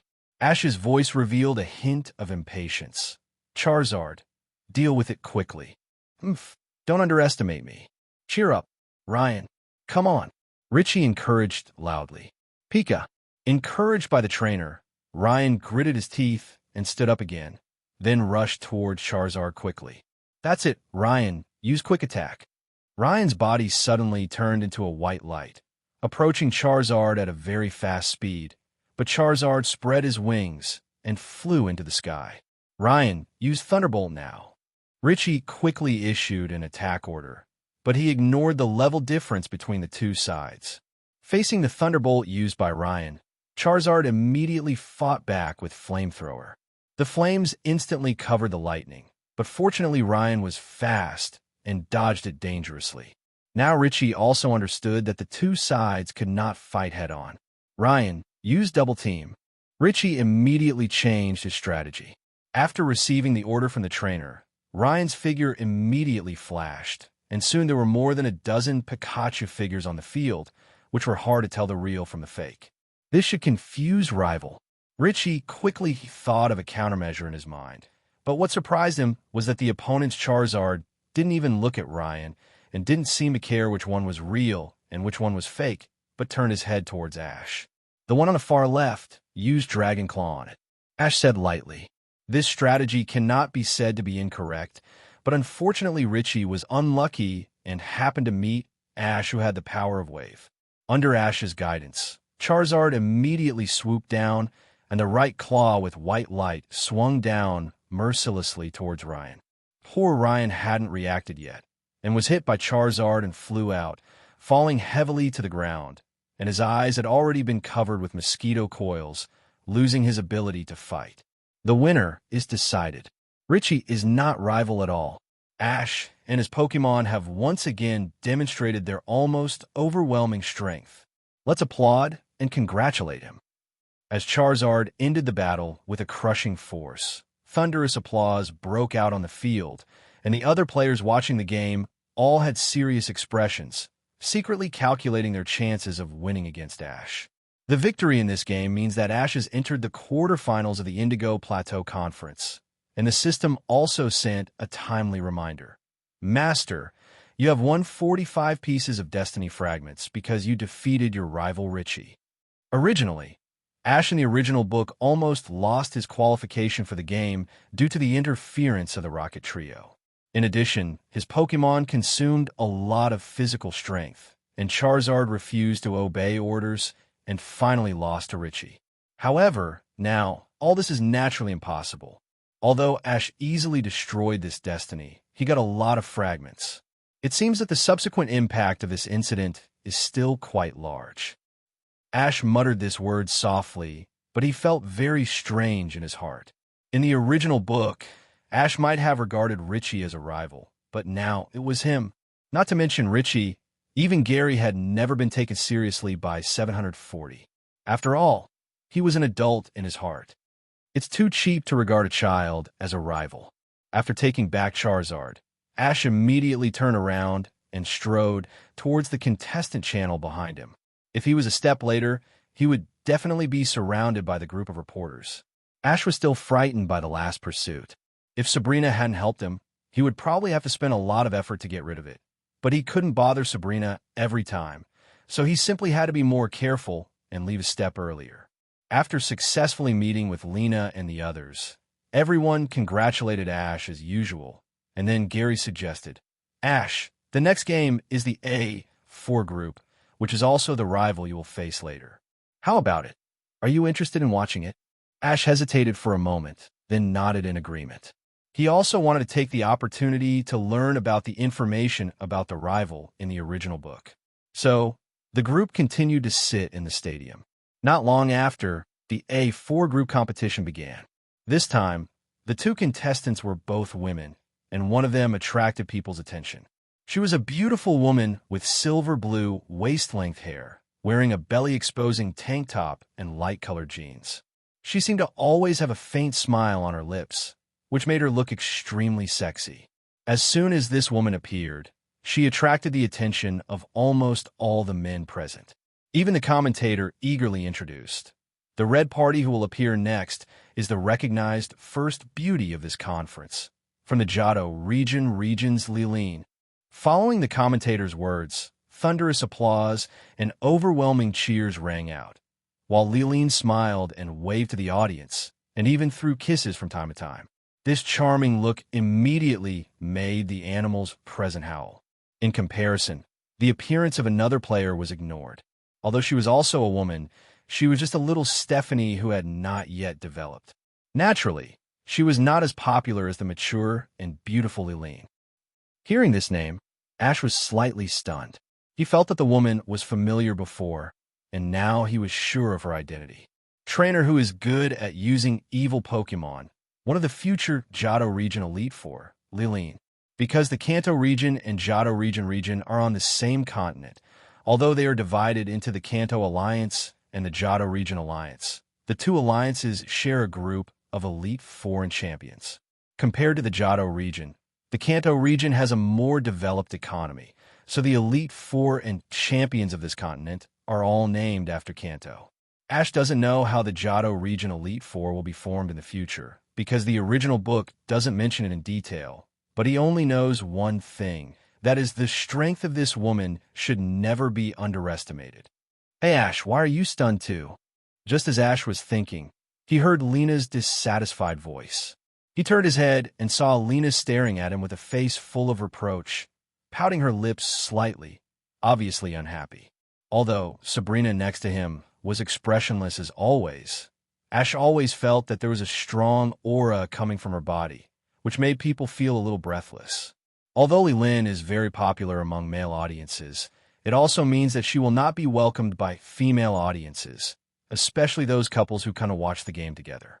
When the woman sees her boyfriend staring at other women, she will naturally fiery wrath and start to use her special moves. "Wife, it hurts. I won't dare to do it again. Don't. If you pull it again, it will fall off." Scenes like this are constantly happening in every corner of the stadium. Jealous girls are extremely scary. As long as they pinch the soft flesh on their boyfriend's waist hard, they could be controlled and obedient. Simply Ash didn't have such troubles, because he had a good figure and there was no soft flesh on his waist for people to pinch, so he was spared from physical pain. Of course, this was not the point. The point was that he was wronged. Ash was about to explain, but Gary, who was standing beside him, was just looking for trouble and added fuel to the fire. Actually, this can't be blamed on Ash. After all, he is a boy in adolescence. It is inevitable that he will be stunned when he sees such a mature and beautiful big sister. Gary's words immediately made the two women more angry, and Ash's mother Delia, contrary to her usual behavior, did not participate. She just held Manafi and talked. Obviously, she didn't want to care and was ready to play dumb to the end. "You are stunned. You betrayed your teammates." Seeing Gary's gloating look, Ash couldn't help but curse in his heart, but his face did not show any expression, and said in a calm tone, "What do you know? That woman is not a simple thing. Her strength is not inferior to that of the Elite Four." "What?" Gary naturally didn't believe it. "Let's not talk about whether you are exaggerating or not. But the problem is that the woman hasn't even sent out Pokemon yet. How do you know whether she is strong or not? This is where you are still immature." Ash deliberately put on an unfathomable look and said slowly with a slightly disdainful tone, "If it is an experienced trainer, he can roughly see the strength of rival at a glance, especially the powerful rival, whose aura is as eye-catching as an emperor. For example, Master Bruno. Even if you look at him, don't you think that the other party must be a master?" As if afraid that Gary would not believe it, Ash also gave an example. In fact, these are all nonsense made up by Ash. Bruno has no aura at all. He looks like a wild man at first glance, and the reason why he said this is just to cover up his own lies. After all, he can't explain how he knew about Li Lin. After being fooled by Ash, Gary and the others seemed to be afraid of being embarrassed, and all nodded in a half-understanding manner, while Professor Oak, who was sitting next to him, had an expression of wanting to laugh but holding back his laughter, and it took him a long time to hold it back. Obviously, Ash's words were good enough to fool these ignorant boys and girls, but they were still not enough for Professor Oak, an old fox, not to mention that he himself had been an elite. Naturally, he knew that it was not as suspenseful as Ash said. However, the situation on the field proved that what Ash said was true.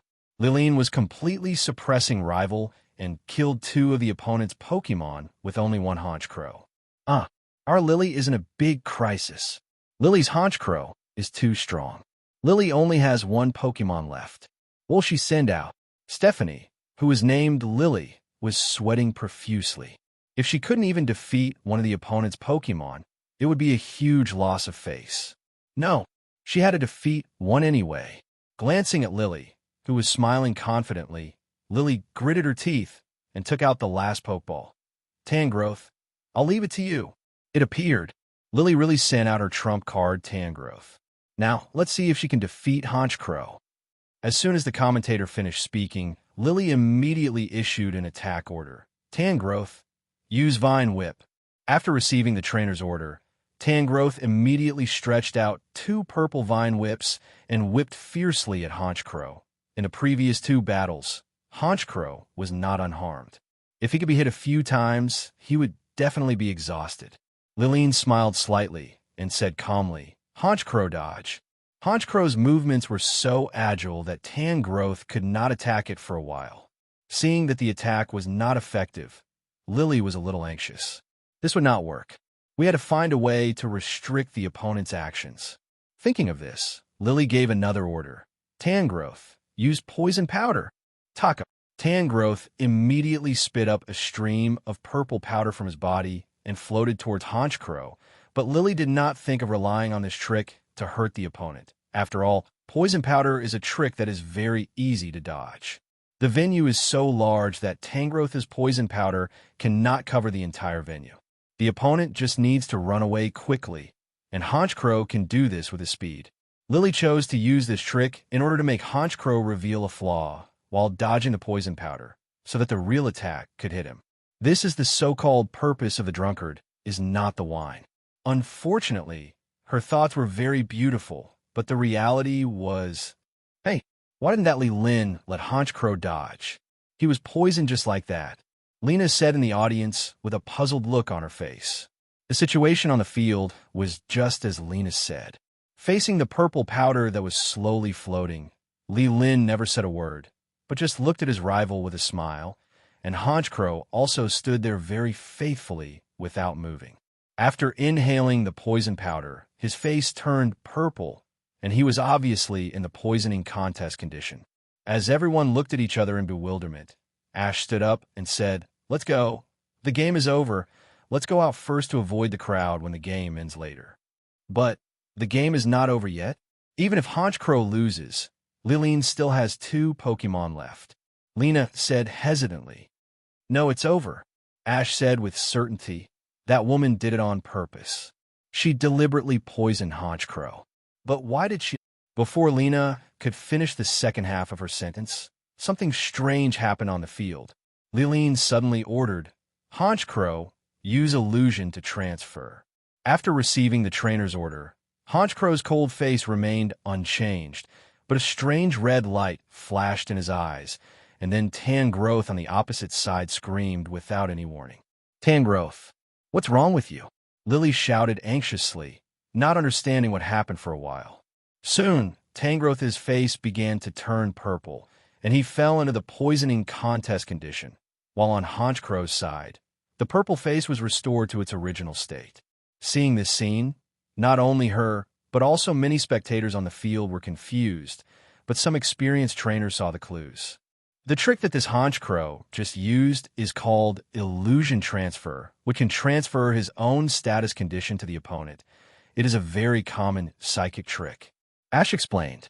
Psychic trick? Lena was stunned, and then asked, Sister Sabrina, have you heard of this trick? No. Sabrina answered truthfully. Logically speaking, as a psychic and the owner of the Saffron Gym, she should be familiar with psychic special moves, but Sabrina doesn't feel embarrassed. If she knows, she knows. If she doesn't know, she doesn't know. Therefore, in a sense, Sabrina is quite easy to understand. It's normal that you don't know. After all, very few Pokemon can learn this special move. In fact, even Ash himself didn't know it at first. He only found out after asking the system. After all, there are hundreds of Pokemon's special moves, and he doesn't have the ability to remember them. In addition, there is another piece of news that makes him a little interested. That is, Honchkrow itself cannot learn illusion transfer and must rely on the special moves inherited from parents, and the probability is extremely low. In other words, Liline must have spent a lot of effort to select and train this Honchkrow, and it would be difficult to do it purely by luck. But after thinking about it carefully, Ash felt that this was natural. After all, the other party is the future Elite Four. How could he not care about Pokemon? Not long after Ash and the others left, the winner was decided. Tangrowth, who was trapped in the poison contest condition, could not hold on for a few rounds and was dragged to death by Honchkrow. Gorilyn also qualified for the quarterfinals. Ash was full of expectations for the next battle. All the rivals he encountered in the Indigo Plateau Conference were cannon fodder. It was not easy to meet a rival of equal strength. Naturally, he had to prepare well and defeat the enemy with the most full contest condition.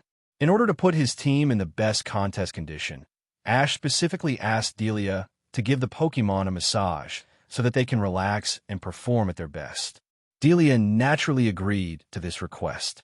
The group came to the backyard of the contestants' dormitory. Ash immediately released the Pokemon that needed massage, and Delia also began to prepare. So Aunt Delia is a Pokemon masseur? That's amazing. I heard that it's very difficult to pass the exam. Lena exclaimed in surprise. It's nothing, actually. I've been in this industry since I started traveling. Until now, I'm just a little more professional, Delia said modestly. The number of Pokemon masseurs is extremely rare because massaging Pokemon is not the same as massaging humans. The difficulty between the two is very different. The former requires not only professional techniques, but also a lot of knowledge about Pokemon, because different Pokemon have different body structures, and each one needs to use different massage techniques, which requires a lot of effort. There are a total of 5 Pokemon that need to be massaged by Delia: Pikachu, Lucario, Charizard, Aerodactyl, and Eevee. Since Onix and Metagross have special body structures, they don't need it. However, before Delia started, these guys who refused to calm down suddenly made a fuss, and the reason made Ash laugh and cry, which was actually about the order of who should go first and who should go last. Zhiye, I won the game just now by myself, so I should go first. Charizard crossed his arms and had an unhappy expression on his face. Zhiye, so what? I have the most appearances.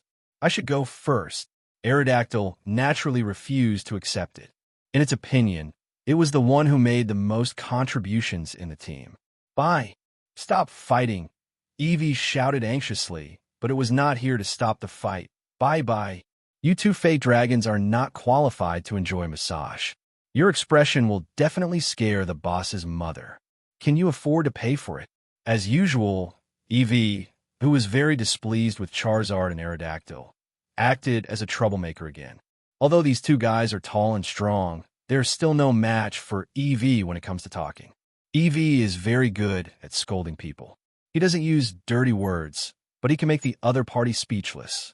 In a few words, he directly belittled Charizard and Aerodactyl as worthless, as if they were born in this world and were sorry for the people.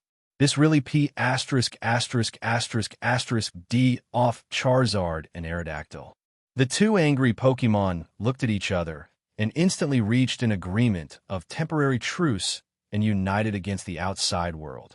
At this time, Eevee didn't know that he was about to be in trouble and was still talking in chatter, but Charizard couldn't help it anymore and directly fired a powerful flame at it. What the hell? Eevee was startled and subconsciously used a lazy donkey roll to avoid it. Then he stood up and cursed. Bye, old spray.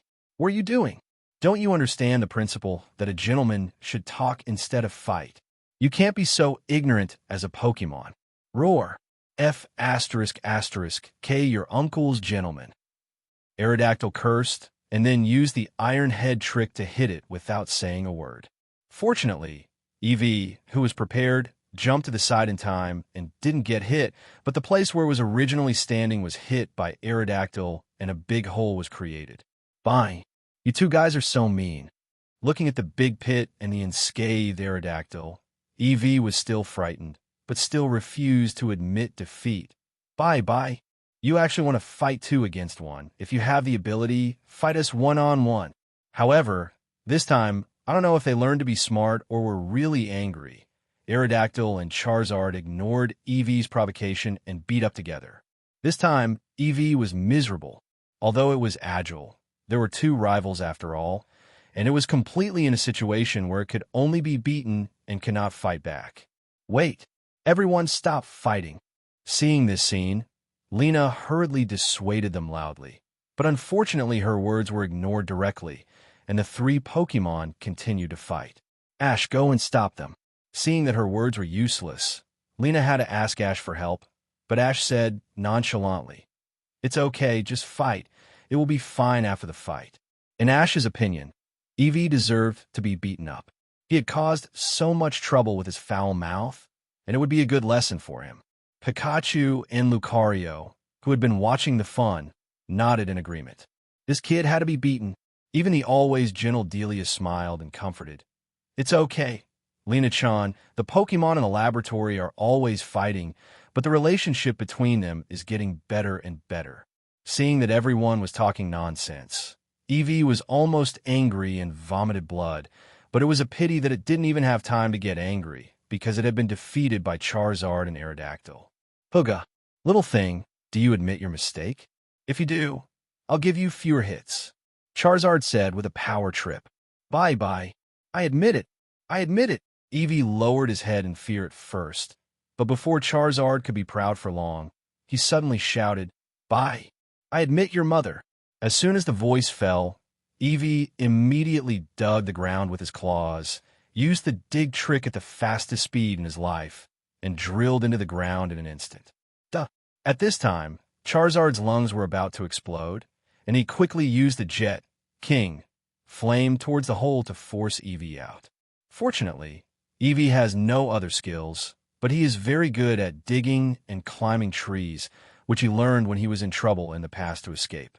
Therefore, Charizard and Aerodactyl couldn't take away for a while, so they had to fight against the cave entrance. But staying underground for a lifetime is not a solution. At this time, Eevee's little brain is working quickly, trying to find a solution to the current dilemma, but he can't think of any good ideas. Bye. Is it really too weak? Eevee muttered to himself, a little depressed. If it could decide on the evolution form, it would definitely not be so passive like now. Bye. That's right. Eevee's eyes suddenly lit up, and it remembered the information it had seen when choosing the evolution form before. Since we have to deal with those two fake dragons, it seems that we must become a dragon slayer. Since Ash considered Eevee's thoughts, he decided to let it choose its evolution form a long time ago. Anyway, no matter which one it is, Ash is confident that it can play its role. Now, in order to become a dragon slayer, Eevee naturally chose the fairy-type Sylveon. As for the ice Pokemon, it is not that it has not considered it, but the current conditions do not allow it. The evolution condition of the ice Pokemon must touch the ice rock, and this special rock can only be found in the cold Sinnoh region. How can Eevee find it in a short time?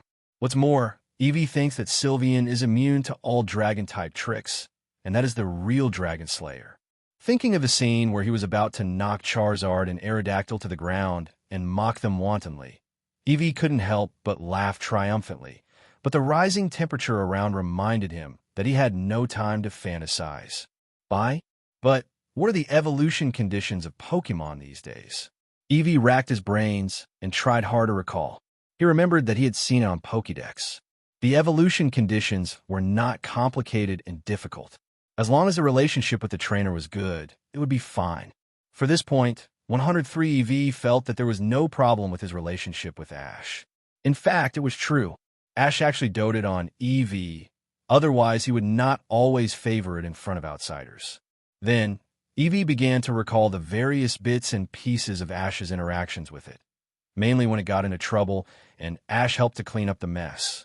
Every time that happened, Eevee would think how good it was to have such a master. As Eevee was thinking, he suddenly felt a strange force surging from his body. Obviously, this was a sign of evolution. Haha, wait, there is no fertilizer. See how I will teach you a lesson later. Accompanied by the light of Eevee's evolution, its heart was filled with a beautiful vision of future life. Punching Charizard, kicking Aerodactyl, and becoming the strongest Dragon Slayer plus. On the surface, Charizard was still trying to spray raging fire into the cave, but Eevee Dig's ability was too strong, and the fire could not hurt at all.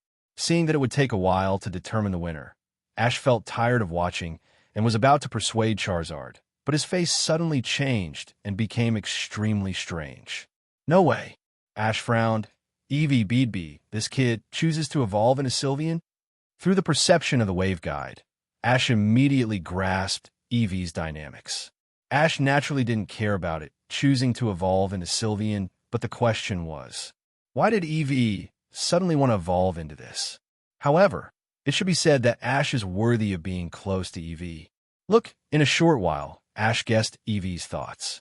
This silly boy must have thought that Charizard and Aerodactyl both have the word dragon in their names, so he evolved into Sylveon to restrain them.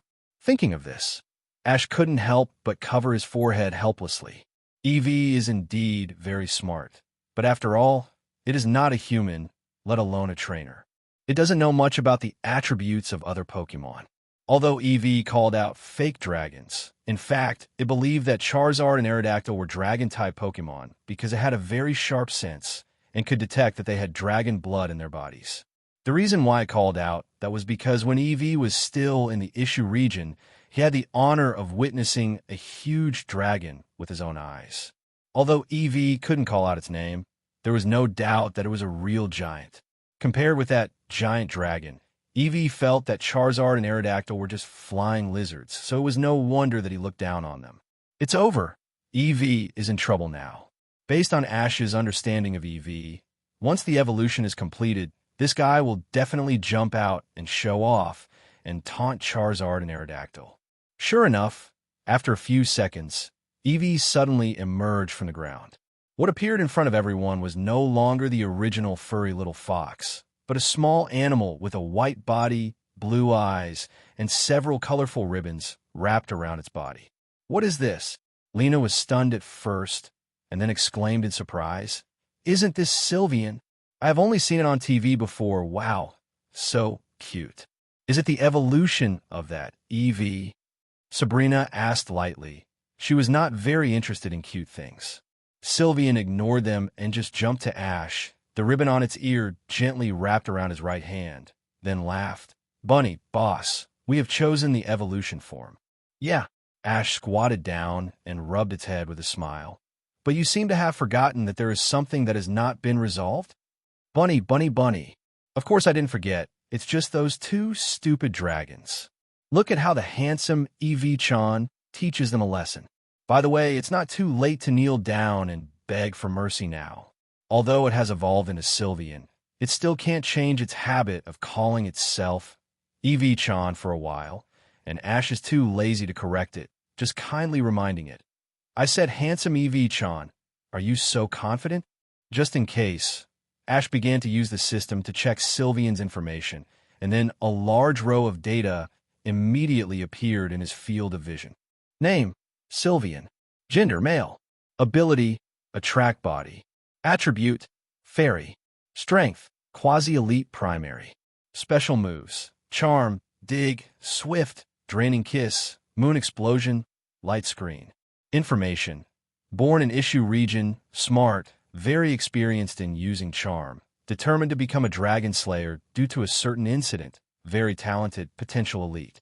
According to the data given by the system, Sylvian's strength has indeed improved a lot after evolution, from the original elite level to the quasi-elite level, but is still far behind Charizard and Aerodactyl. If they were both female, then Sylvian might have some chances, but the problem is that those two are definitely male. Biuni, don't worry, let's see how we deal with them. Seeing that Sylvian still didn't know the disaster was coming, Ash shook his head helplessly and didn't say much, but just silently took out the Pokédex and turned out the information of Charizard and Aerodactyl for it to check. After a moment of silence, Sylvian turned his head mechanically. Seeing the two huge figures approaching, he swallowed his saliva and showed a flattering smile on his face. Bunny? Big brothers, can we discuss something? Bunny boo. Bunny. I just evolved and can't stand the abuse from you two. Even if you really want to hit me, at least don't hit me in the face. The endless, miserable growl of Sylvian echoed in the sky of the contestants' dormitory. Although Sylvian was beaten up in the end, Charizard and Aerodactyl still held back a little considering that there was an important game the next day. Bunny, we agreed not to hit each other in the face. Boss, these two guys don't keep their word. At this time, Sylvian had two big black spots on his face and was complaining to Ash desperately, but Ash naturally ignored it and just comforted it helplessly. How could you agree? Anyway, let's forget about this matter. Who told you to provoke them first? Hearing what Ash said, Sylvian also realized that it was meaningless to continue making trouble like this, so he simply gave up and didn't mention it anymore. Instead, he took the opportunity to make a request. Bunny, then boss, to comfort my injured heart, buy me ice cream. Of course you can, but you have to finish the special training in the afternoon first. Ash replied. Bunny? Special training? Sylvian felt a little strange. Bunny boohoo. Didn't you say that we should be substitutes? Why do we suddenly have special training again? In the original plan, considering Eevee's weak strength, Ash intended to make it a substitute, but now that it has evolved into Sylvian, the plan must be changed. In short, you have to get familiar with your new body as soon as possible, and it would be best if you can learn some new tricks to cope with tomorrow's game. Ash did not explain in detail, but Sylvian also understood that it seemed that he would play tomorrow, and immediately assured confidently, Bunny, no problem. Soon, Delia's massage treatment was over, and all Pokemon felt comfortable, and the pressure and fatigue brought by the competition in the past few days were all swept away. After enjoying a sumptuous meal, there will be a match for Gary in the afternoon. Due to the need to train Sylvian, Ash can't spare time to watch it, so he can only wish him a little apologetically, Gary Ruwa. Don't worry. Gary smiled and hit his shoulder. I won't lose until I defeat you. Although it was a bit regretful that Ash couldn't go to watch the game, Gary understood in his heart. If it were him, he would also prepare for his own game first. After all, this is a very important Indigo Plateau conference, especially for Trainer. It means more. How can you not treat it carefully? Well, Ash, how about I stay with you? Help you pour water or something. Sylvie and Lena suggested hesitantly. Hearing this, Sabrina seemed to want to speak, but Ash spoke first. It's okay. You should go watch the game too. There's no point staying here, and you can also help me collect information about Rival. Watching Pokemon training is indeed quite boring, at least not as exciting as Pokemon battles, so Ash rejected her kindness. After all, it's a rare Indigo Plateau conference. Wouldn't it be a pity to miss the exciting battle? Okay, but don't worry. I will definitely write down all of Rival's performance. Lena patted her chest and promised, and took out paper and pen from her bag, as if she wanted to write it down by hand. Thank you. Ash felt that this seemed a bit exaggerated. He originally just wanted Lena to tell him roughly, but seeing that Lena insisted on doing so, he could only say thank you. After parting with everyone temporarily, Ash and the Pokemon officially started training. Except for Sylveon, he let the other Pokemon freely do some appropriate basic training, mainly running and the like, just to prevent the body from being lazy. He personally coached Sylveon. By querying the Fate database, Ash quickly found a suitable training plan for Sylveon. Since the time was still short, it would not be possible to see any effect for a while. Fortunately, Sylveon's level was not low, and the size after evolution was not much different from that before evolution. So it only took an afternoon to get familiar with the new body. At least there would be no big problem in the battle. It was not until the evening that Ash asked all the Pokemon to stop practicing. Since the intensity of the training was not high, these guys did not look tired. But considering tomorrow's game, Ash decided to let them rest and recuperate this night and not do more training. Asterisk, asterisk, asterisk, asterisk, asterisk, asterisk. Ash first went to the Pokemon Center to restore the Pokemon strength, and then rushed to the restaurant to meet up with Professor Oak and the others. However, after arriving there, he found that their faces seemed a little strange, especially Gary, who showed an unstoppable disappointment in his eyes. Hey, Ash, is the special training over? Are you okay? Gary greeted him with a forced smile. Yeah. Ash nodded, but didn't say anything more. He just sat down next to Lena in silence. Looking at Gary's performance, he knew that he must have lost. For a moment, Ash didn't know how to comfort him, not to mention that he himself was not good at comforting others. At this moment, Ash and his table were suddenly caught in an extremely strange scene. Everyone sat quietly and didn't speak, which made the other diners look at them with strange faces and whispered and talked nonstop. Hey, there's no need to be like this. Professor Oak couldn't help it. Gary just lost a game. He's just a new trainer. This result is pretty good for him. Seemingly influenced by his grandfather, Gary cheered up a little and then shouted loudly, "That's right. Let's order something to eat. We're starving after such a fierce game." The atmosphere on the field finally eased after the two grandparents made such a fuss, and Ash finally had the opportunity to ask, "Gary, who defeated you? Is he famous?" If you want to say famous, it doesn't seem to be very famous. You can ask Lena for details. Gary replied. Hearing this, Lena immediately took out a piece of paper and handed it to Ash. After taking it, it was full of the information she had collected. The handwriting was very neat, but the only flaw was that the information she wrote was a bit confusing. His name is Will. He has a strange mask on his face. The Pokemon he sent out include Xatu. The special moves he used include Strange Light, Illusion, and another one is Grumpig. The special moves he used include Power Gem, Signal Beam. After reading the information written by Lena, Ash's face suddenly became strange. It seems that this Indigo Plateau conference is really lively. Although the information in Serena's record is very confusing, Ash can roughly guess who that person is just by looking at the name and the Pokemon he uses. That's right, it's one of the future Johto Region Elite Four, the mysterious trainer who is good at psychic Pokemon. Like Liline, has never appeared in the original animation, and Ash knows very little about him, but he thinks that their strength should be at the same quasi-elite level. Thinking about it this way, it doesn't seem unfair for Gary to lose to that person. After all, Rival is the future Elite Four, not to mention that Will is much older than Gary in terms of age, so failure is inevitable. The next day, after a good night's rest, Ash finally ushered in his quarterfinals. Regarding the information about Lee Bakiki Lin, he checked the computer on the conference. As he expected, the opponent used all evil Pokemon. However, specific attributes, such as ability, special moves, gender, etc., can only be checked on the spot by using the system during the battle. In this competition, the 6 Pokemon sent by Ash are Pikachu, Sylveon, Lucario, Onix, Aerodactyl, and Charizard, but his trump card Metagross is still hidden. This is because the opponent is good at evil, and metagross is extremely disadvantageous in attributes. After thinking about it, it is better to use it as the last killer. After all, if nothing unexpected happens, the final rival will be the mysterious Will. Ash, you have to work hard for me. Don't lose. Gary is right. You are now the last player left in our pallet town. Come on. Although Gary's quartz journey is over, he and Professor Oak did not choose to go home, but stayed together to cheer for Ash. Mana, Mom, come on.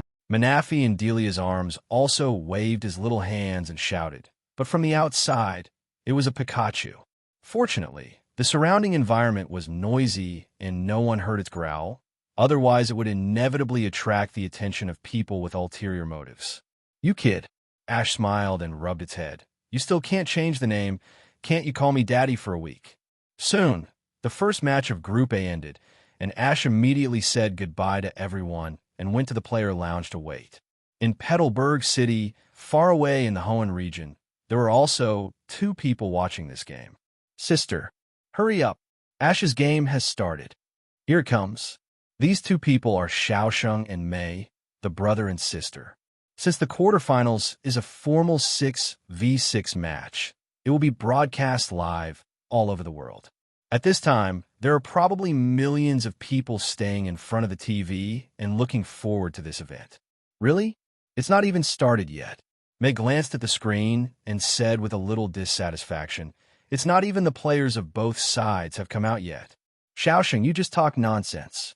Ah, sister really doesn't want to watch the game. She just wants to watch Ash. Xiaosheng teased with a teasing look on her face. What? Where is it? Mei blushed immediately, and then she was so angry that she punched Xiaosheng on the head, put her hands on her waist, and taught him a lesson. Don't joke with your own sister. Then you're not allowed to hit your own brother. Xiaosheng covered his head and fought back without showing any weakness. Just when the 2 siblings were staring at each other, their eyes were about to pop out, the commentator's excited voice came from the TV. Dear audience, this is Quartz Stadium, and the second game of Group A of the quarterfinals is about to begin.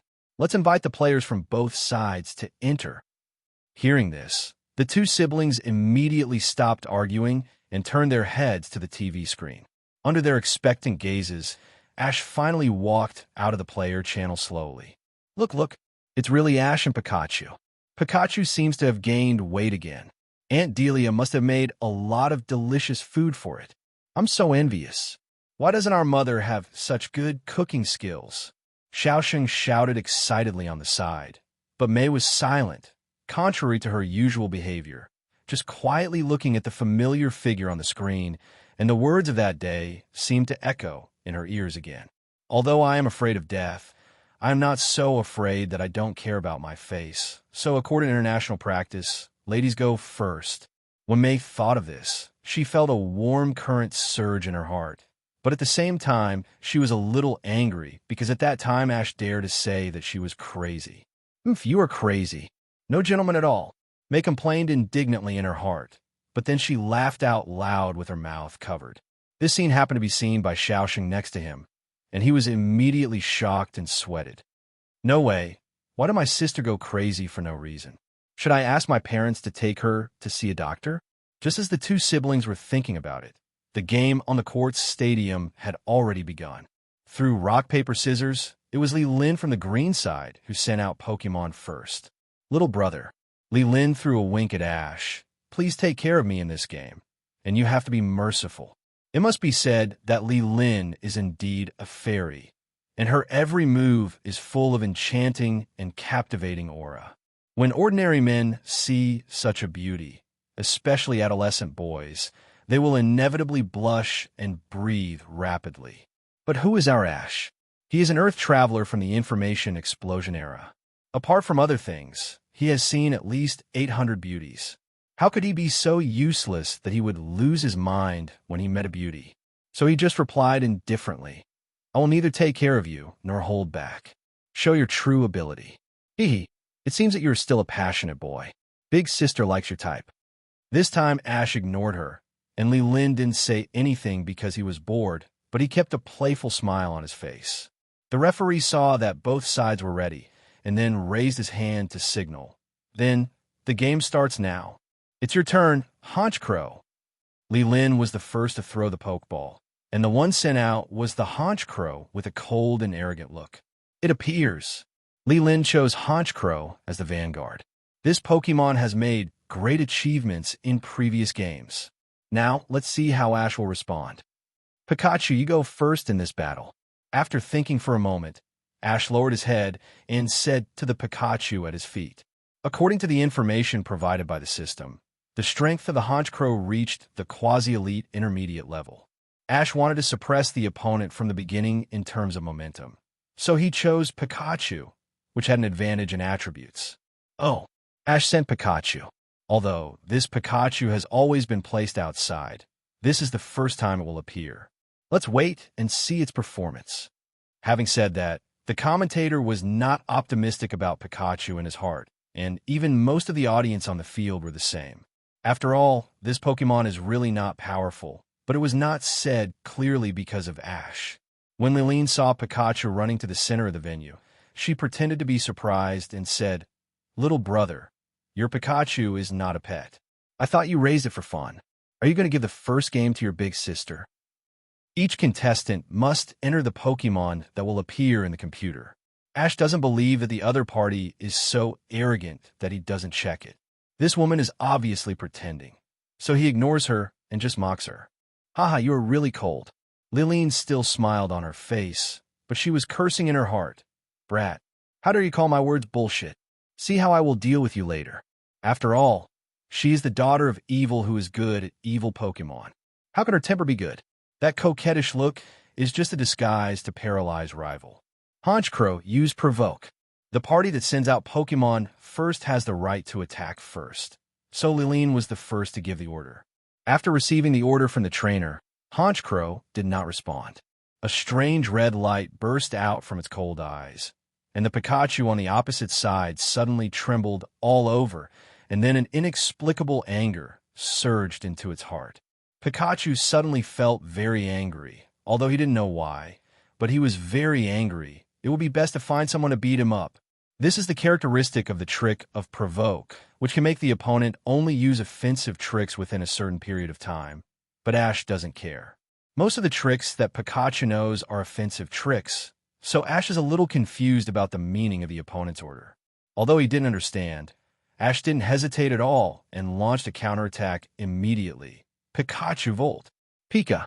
The golden electric current instantly gushed out from Pikachu's body and swayed towards the opponent.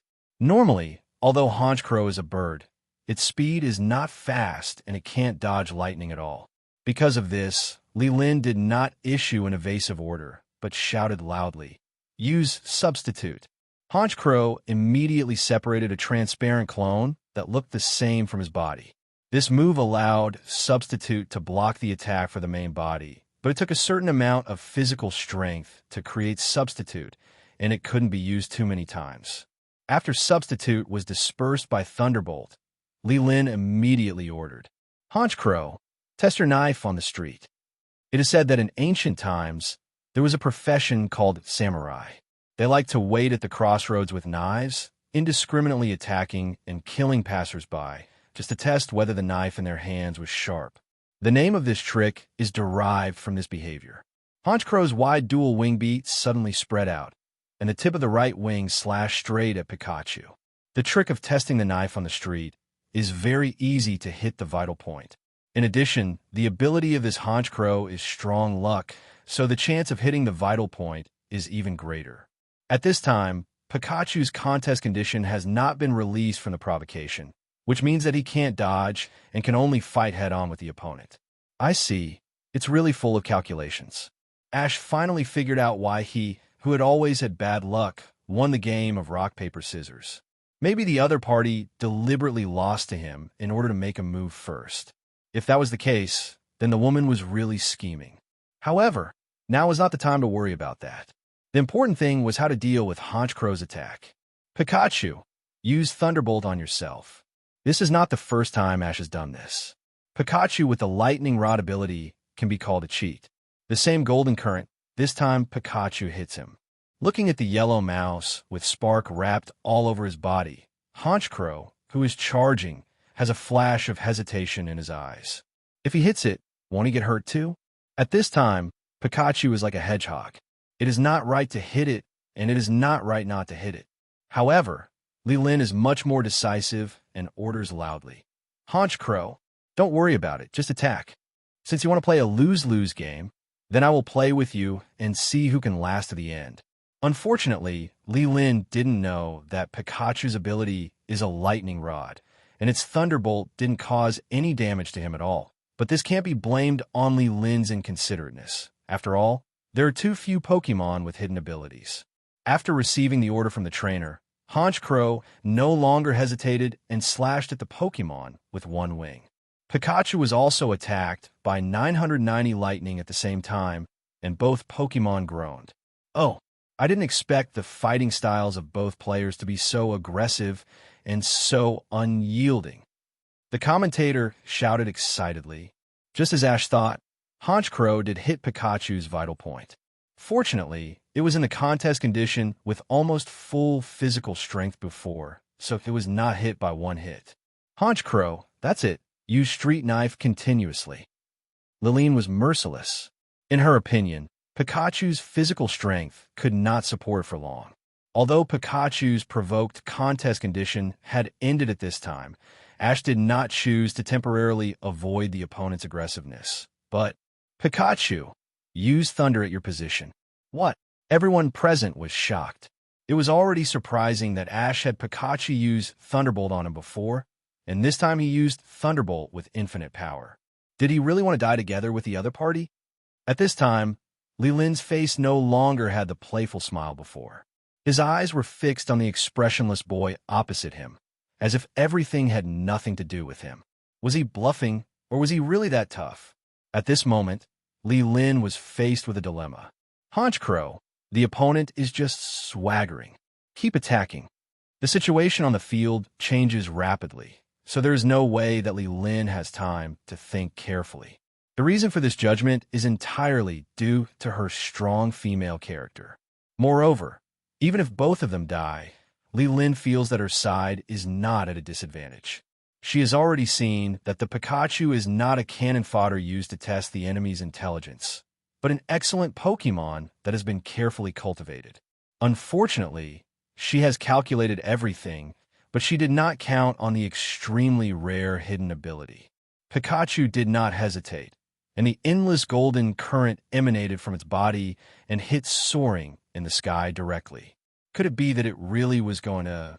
Before Li Lin came back to her senses, the next second, under the dull eyes of the audience, endless lightning fell from the sky and completely covered the 10 areas where Pikachu and Honchkrow were. Unless it is raining, the Thunder move has a low hit rate because it takes several seconds to guide the target to be attacked, but Pikachu's Thunder is an all-round, indiscriminate attack, which saves these troubles. Because of this, it is extremely difficult for the opponent to dodge. Whether it is double team or any other dodge type moves, it will not work at all. Boom! For a while, the deafening thunder sounded continuously, and the dust on the field suddenly rose, making it difficult to see the situation inside. Seeing this situation, everyone thought that the two Pokemon must have lost their combat ability. After all, the power of this thunder move is too great. Even if the electric Pikachu has resistance to it, it is afraid that it will not be able to withstand it. Oh my god! The commentator's voice was trembling. Ash's fighting style is as tough as ever. He actually chose a tactic of mutual destruction. In the audience, Lena and others were also looking at the situation on the field with a worried look on their faces. Professor Oak frowned and said, "This kid is too reckless. It seems that he is a little impatient because of the opponent's strategy. After all, he is still too young." Professor Oak sighed in his heart. He knew very well how strong Ash's Pikachu was. After all, Ash had worked hard to cultivate it for several years. I'm afraid that its strength in the team is second only to Metagross. It's really not a wise move to just fight with a Pokemon of the opponent. Haha, little brother, you are really cold to your Pokemon, very manly. Li Lin said with a grin. What nonsense are you talking about? Unfortunately, Ash didn't buy it. You are the same. can I say that women are the most vicious? If Li Lin could have ordered Honchkrow to retreat immediately when Ash gave the order, then Thunder probably wouldn't have affected Rival. But Li Lin had to play with his heart. Haha. Li Lin smiled softly and was about to speak when the smoke on the field just dissipated. She subconsciously glanced over and her smile froze. Not only her, but all the spectators in the stadium were dumbfounded because Honchkrow fell to the ground in black as expected, but Pikachu was standing there intact. This made everyone puzzled. Under this terrifying bolt strike, even some weak ground Pokemon could be injured, not to mention that Pikachu did not show any signs of injury at all, and it was emitting a dazzling golden light. Honchkrow cannot fight, Pikachu wins. After being stunned for a moment, the referee quickly raised the flag and announced loudly, and the field was suddenly noisy, with discussions one after another. Grandpa, what is going on? Gary was puzzled and had to ask Professor Oak. This. Professor Oak stroked his chin, and suddenly his eyes lit up. I understand. Pikachu's ability is a lightning rod. Look at Ash's Pikachu. It's obvious that it has absorbed the lightning. Grandpa, are you confused? Pikachu's ability is obviously static electricity. Could it be that he has changed one? Gary's question immediately stumped Professor Oak. Professor Oak and his friends knew about Pikachu's ability a few years ago, but Ash didn't tell them about the electric ball, so their information was outdated. Forget it. Let's watch the game first and ask him directly later. Even with Professor Oak's erudition, he probably couldn't imagine such a bizarre thing, so he had to postpone the matter and continue to pay attention to the game in front of him. Come back. Although Li Lin also couldn't figure out the reason, she quickly adjusted her mood. After taking back Honchkrow, she smiled and said, "Little brother, you are very good. Can you tell me why?" Ash would not get carried away just because he won a game and foolishly tell Rival the reason. Only those brainless villains in comics would do such behavior. He just gently nodded his head with his index finger. This taunt's behavior immediately annoyed Li Lin. This kid dared to say that I have no brains.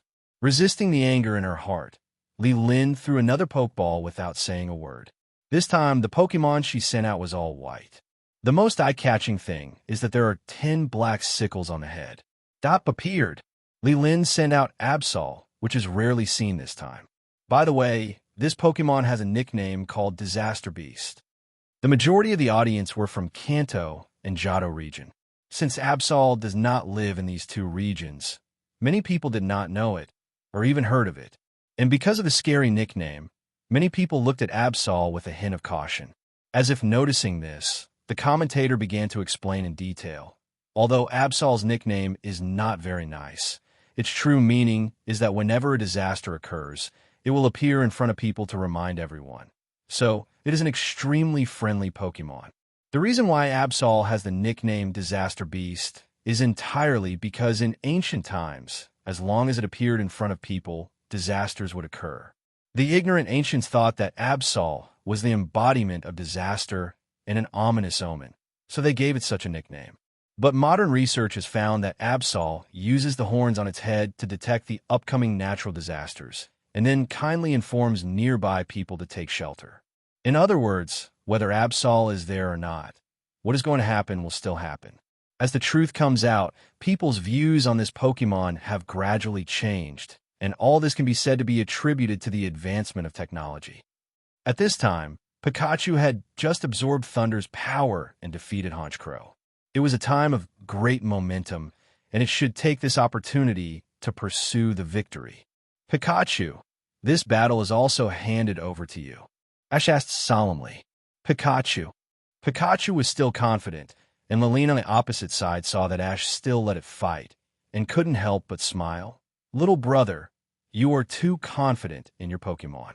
The attack just now caused a lot of damage to this child. As Liline said, although Honchkrow only hit Pikachu once, that street knife test hit the vital point. Pikachu didn't fall down immediately because of the level advantage. However, how could Ash admit it? Being mysterious is his specialty. I think you are too confident in your Pokemon's attack. Even Thunder can't cause any damage to my Pikachu, let alone the little crow. Hearing what he said, Li Lin smiled, but didn't say anything, but he was a little unsure in his heart. Could it be that this Pikachu's physical strength is really so fierce? Although Pokemon like Pikachu are generally born with low 0-50 physical strength, it is not impossible to improve it through acquired efforts, but it requires a lot of energy and financial resources. However, this thankless behavior is not without people. Coincidentally, Yuan Lin himself knows such a weirdo. Obviously, he has the ability to get all kinds of precious and powerful Pokemon, but he puts most of his energy on Earl Dervish Pokemon with low species strength and spends decades to train it to the elite level. He is a weirdo, but also a terrifying person. Including Li Lin, everyone who knows him evaluates him like this. Absol U/.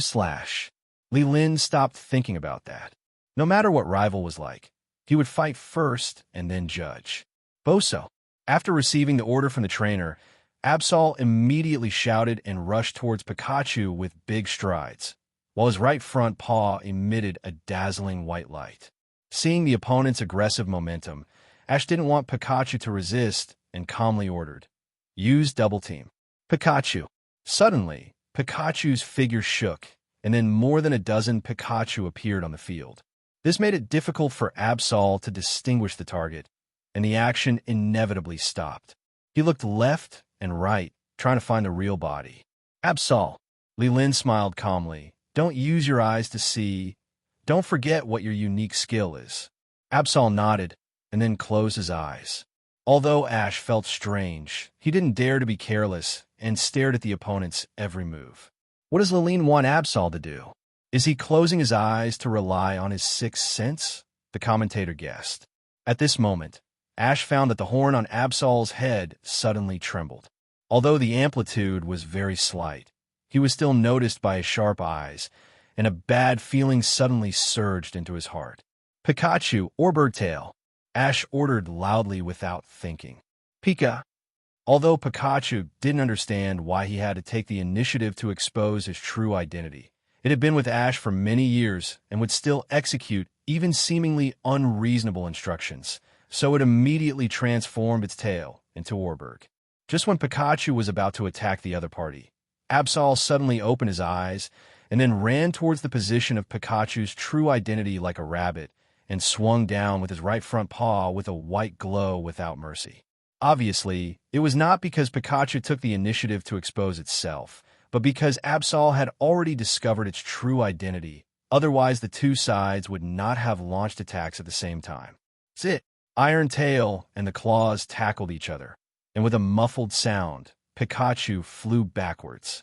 Fortunately, its attack also offset most of the opponent's power, so it landed safely on the ground. Such a strong power. Such a keen awareness. Both sides of the battle were shocked. Ash was surprised at Absol's powerful power, while Aline was surprised at how Ash knew that his side was seen through. In fact, the reason is very simple. Ash has a certain understanding of Pokemon like Absol, mainly because he used to help Professor Oak's laboratory and read various research reports on Pokemon. Among them is the one about Absol, whose horn has an incredible ability to predict disasters, but the reason has not been found out so far. So when Ash saw the horn shaking inexplicably, he chose to trust his intuition just in case, which prevented Pikachu from being attacked. Absol, use Illusion Slash. Seeing that the first attack failed, Li Lin ordered to attack again. The sickle on Absol's head emitted a purple light, and then he swung his head and fired a crescent-shaped blade at Pikachu. This blade is condensed by mental power and is extremely easy to hit the vital point. Combined with Absol's ability, strong luck, the critical hit rate is even higher. This woman's Pokemon is really troublesome. The previous Honchkro's ability was also strong luck, and the trick used was also a trick to pursue critical hits. It seems that this woman, named Li Lin, seems to be very pursuing a one-hit kill. Pikachu, Thunderbolt to disperse it. Pikachu. Golden electric current gushed out from Pikachu, colliding with the purple light blade, and immediately raised a cloud of dust, blocking the sight of both parties. Lillian took the opportunity to order, Absol, use Quick Attack to approach the opponent first, then bite with your mouth. Pikachu, use Quick Attack to keep the distance. Seeing that the opponent was pressing hard, Ash just didn't let her have her way. You still want to get close to me? Don't dream. The situation on the field was very strange at this time. I saw two white lights running around the field at a very fast speed, one in front and one behind. Although Absol's power was strong, his speed was slow, and no matter how hard he tried, he couldn't catch up with Pikachu. Pikachu used Substitute first, then use Electro Ball. Seeing that the distance between the two sides was almost enough, Ash immediately ordered a counterattack. Pikachu. After hearing Ash's words, Pikachu's body braked suddenly and made a big turn. While dragging on the ground by inertia, a transparent substitute was quickly separated from its body, blocking Absol's footsteps. At high speed, Absol had no way to get around it, so he had to open his mouth and bite Pikachu's substitute, trying to destroy it first and then attack the opponent's real body. Boso. The four sharp little tiger teeth in Absol's mouth glowed with dazzling white light, and like biting an air balloon, he easily bit through Pikachu's substitute, turning into white smoke and dissipating in the air. Just when Absol wanted to attack again, Pikachu's Electro Ball had already condensed. With the sound of beep beep, endless currents gathered along the long tail to the lightning-shaped tail, and a highly concentrated golden flash Electro Ball was formed. Seeing this, Li Lin's heart skipped a beat. Thinking of the amazing speed of the other Pikachu, he felt that something was wrong and shouted, "Absol, get out of the way!" Unfortunately, it was too late. The Electro Ball shot towards Absol at a very fast speed, hitting it hard on the cheek and exploding. Oh! Ash first let Pikachu distance the two sides, then released Substitute as a cover, and finally attacked with Electro Ball. What's more commendable is that Pikachu didn't make any mistakes in this series of instructions. It's really wonderful. As the commentators said, only Pikachu who has been with Ash for many years can do these things smoothly. If it were another Pokemon, Ash would never dare to give such an order. After all, other Pokemon have been with him for less than a year. If he gave them continuous instructions every day, they would only be in a mess. When the smoke cleared, Absol's body was clearly burned by electricity, and he was breathing heavily. It was obvious that the Electro Ball had caused him a lot of damage. Great! Ash's Pikachu is the best. Seeing Ash gaining the upper hand, Lena couldn't help but be delighted, but then asked in confusion, "But why didn't Ash let Pikachu use Electro Ball at the beginning? With Pikachu's speed, it should be able to attack first, right? To maximize the power." Sabrina explained lightly. Although both sides used Quick Attack, Pikachu Earl Dervish moved faster and the value of the increase would be higher. The power of Electro Ball depends on the speed ratio of a user and the attacked. The faster the user is, or perhaps the slower the attacked is, the greater the damage caused by Electro Ball.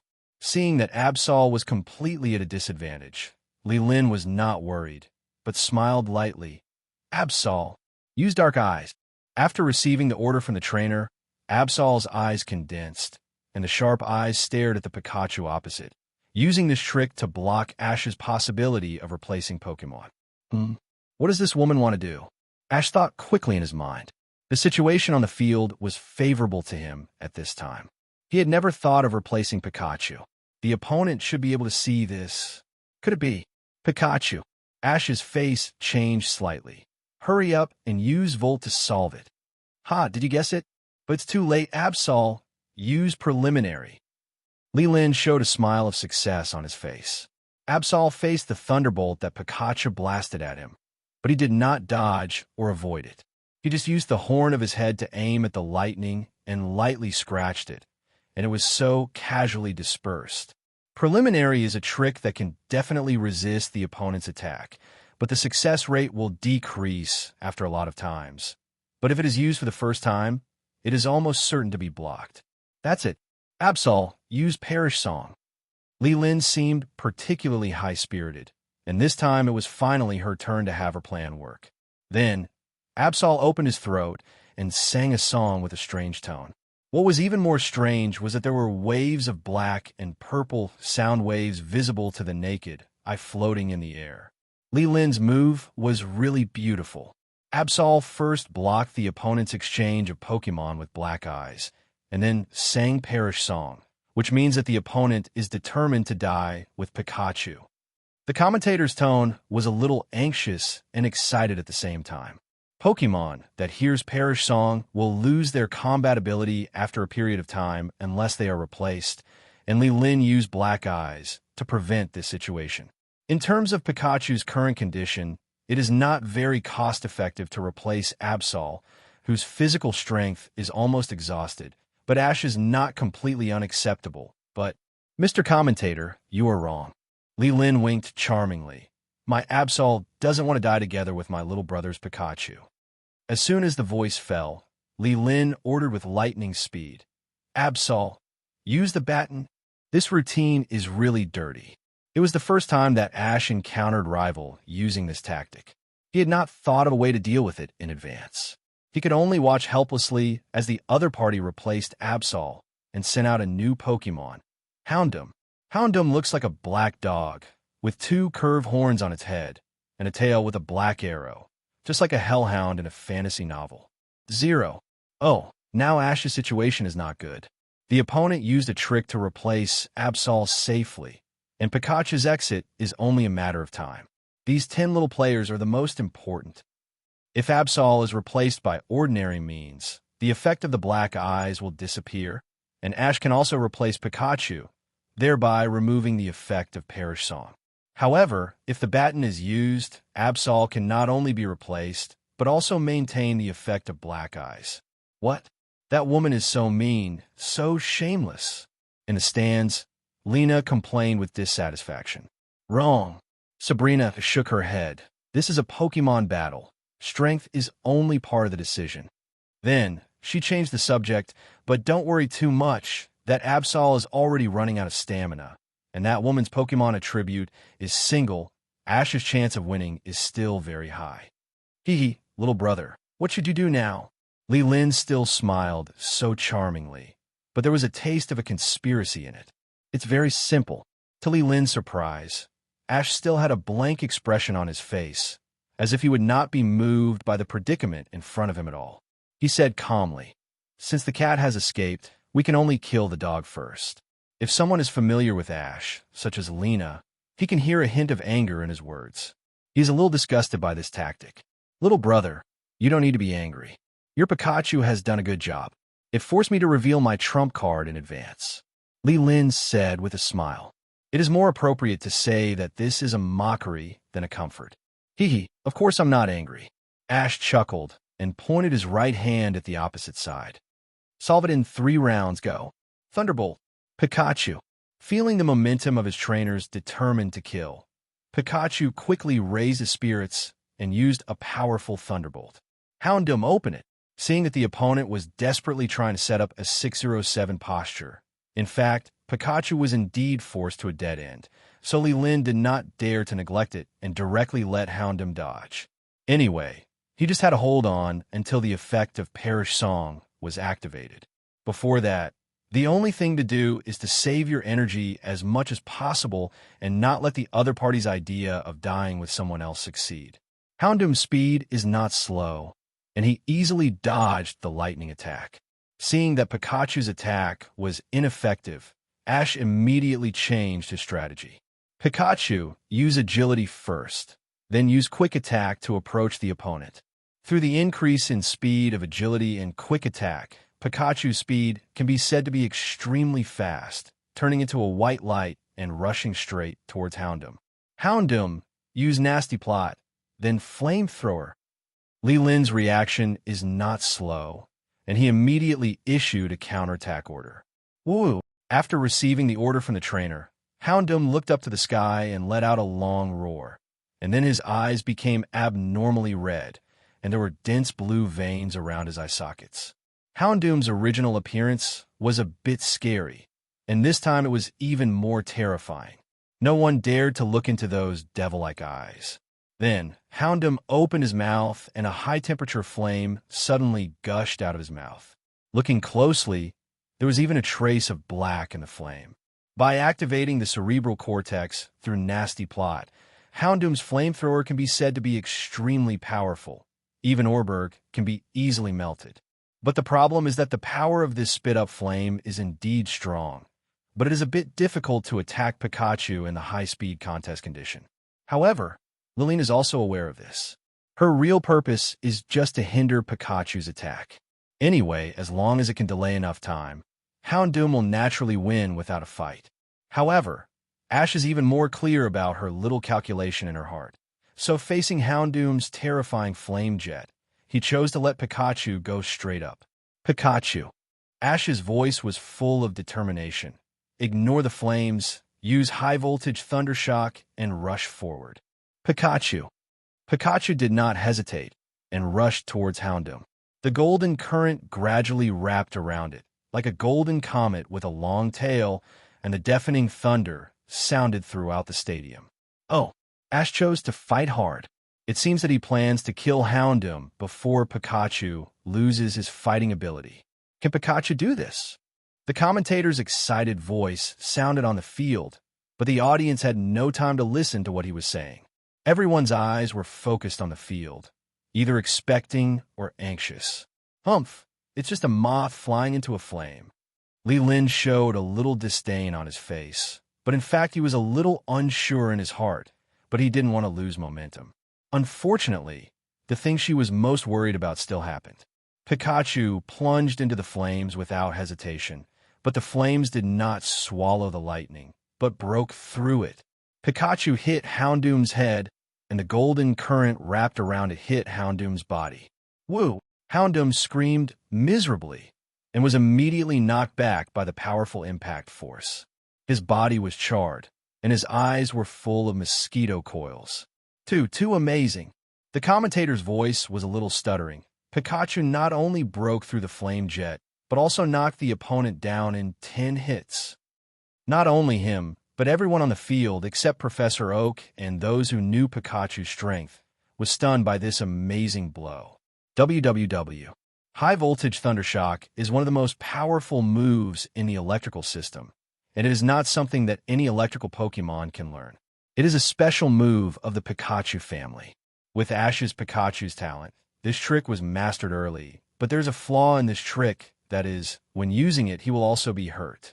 Therefore, this trick seems a bit useless for Pikachu, who is not good at physical strength, and it can only be used when desperate. And now is the best time to use this trick, and its effect did not disappoint Ash. Just one hit killed the opposite Houndoom instantly, shocking everyone. Houndoom can't fight, Pikachu takes. The referee was about to raise the flag to announce, but Pikachu, who was originally rushing towards Ash happily, suddenly fell to the ground, and mosquito coils also appeared in his eyes. Obviously, the effect of Perish Song was activated. Houndoom and Pikachu are both unable to fight. Please send the next Pokemon. The referee saw this and spoke quickly. Pikachu, thank you for your hard work. Ash quickly ran to the field and picked up Pikachu, then made a gesture to Sabrina in the 3.3 audience seat, and Sabrina immediately understood and used teleport to appear in front of Ash. Sabrina, please send Pikachu to the Pokemon Center. The Pokeball has a life support system, but considering that Pikachu is extremely reluctant to enter the Pokeball, Ash simply asked Sabrina for help. I understand. Sabrina nodded, reached out to take Pikachu, and was about to use teleport to leave, but suddenly paused and said, You must win. Yes, I will. I don't know if it was Ash's illusion or something. After getting a positive answer, Sabrina seemed to smile slightly. Because she rarely smiled, Ash didn't react for a while. Is there anything funny happening now? After Sabrina took Pikachu away, the game continued. Both sides threw Pokeballs at the same time. Liline sent out a purple Pokemon that looked like a weasel, with bright red crown-shaped mane on its neck and head, Weevil. And Ash sent out Lucario, one of the main forces in this battle against Liline. Before the game, Ash had asked it to take off the Machoke belt. After taking off the belt, Lucario felt that not only did its original strength return, but it was even strengthened a lot. This made it ecstatic and full of confidence in itself. The shadow caused by the previous loss to Machamp disappeared instantly. Okay, both players have sent out new Pokemon. The score is now 2-1, and Liline's Absol has consumed a lot of energy, so Ash has a slight advantage. Great, Ash finally sent out Lucario. Lena looked relieved. This time, I'm sure he can beat that annoying woman.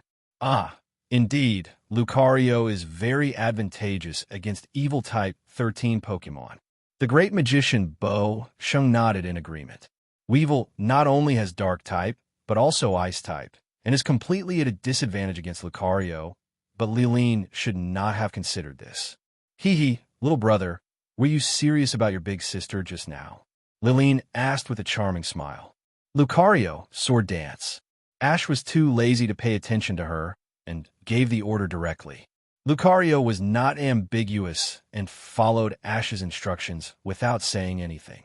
He started rapid spin on the spot, and at the same time, sharp swords floated around him out of thin air, rapidly increasing his attack power. TSK, what an ignorant kid. Li Lin cursed inwardly, but did not dare to neglect it, and quickly ordered, Weevil, interrupt it with ice particles. If Lucario is allowed to use Sword Dance to increase the power indefinitely, then Weevil probably won't have to fight, and must be stopped immediately. After receiving the trainer's order, Weevil immediately fired sharp ice particles from his mouth, forcing Lucario to move and dodge, and Sword Dance was forced to stop. However, even if it was just an increase, it would be enough. Lucario, just use close combat. Ash was not afraid of a head-on confrontation with the opponent. After receiving Ash's order, Lucario nodded, and then immediately turned into a shadow, waving his fist and rushing straight towards Weevil. Weevil, use freezing wind. Li Lin smiled slightly, as if he didn't take this powerful punch seriously at all. A whistling cold wind came out of Weevil's mouth, but Lucario didn't care and let the wind blow on his body to form thin ice chips. Ice-type tricks were not effective for Lucario, and almost did no harm, but it inevitably affected its speed. So when Lucario finally rushed to Weevil, he found that his fists could not hit the opponent at all, and even the edge could not be touched. Well, this Weevil is really fast. Ash frowned slightly when he saw this. Even before deceleration, the opponent's Weevil was faster than Lucario, and after deceleration, the Weevil treated Lucario like a monkey, even if Lucario used waveguides to sense the opponent's actions. This is a typical case of the body not keeping up with the brain.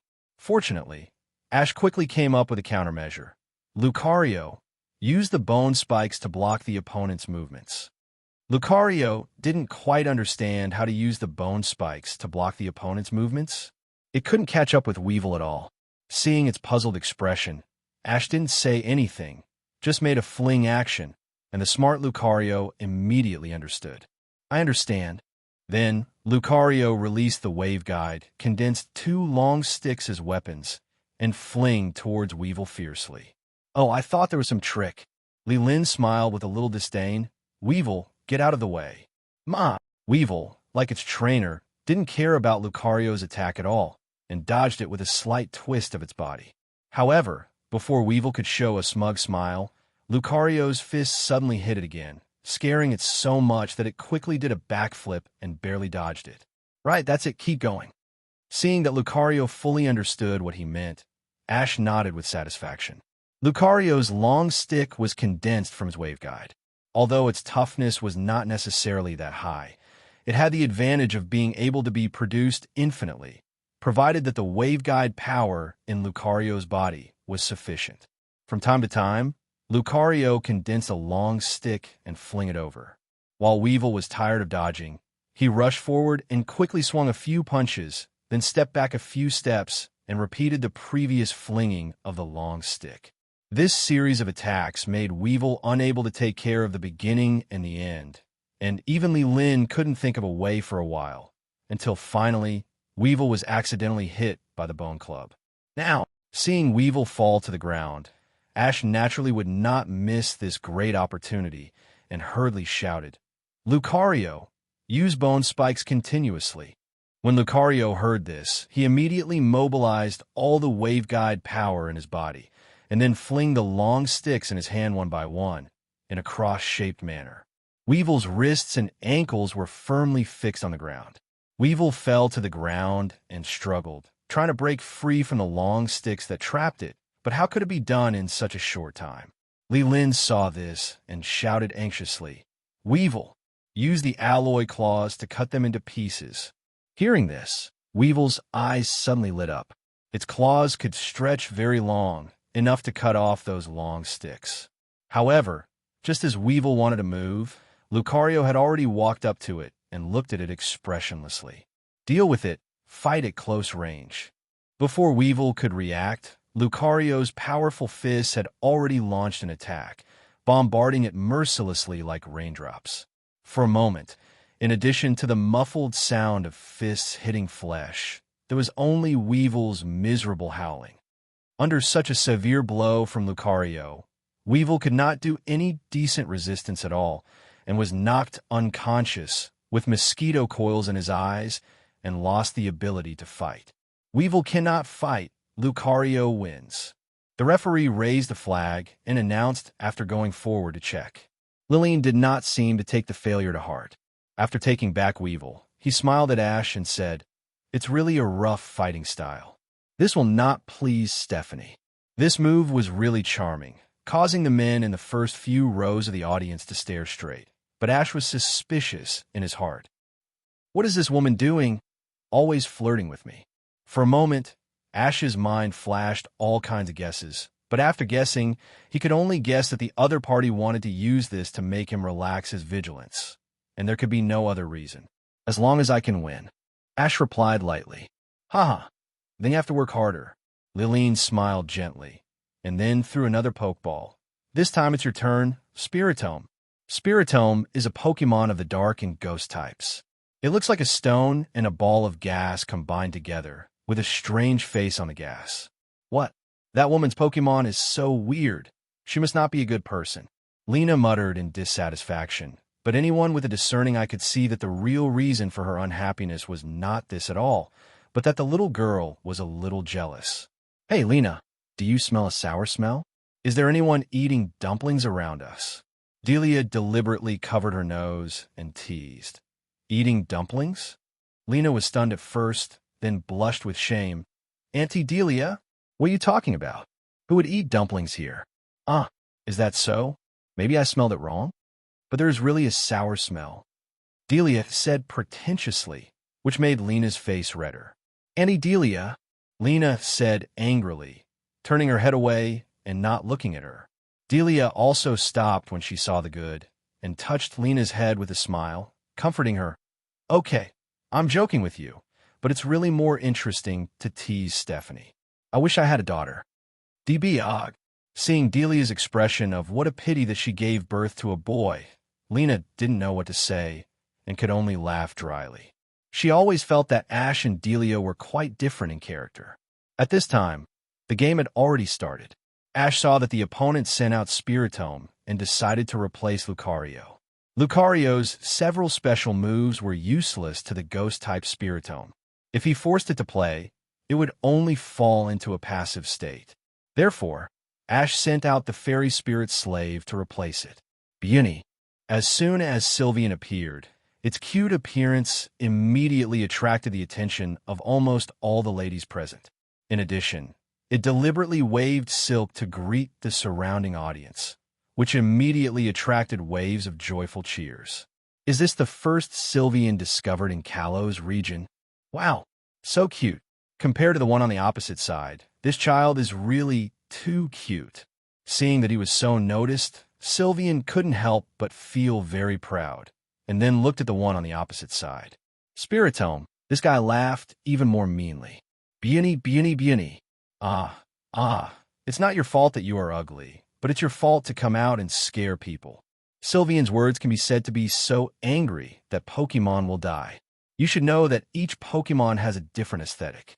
Although Spiritome looks a little strange in the eyes of humans, it thinks it is very beautiful. The same is true for Sylveon. It always thinks it is handsome, but in the eyes of humans, it looks very cute. This cute and handsome are not synonymous. Spiritome, use Shadow Sneak. Li Lin ordered first. After receiving the order from Trainer, Spiritome, who had been holding back his anger for a long time, immediately got into his own shadow.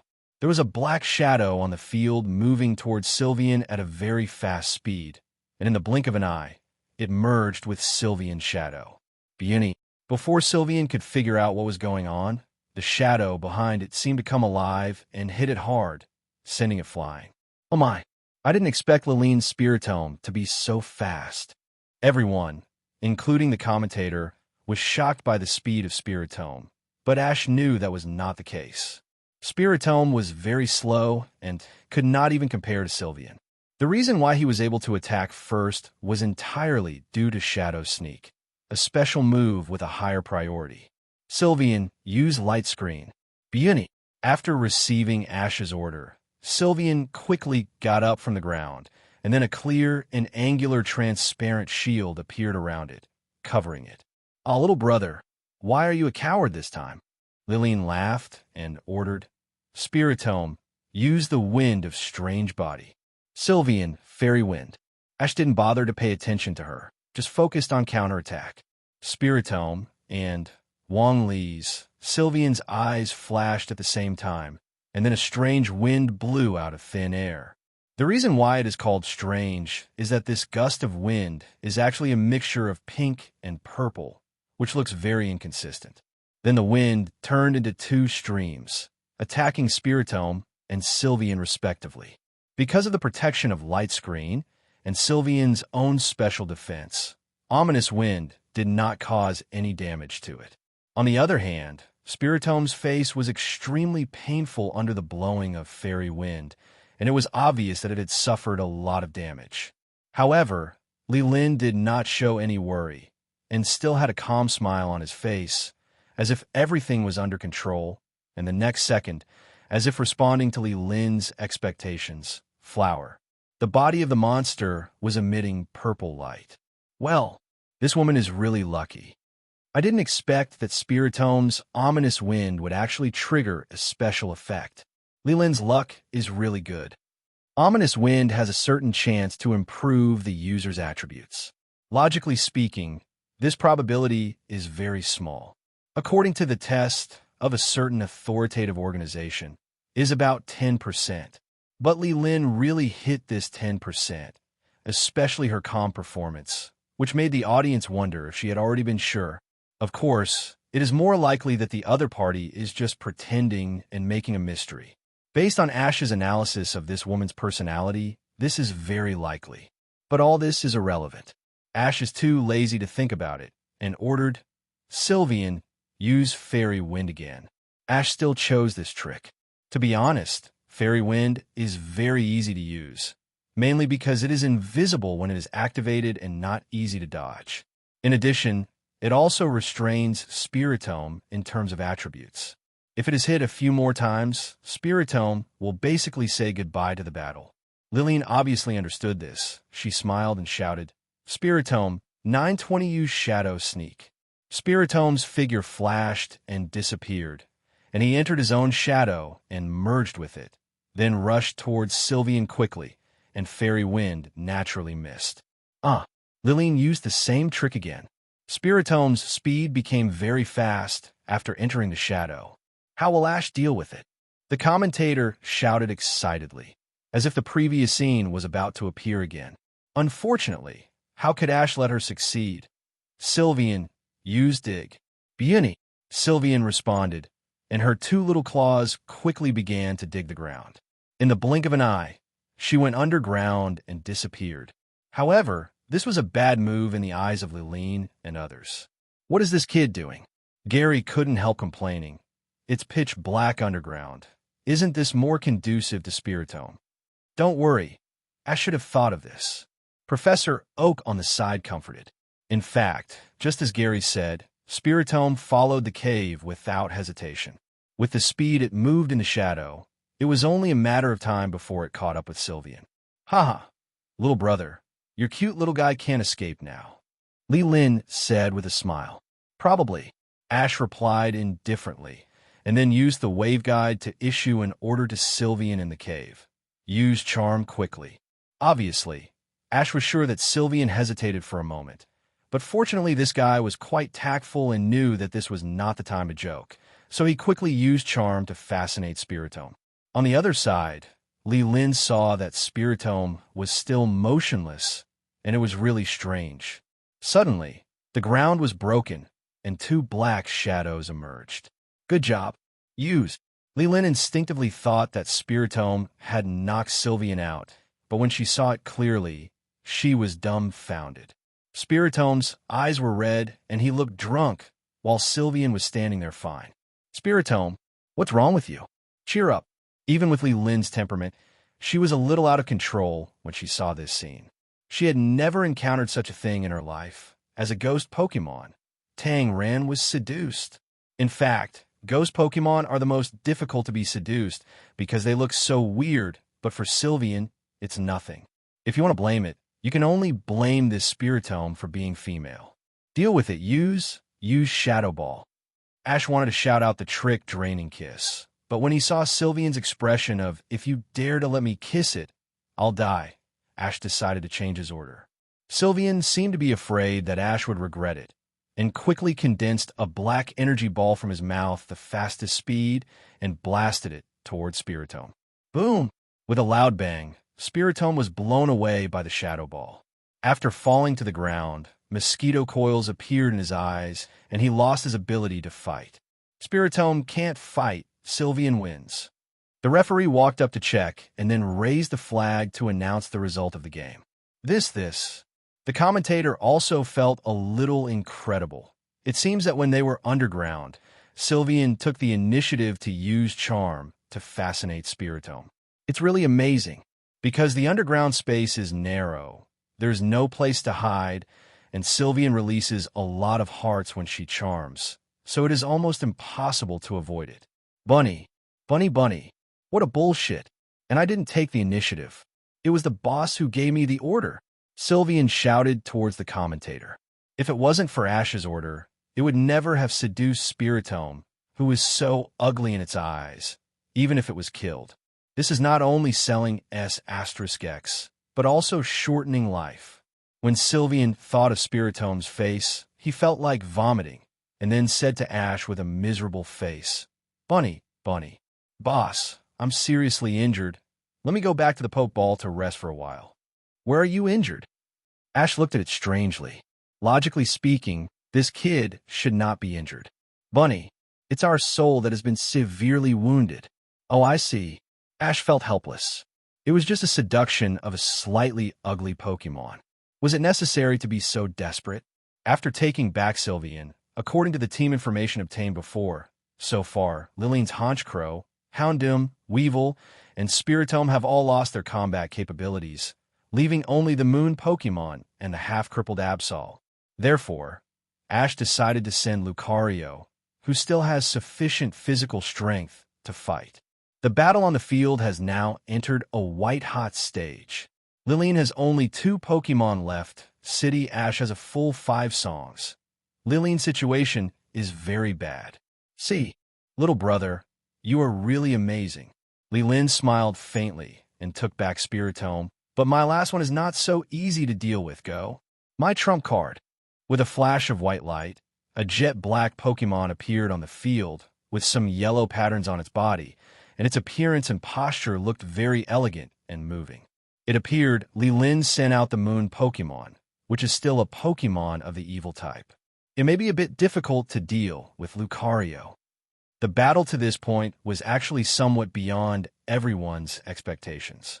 Li Lin's strength was not weak, but the team's attribute was too single and was completely restrained by Lucario and Sylvian.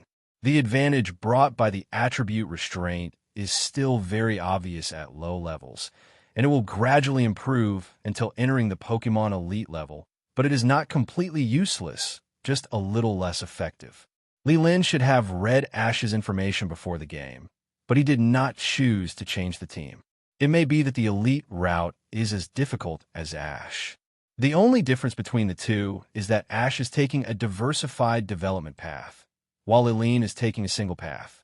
These two paths have their pros and cons. The advantage of a single path is that the trainer's mastery of Pokemon can be improved quickly, and only a few types of energy blocks need to be purchased, which can save a lot of money. Moon Pokemon. Let the puppy on the opposite side see your strength. Liline seems to be quite confident in Moon Pokemon. The Moon Pokemon, which was originally lazy, immediately became energetic after hearing Liline's words and stared at Lucario on the opposite side with a pair of bright red eyes. It seems that because of the relationship with the evil Pokemon, the eyes of Moon Pokemon look particularly weird.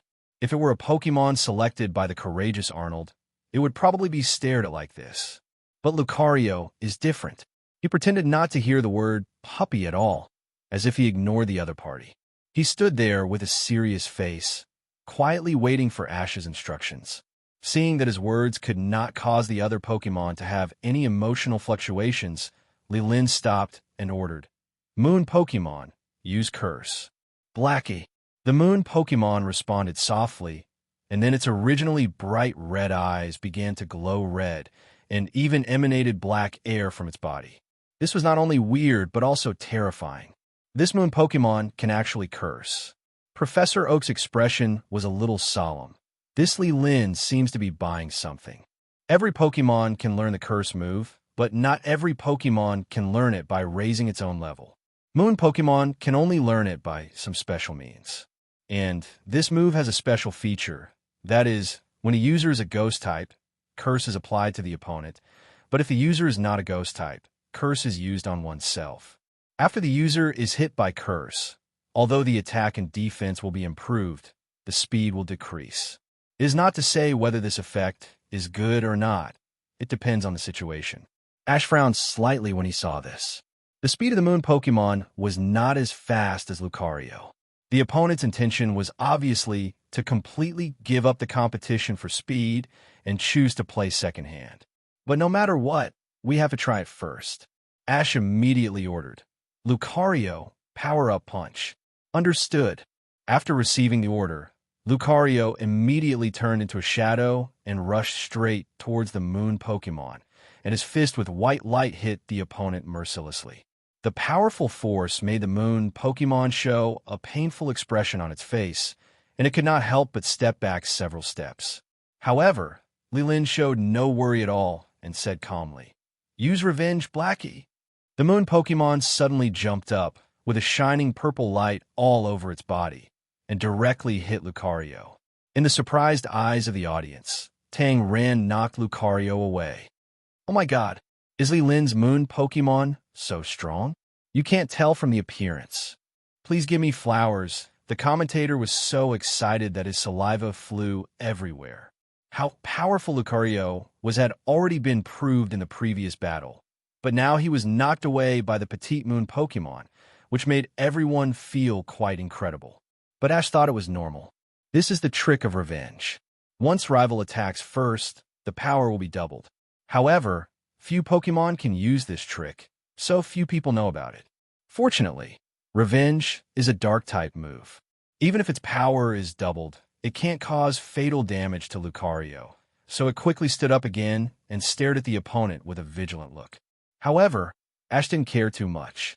Since Liline likes to play back so much, Ash will definitely make her regret it. Lucario, use Sword Dance. After receiving Ash's order, Lucario began to rapid spin on the spot, and at the same time, a sword floated around him out of thin air, rapidly increasing the attack power. Oh, Ash let Lucario use Sword Dance. It seems that he is planning to kill rival instantly. With Sword Dance and the increase from the previous power-up punch, Lucario's physical attack has been increased to an extremely terrifying level. If the Moon Pokemon is hit by it, it will definitely be in trouble. Moon Pokemon, use Strange Ray. Don't worry about it. Just rush up and hit it at close range. The orders from both sides were shouted out almost at the same time, and the circle patterns on the Moon Pokemon glowed faintly, and then a strange purple light shot out of its mouth and shot towards Lucario. And Lucario faithfully executed Ash's orders, not dodging the light, letting it shine on himself. Song rushed straight toward the Pokemon. The strange light can make rival confused, but it takes a while to take full effect. When it is just exposed to the light, the Pokemon can still maintain its sanity. Ash is confident that Lucario can get rid of the Moon Pokemon with one blow before it falls into chaos. However, facing the aggressive Lucario, Lillian also has his own countermeasures. Moon Pokemon, use Moonlight. Blackie. The Moon Pokemon responded, and then the circle patterns on its body emitted a brighter light than before, and waves of transparent light waves surrounded it, quickly restoring its physical strength. It was almost noon, and the sun was shining brightly. Moonlight's trick almost replenished the physical strength of the Moon Pokemon, and the next moment, Lucario's attack finally arrived. Bang! Bang! Bang! Accompanied by a series of muffled sounds, Lucario's fists hit the Moon Pokemon without mercy, and the Pokemon not only took all the attacks, but also remained silent from beginning to end, which was considered tough. This scene immediately caused the audience around to exclaim. If the opponent of 583 was a Pokemon with thick skin and flesh, it would be fine, but no one could have imagined that the petite Moon Pokemon could be so durable. In fact, although the Moon Pokemon looks small and exquisite, this Pokemon has high natural defense and special defense, sufficient physical strength, and slow speed, which makes it a veritable meat shield. Seeing that Lucario was unable to defeat the Moon Pokemon, Ash frowned slightly and ordered, "Lucario, stop attacking and retreat. Don't let it succeed." Seeing that the opponent was about to retreat, Li Lin's eyes lit up. "Moon Pokemon, use Bite." The Moon Pokemon jumped up quickly, opened its mouth, and bit Lucario's arm tightly, and Lucario was originally a little confused. After being bitten, he subconsciously wanted to throw the Moon Pokemon down. However, at this moment, the retraction effect of the bite was triggered, and Lucario suddenly felt a palpitation for no reason. The original struggle action inevitably stopped, and he just let the Moon Pokemon bite it. Haha, it seems that the goddess of luck is on my side. Li Lin smiled slightly smugly. Maybe. Ash's tone was non-committal. It's a pity that the goddess of luck is a popular person. She won't just follow you. Hearing this, Li Lin was stunned, and then he saw a faint light coming out of Lucario's body, and then it seemed like it was taking drugs, and it suddenly burst out with an amazing speed and swung its arm violently to throw the Moon Pokemon away. Li Lin was slightly shocked. Could it be that this Lucario has not yet exerted its full strength? But then he thought about it and felt something was wrong. Lucario's previous performance was obviously trying his best. Could it be? Li Lin thought of a possibility. Your Lucario's ability is Unyielding Heart, right? The effect of the Unyielding Heart ability is that when it falls into the contest condition of retreating, its speed will increase, and Lucario is a blessing in disguise with this ability. Ash did not answer, but just silently thought about the next countermeasures. Although Lucario successfully got rid of the opponent, he also fell into the contest condition of chaos. Once he launched an attack, there was a 50% chance of hurting himself. Moon Pokemon, use Shadow Ball continuously. Li Lin naturally saw that Ash was a little cautious, and immediately ordered the Moon Pokemon to use Shadow Ball continuously, forcing Lucario to dodge in a mess. Lucario, use Aura Sphere. Ash felt that it was really aggrieved to dodge like this, so he asked Lucario to try to counterattack with Aura Sphere, but he didn't expect that after the Aura Sphere was launched, it turned and hit Lucario, and he couldn't even dodge. Aura Sphere is a really good trick. Once it is launched, it will never miss. Seeing this scene, Li Lin was laughing radiantly, which made the eyes of several male audiences around him wide open, but Ash felt more and more disgusted the more he watched. Fortunately, after being hit by his own Aura Sphere, Lucario finally regained consciousness, and his eyes became clear, but it was still panting, and it was obvious that the damage caused by Aura Sphere was not small. It seems that the victory or defeat depends on this last blow. Ash knew that this Aura Sphere was very powerful, and coupled with some attacks from the Moon Pokemon before, Lucario's physical strength was already at the end of its strength. However, he quickly made up his mind. Lucario used the most powerful Aura Sphere and aimed directly at rival. Understood. Lucario also knew that it was a critical moment. its eyes focused, and the remaining wave power in its body was fully mobilized. Then a blue energy ball, far larger than the previous one, condensed in its hands. The size of this aura sphere is simply unheard of. Is Ash going to fight to the death? However, just as all the spectators on the field held their breath and stared at the situation on the field without blinking, Li Lin suddenly raised his right hand and said leisurely, "Mr. Referee, I give up." The field suddenly fell into a dead silence, and everyone looked at the still smiling woman in astonishment. Even the energy ball in Lucario's hand slowly dissipated in the stagnation. Li Lin, are you sure? The referee was more professional and was the first to come to his senses and confirm. "I'm sure," Li Lin said with a smile. "After all, their moon Pokemon is so soft. How can it withstand such a big bounce?" "Bounce your head. That's called Aura Sphere." Ash spit out a breath of turbid air in his chest. Although he won, he didn't feel happy at all. He had been so frustrated before, but when Lucario was about to exert his strength, the opponent did this again. It was like hitting cotton with all his strength. Don't mention how sad it was. It was obviously a wonderful part, but it suddenly disappeared like this. Don't take it so bad. There are quite a few viewers who have this idea. If Li Lin was not a woman, I'm afraid that many male viewers would have cursed. 2.9 Audience friends, because Li Lin felt that he was no match for rival.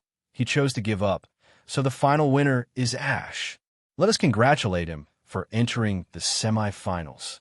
As the commentator spoke, the audience remembered to applaud the winner, but Ash was not in the mood at all. "Lucario, thank you for your hard work." After taking back Lucario, Ash was about to leave, but Li Lin suddenly called him, waved her hand, and said with a smile, "Handsome boy, you are really strong. Do you want to—" "No appointment." Ash interrupted her impatiently, and then turned around and left without saying a word. Li Lin, who stayed where he was stunned for a moment, then touched his head with a bitter smile. Oh, it seems that all the tasks assigned to me by the boss have failed." Amazing. Ash actually forced his opponent to give up. Lena looked at Ash, who was always calm on the podium, excitedly. She didn't care as much as the people around her. She only knew that her lover won the game beautifully. Seeing Ash leave the podium and walk into the contestant channel, Lena hurriedly said to Delia, "Aunt Delia, let's go out and meet Ash." On the other side, Ash walked slowly in the contestant channel, thinking about a question in his mind. Normally, in an important event like the Indigo Plateau Conference, especially in the quarterfinals, as long as the trainer is in the top 8, he will fight to the last minute, right? But Li Lin gave up without hesitation. Not to mention that the opponent is one of the future Johto region Elite Four, which is really hard for Ash to imagine. But he thought about it. Is the Indigo Plateau Conference really that important? Winning will only get some fame and bonuses, and losing is nothing. Perhaps Li Lin's free and easy attitude is also her uniqueness. Ash shook his head, not wanting to think about it anymore. Whether the other party could become an Elite Four in the future or not, it had nothing to do with him. Now he should focus on how to win the next game. After walking out of the player channel and declining a series of interviews, Ash finally met up with Professor Oak and the others. As usual, he was going to the restaurant to celebrate. After being treated, Pikachu lay on his shoulder again. Just as the group was heading to the restaurant, a notice suddenly came from the loudspeaker. "Samuel Oak from Pallet Town has a call for you. Please go to the nearest Pokemon Center to call back." Hearing this, everyone looked at each other. Lena pulled Ash and whispered, "Who is Samuel Oak? Is it Professor Oak's name?" "Yes." Ash nodded, then turned to Professor Oak and said, "Professor, could it be that your 2 assistants got into trouble?" The 2 assistants Ash mentioned were also Professor Oak students. Before Professor Oak went to Indigo Plateau, he specifically asked them to look after the laboratory. It's just that there are so many Pokemon in Professor Oak's laboratory that it's inevitable that there will be 1 or 2 naughty little ones. In addition, Aerodactyl, the boss, is not here, and they don't have enough experience in taking care of Pokemon, so it's normal for some mistakes to occur. But overall, it won't be a big deal. Since they're doing research on Pokemon, the equipment in the laboratory is extremely sturdy. At most, the furniture and sofas will be damaged. Well, it's very likely. Professor Oak scratched his head in embarrassment, then said apologetically, "Sorry, you guys go first. I'll come over after I answer the phone." "Professor, we'll go with you." Delia thought this was not a good idea, and the others all nodded in agreement. After all, Professor Oak was an elder, and it was a bit inappropriate for them, the juniors, to leave him to eat first. Professor Oak stopped being pretentious and led a group of people to the Pokemon Center.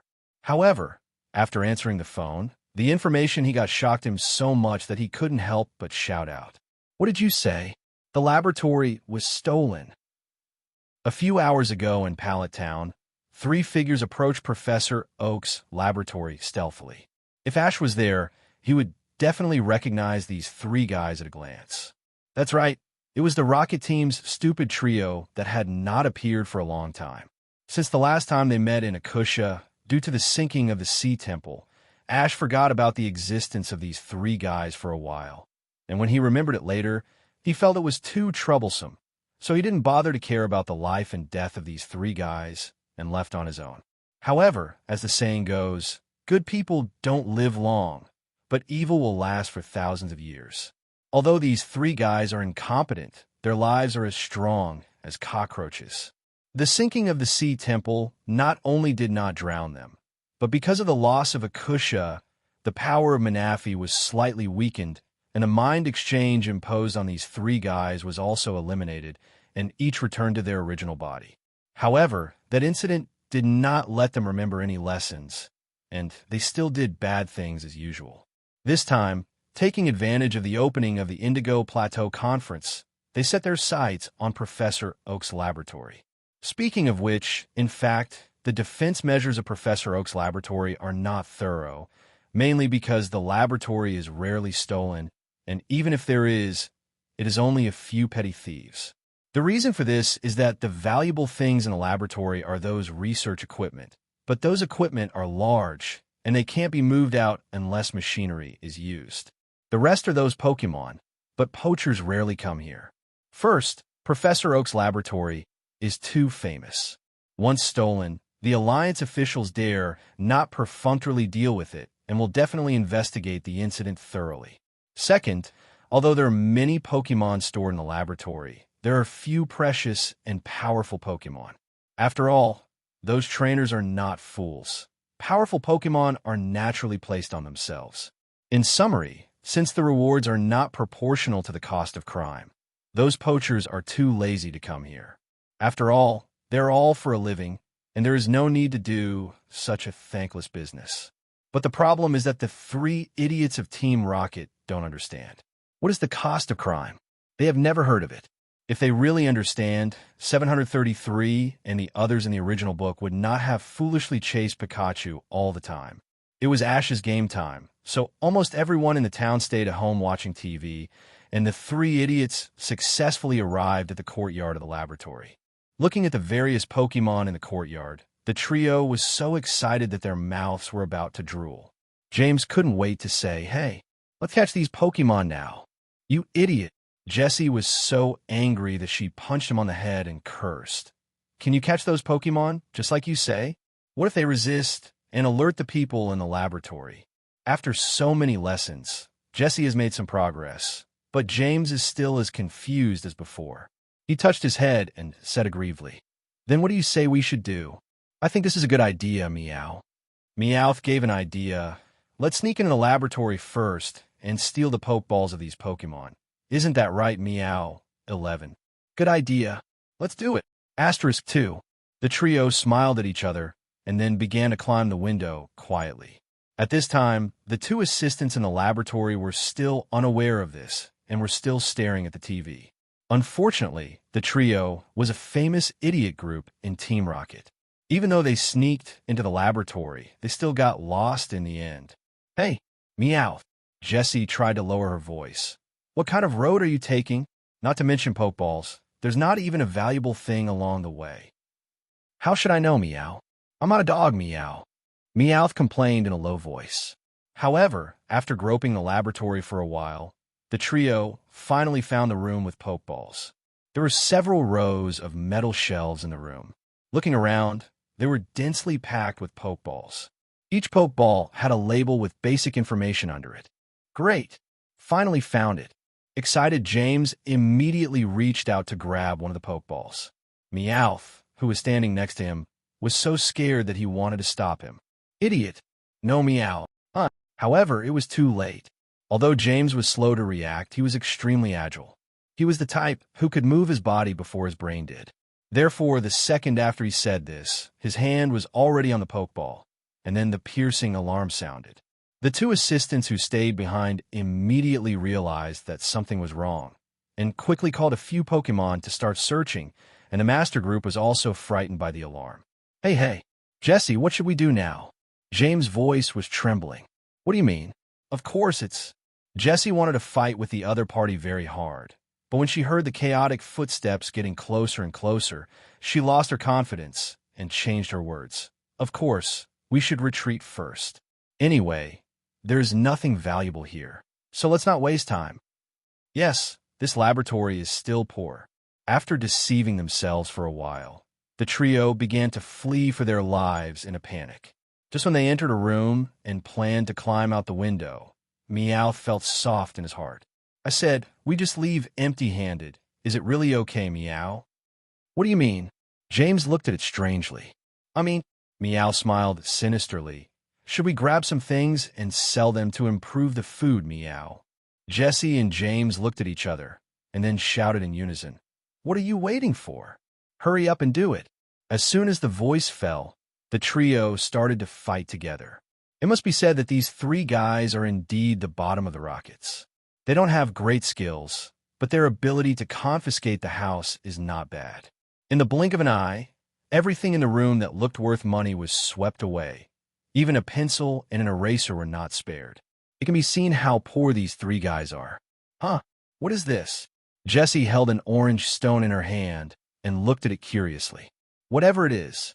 Anyway, start retreating. The trio shouted together, then jumped out of the window very skillfully and disappeared in a flash. No one knew where they ran to. The two assistants who arrived late naturally saw only the messy room. The suspect was not even seen, let alone a person. After receiving the news that Professor Oak's laboratory was visited by several mysterious thieves, Professor Oak could no longer sit still and hurried back to the laboratory to count the losses. Sorry, Ash. I'm afraid I can't watch the next game live. Professor Oak said apologetically. It's okay, Professor. You should go back soon. Ash naturally expressed his understanding, not to mention that this kind of thing was not what Professor Oak wanted to happen. Grandpa, I will go back with you. It would be fine if Gary said that. After all, he is Professor Oak's grandson, but Delia actually said, in this case, I will go back to help Professor clean up. The laboratory must be very messy. Mom, you're leaving too? Not staying to watch my game.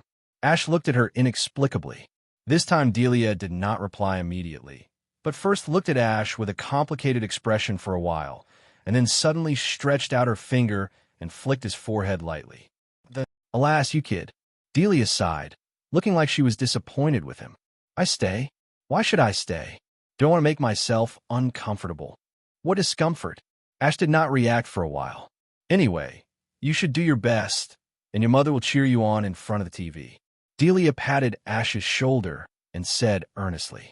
Without waiting for Ash to reply, Delia was about to turn around and leave, and suddenly reached out to hug Manaphy from Ash's arms. Oh, by the way, I'll take Manaphy back with me, okay? Manaphy? Mana. After a period of getting along, Manaphy and Delia's relationship has become extremely harmonious, and Manaphy likes the snacks made by Delia very much, and sometimes he prefers to stick to Delia. Although there was a small episode in the middle, this lunch still had to be eaten. After saying goodbye to Professor Oak and the other two, Ash, Lena, and Sabrina went to the restaurant to solve the problem of food and clothing. At the table, Lena kept discussing the previous battles with Ash, especially when talking about the exciting parts. Her eyes would light up with excitement. Unfortunately, Ash was not in a good mood and just talked a little bit, which made Lena a little angry. That I said, Ash. Lena pouted slightly. I'm talking to you. Why don't you pay attention to me? Who said I ignored you? Ash asked back with a strange look on his face. What? You only responded to one of my 10 sentences. How can you be called reasonable? Lena complained unhappily. But you keep talking about battles. Can't you change the topic? Even if you have to talk about it, then talk about some high-level battles. Ash was a little helpless. Lena liked to watch Pokemon battles very much. Even those with lower levels could be watched with relish, but for Ash, it was very boring, so he didn't watch most of the games in the Indigo Plateau Conference. Ash, you are not a little too proud of yourself, because you won against that bad woman, right? Lena looked at him suspiciously. Before Ash could answer, Lena said again, let me remind you first, your next rival will not be a simple character. Why not simple? Hearing this, Ash was a little curious. He did not go to watch the first game in the morning, but chose to rest in the player lounge. Then you have to listen carefully. Lena deliberately slowed down her tone. Your next rival is from the Issue region. I heard from the commentator that he is also a very good Pokemon investigator. Investigator from Issue? Ash was stunned and just wanted to ask in detail, but a pleasant female voice came from behind. Excuse me, are you my next rival? Everyone turned their heads and saw a cute girl in front of them. She had brown hair and twin ponytails and wore a simple blue and white t-shirt, which fully showed her beauty. My name is May, and I'm your rival in the next game. Please give me your guidance. May seemed to be a very polite child. Her words and deeds were very well educated. She took the initiative to extend her hand to Ash and say hello. Hello. Ash extended his hand and shook her hand. I'm Ash. Please give me your guidance. Then Lena and Sabrina also introduced themselves. As soon as they finished, Lena couldn't wait to say, Miss May, can I ask you a question? Please go ahead, but you can just call me May.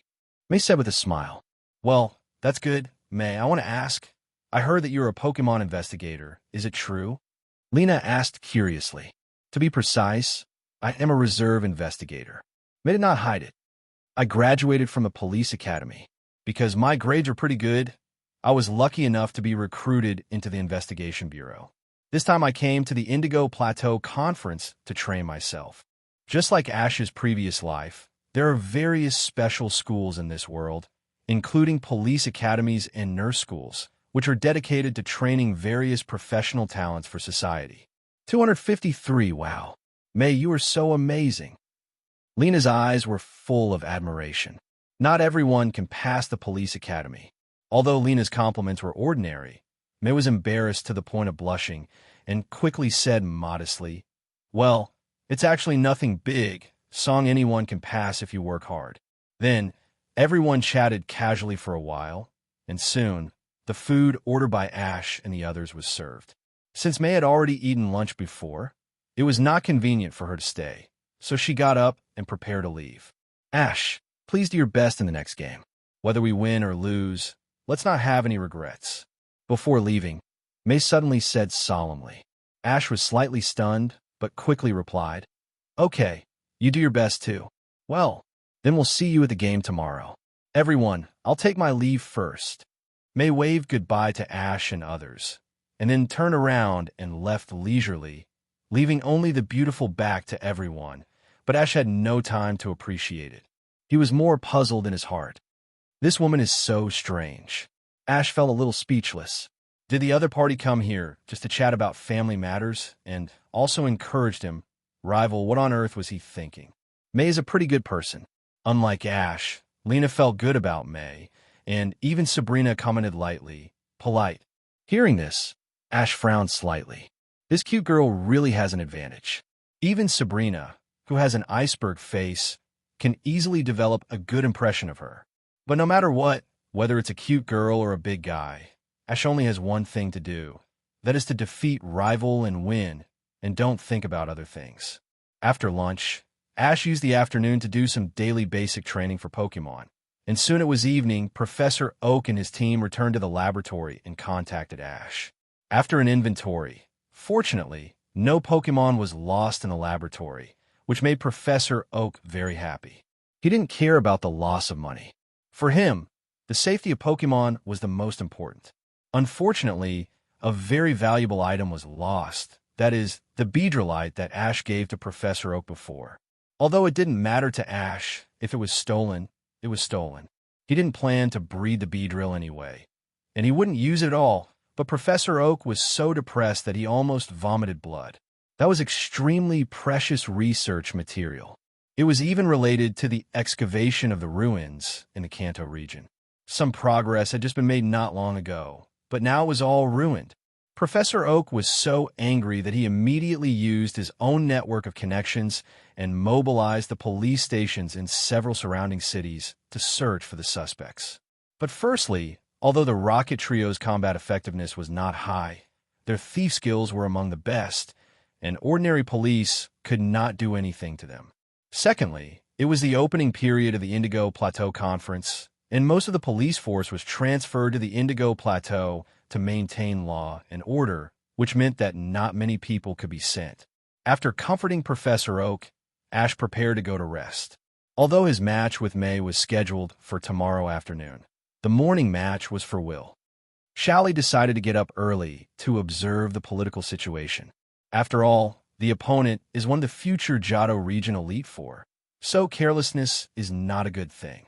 The next morning, the semifinals of the Indigo Plateau Conference officially started, and, as Ash expected, Will's strength was extremely terrifying, and he was suppressing the opponent almost from beginning to end. All 6 Pokemon of Player Art lost their combat ability, so the winner of this game is Player Will. Let's applaud and congratulate him for successfully entering the finals. As the commentator spoke, the whole audience burst into warm applause, and Shu, who was in the center of the Mengwei opening field, also bowed to the surroundings very gracefully to express his gratitude. Looking at the purple figure on the field, Ash gradually fell into contemplation. Will's current strength should be similar to Lilin's, and even their fighting styles are similar, both of which are mainly based on Cunning Nasty Plot. The only difference is that Will is good at Psychic. Pokemon, Lilin is a dark Pokemon, which makes Ash feel a little difficult. There is no Pokemon suitable for dealing with Psychic Pokemon in his team, which means that he cannot have an advantage in attribute. While Ash was thinking about countermeasures, Will had left the venue and returned to the lounge, but he met an unexpected person there. Lilin, why are you here? Will seemed a little surprised, and then lowered his voice. Why are you here? Don't forget that the boss told us not to contact, so as not to reveal our tracks. It's too late. Lilin's voice was a little cold, mixed with a hint of anger. Yolongdu is coming here, so think about how to get away. Yolongdu. Will was slightly stunned at first, then pretended to smile calmly. Let him come, he is here to watch the game. Don't pretend in front of me. Lilin suddenly swore. You are not a fool. How can you not think of the reason? Calm down, calm down. It hasn't been confirmed yet. Shu comforted. This is simply a clear fact. Both of you and I are regarded as victims. At this time, Lilin did not show her previous ladylike demeanor at all and completely exposed her true side. Wu did not say anything more, but sighed helplessly. He and Lilin were both smart people and naturally knew what the current situation meant. Both of them were asked by Giovanni to attend the Indigo Plateau Conference and then find a way to enter the sight of the Alliance's top leaders, so as to become undercover to gather intelligence. But now it seems that Giovanni's real purpose is not like this. I've had enough. The boss is so blind that he thinks I'm not as good as that dwarf. Lilin cursed bitterly. The dwarf she was talking about was Carve, one of the 3 beast warriors. Speaking of which, this matter has something to do with Ash. After Carve was captured, Yulong personally guarded and interrogated him. In order to rescue Carve, Giovanni had no choice but to throw out 2 baits to deliberately lure Yolongdu into the trap. As for the 2 baits, they are naturally Lilin and Will. Both of them have the strength of Quasi-Elite. Although it is a bit painful to throw them away, the Rocket team will not be seriously injured. In addition, this is the lowest bottom line for Yolongdu to be tempted. 2 Quasi-Elite Rocket team executives are enough to make Yolongdu leave his nest and do it himself. Oh, there's nothing we can do about it. Will smiled bitterly. Carve is a special talent. We can't compare with him. As Will said, although Carve's strength is not as good as theirs, He is an expert in electronic information. The rocket's artificial intelligence was developed by him. Such talents are hard to come by. TSK, it makes me angry just thinking about it. Li Lin also understood that what was said was true and could only curse a few words to vent his anger. However, the strange thing was that, despite such an urgent situation, Will still smiled calmly and asked, "But what should we do next? Run away now. Run away. Do you think you can also trick me? Compared with the boss, you are still a little naive." Li Lin glared at him fiercely, and although Will felt a little guilty, his face was calm as usual, and he even shook his head pretending to be helpless, smiling but not saying anything. Both of them knew very well that since the news of the dispatch of Yolangdu had reached them, according to the previous information delay, a large number of search officers must have been ambushed at the entrances and exits of Indigo Plateau at this time. After all, it takes a certain amount of time for the rocket team spies in the Alliance to convey the news, and the search bureau is different from the police station. With their high efficiency, they are enough to lay a net during this period of time. The only way out for the two of them is to disguise themselves and mix in the large number of spectators in Indigo Plateau and wait for Indigo Plateau to arrive. On the day when the conference closed, he escaped in the chaos. On the other side, after watching Will's semi-final, Ash was ready to gather his strength to face his battle with May in the afternoon. But he didn't expect that at noon, he received an unexpected news from the staff. Will actually gave up. What on earth is going on? Ash really couldn't figure it out. Will defeated rival so easily. How could he give up inexplicably? Due to Will's giving up, Ash and May's semi-final was also changed to the final, scheduled for tomorrow morning, which made Ash feel quite disappointed. "Why? Are you unhappy?" The perceptive Sabrina immediately noticed Ash's mood.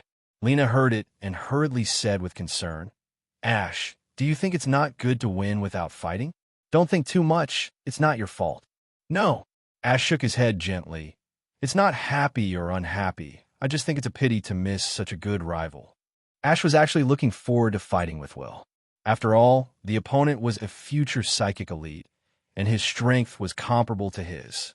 He was an excellent rival. Asterisk, asterisk, asterisk. Unfortunately, the opponent gave up for no reason. At this moment, Sabrina suddenly said lightly, "In this case, I will be your rival, and I can also show you a surprise. How about it?" Surprise? When Ash heard it, he immediately became interested. It was even more rare to hear Sabrina say the word surprise than to see her smile.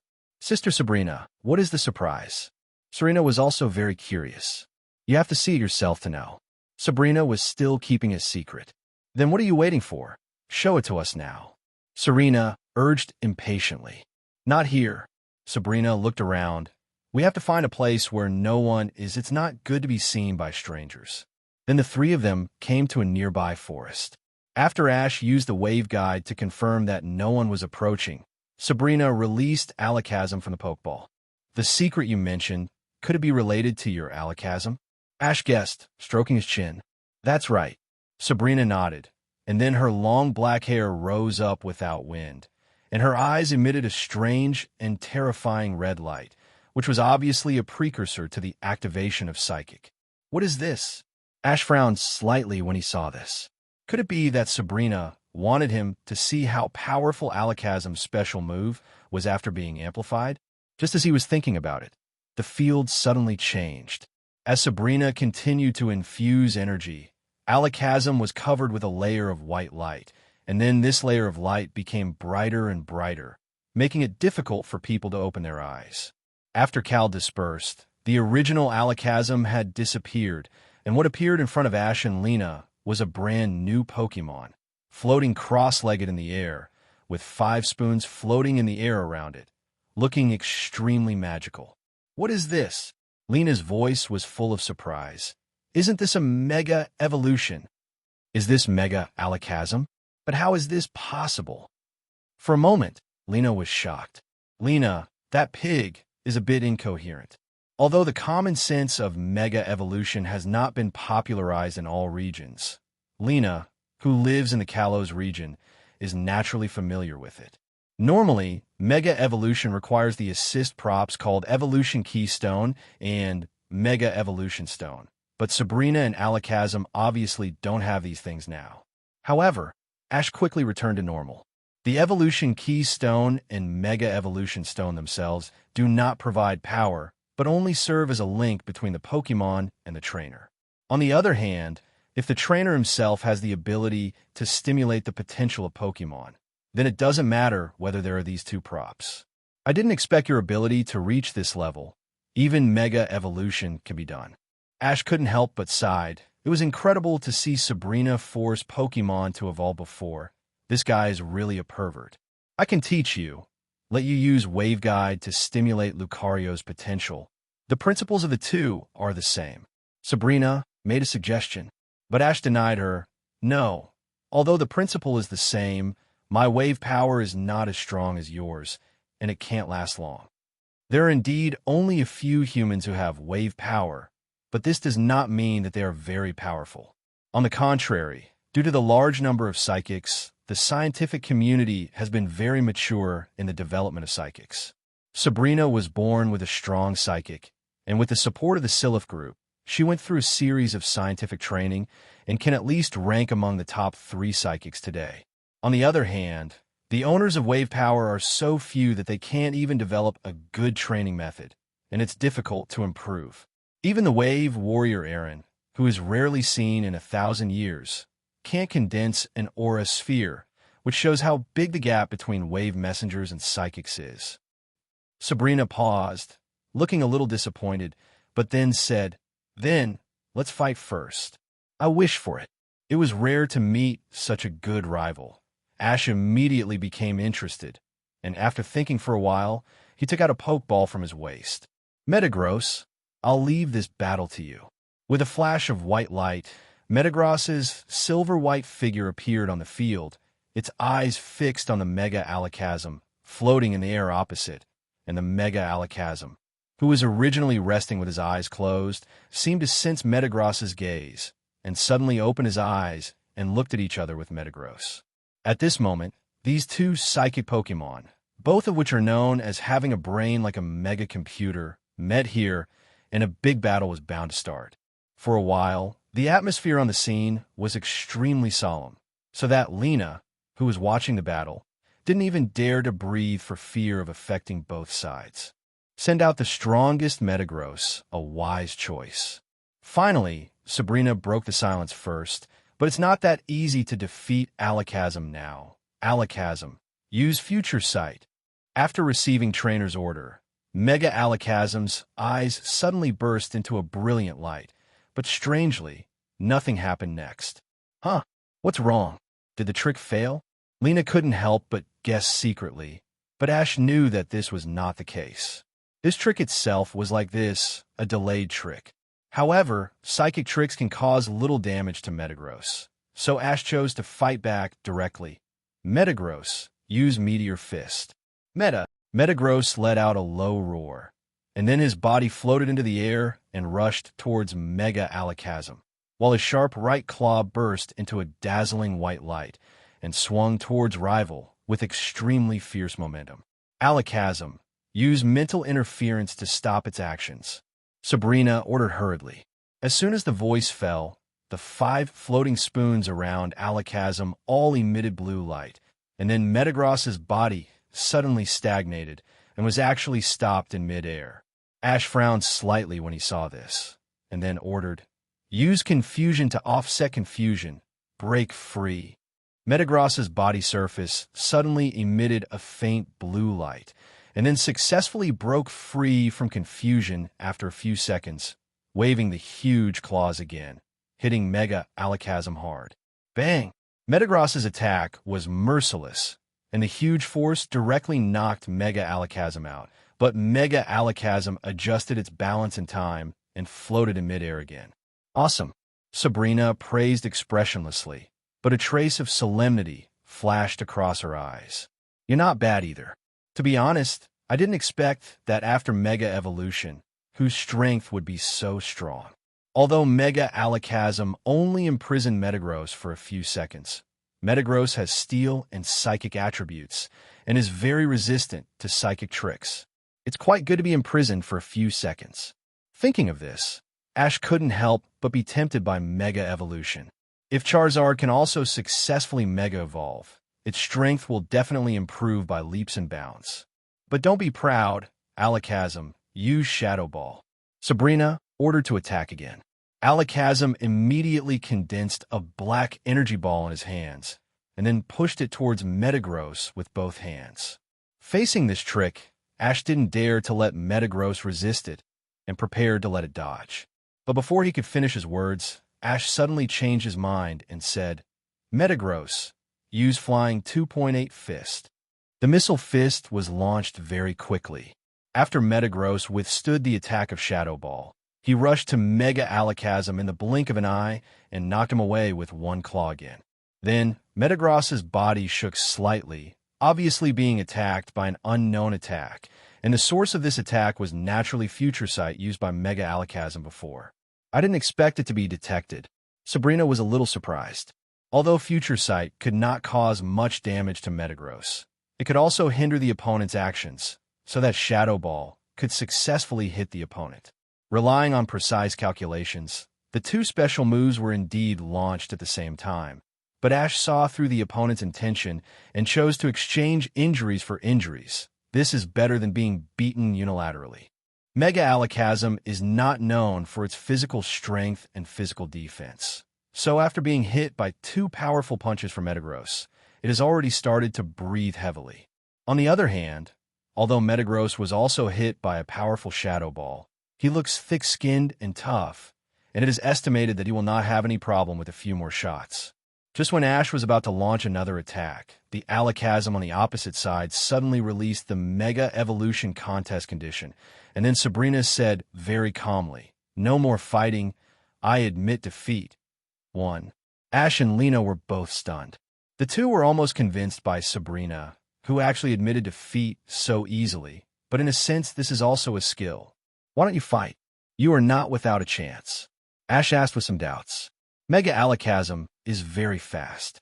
If Sabrina can make good use of this, it will definitely cause Metagross a lot of trouble.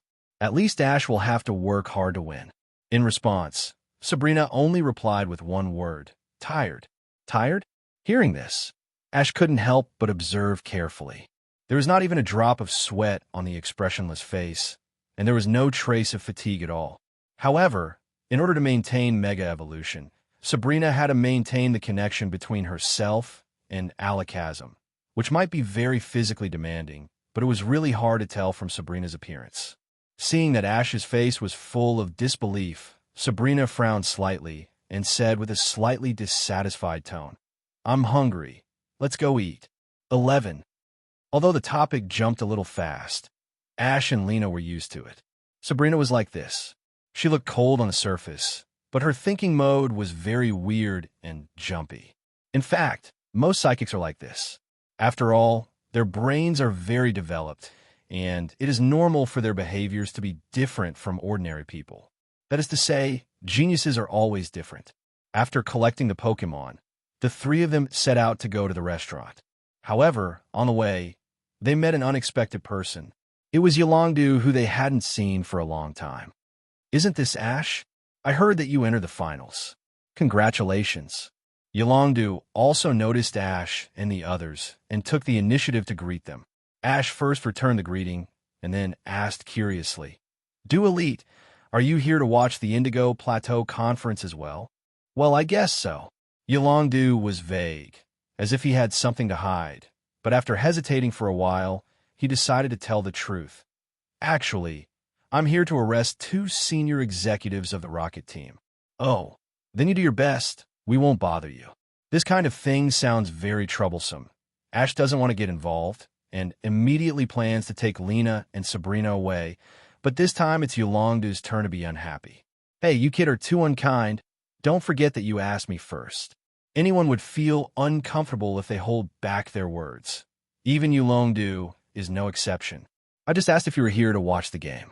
If not, then it has nothing to do with me." Ash reported cunningly. "Who said it has nothing to do with me?"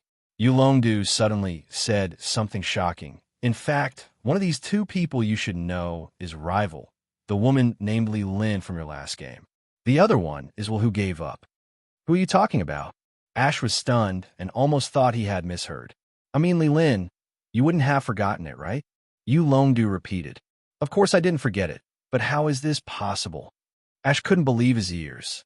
Li Lin and will become the Jiado Region Elite Four in the future, but now Yu Longdu said that they are members of Team Rocket. What's going on? Could it be that he remembered it wrong? Why not? Are you familiar with them? Yu Longdu felt a little strange, and Lena also looked at him strangely. Fortunately, Ash reacted quickly and explained immediately. I mean, since she is a member of Team Rocket, why did she come to the Indigo Plateau Conference? I don't know about this either. I have to wait until I catch them before asking. Yu Longdu showed a bitter smile on his face, but these two guys reacted too quickly. My men and I lost their whereabouts as soon as we arrived at Indigo Plateau. As he said that, Yu Longdu suddenly froze for a moment, and then asked anxiously, By the way, Ash, did you write down Lilin's wave guide? You will never forget the wave guide once you have touched it. Ash replied, Unlike brain memory, the wave guide is felt and remembered by the body, and it can be found immediately as long as it is touched again. Hearing this, Yu Longdu's face was happy, and he was about to speak, but suddenly stopped, probably because he was embarrassed to speak. Do you want me to help catch those two people? Since Yu Longdu was embarrassed to ask, Ash simply took the initiative to stand up.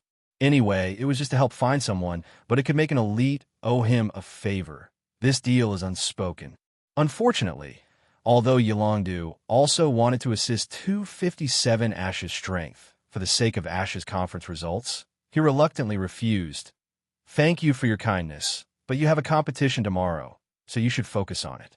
Since the other party said so, Ash naturally would not force it. After the two sides chatted for a while, Yu Longdu's phone suddenly rang. It seemed that it was from his investigators. Ash, there are two more. I have something to do. I have to leave first. After saying goodbye to Ash and the other two, Yu Longdu immediately released Dragonite. When he was about to leave, he suddenly said, By the way, Ash, you must win tomorrow's game. Well, I will try my best. It's not about trying hard. It's about winning. Yu Longdu emphasized, It doesn't matter if you lose to others, but Stephanie is a member of the IXIU Investigation Bureau. You must not lose to her. Why? Isn't she your subordinate? Ash hesitated. How can she be my subordinate? I am from the Jiado Region Investigation Bureau, and she is from IXIU. They are not related at all. At this time, Yu Longdu looked at Ash with a look that said, Don't you have common sense? Moreover, Ash always felt that whenever he talked about issue, there was something strange in Yu Longdu's tone, as if he was very unhappy with the Issue Investigation Bureau.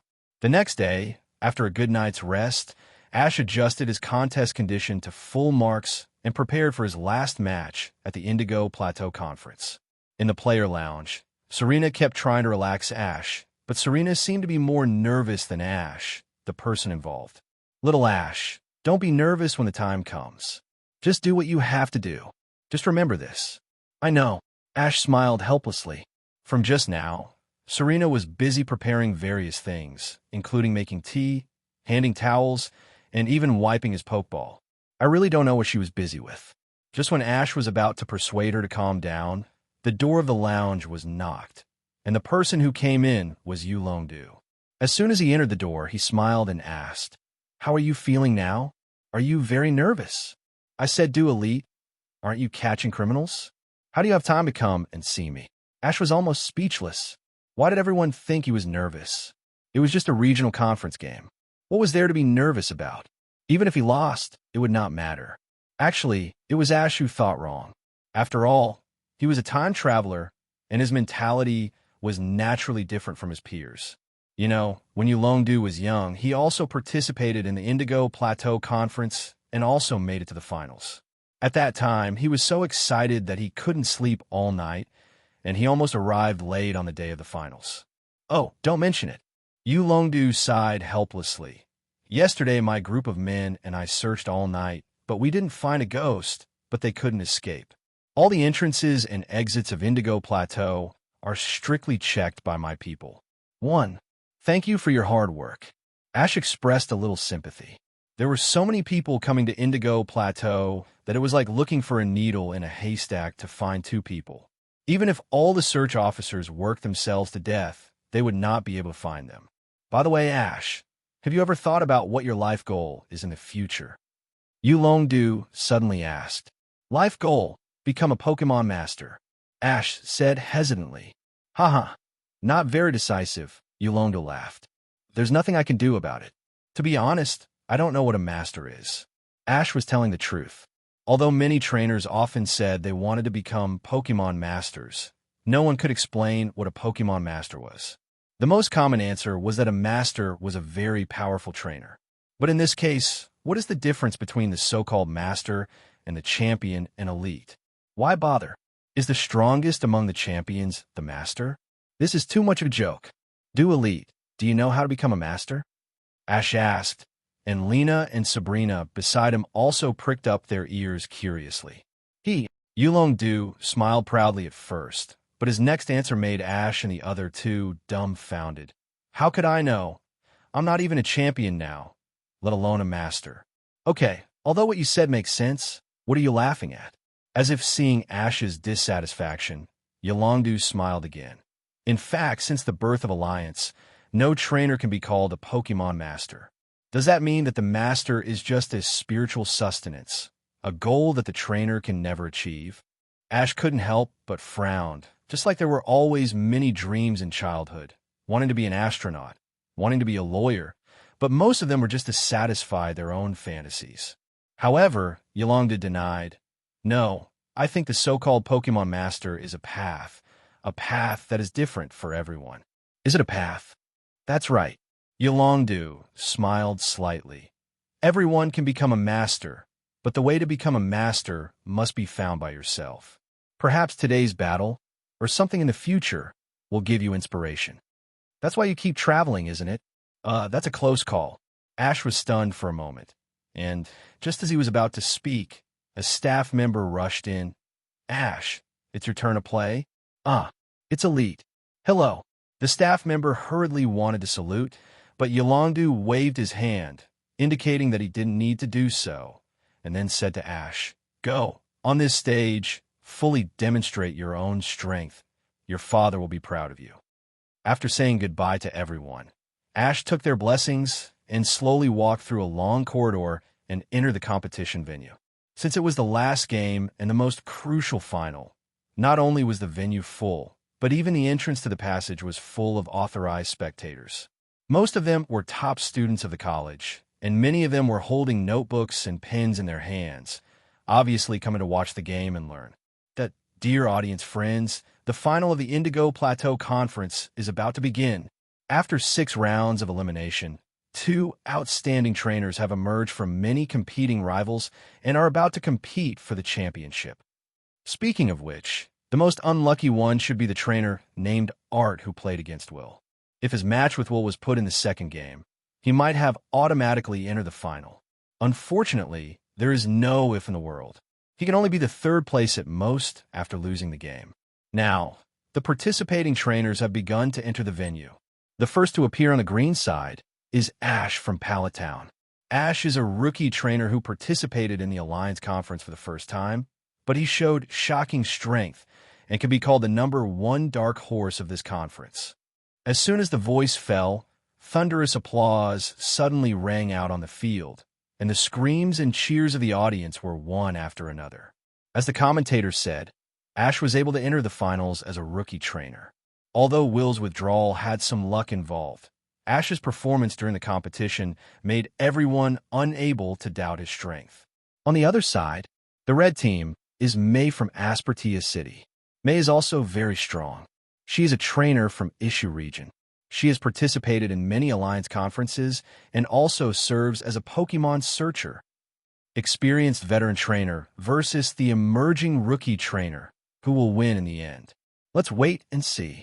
As the commentator said, May appeared from the opposite player channel, but what surprised Ash was that May was not as popular as when he appeared, and even the applause was sparse. Could it be that girls are not popular now? Actually, there's one thing Ash didn't consider. That is, the Indigo Plateau Conference is being held now, and most of the audience are from Kanto and Johto region. The relationship between Kanto and Johto region is relatively good. After all, they're on the same continent, and the exchanges between the two sides have been very close since ancient times, but they're not so harmonious with other regions.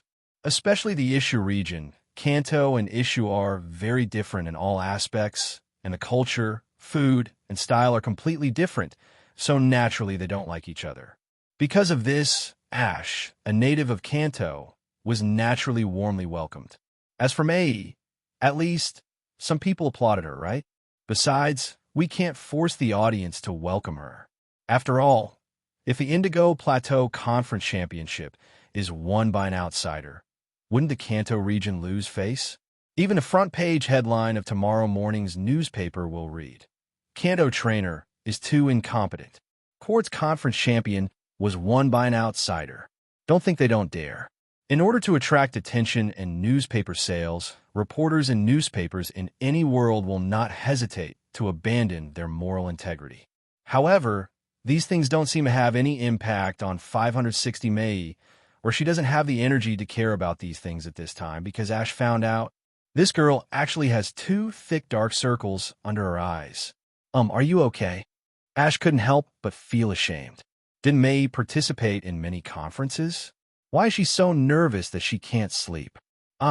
Thank you for your concern. I'm fine, Mei said with all her might, but she didn't look fine at all.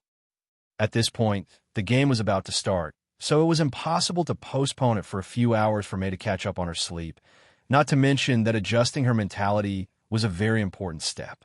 As the referee slowly walked to the edge of the venue, the entire venue gradually became silent, and everyone was quietly waiting for the next game.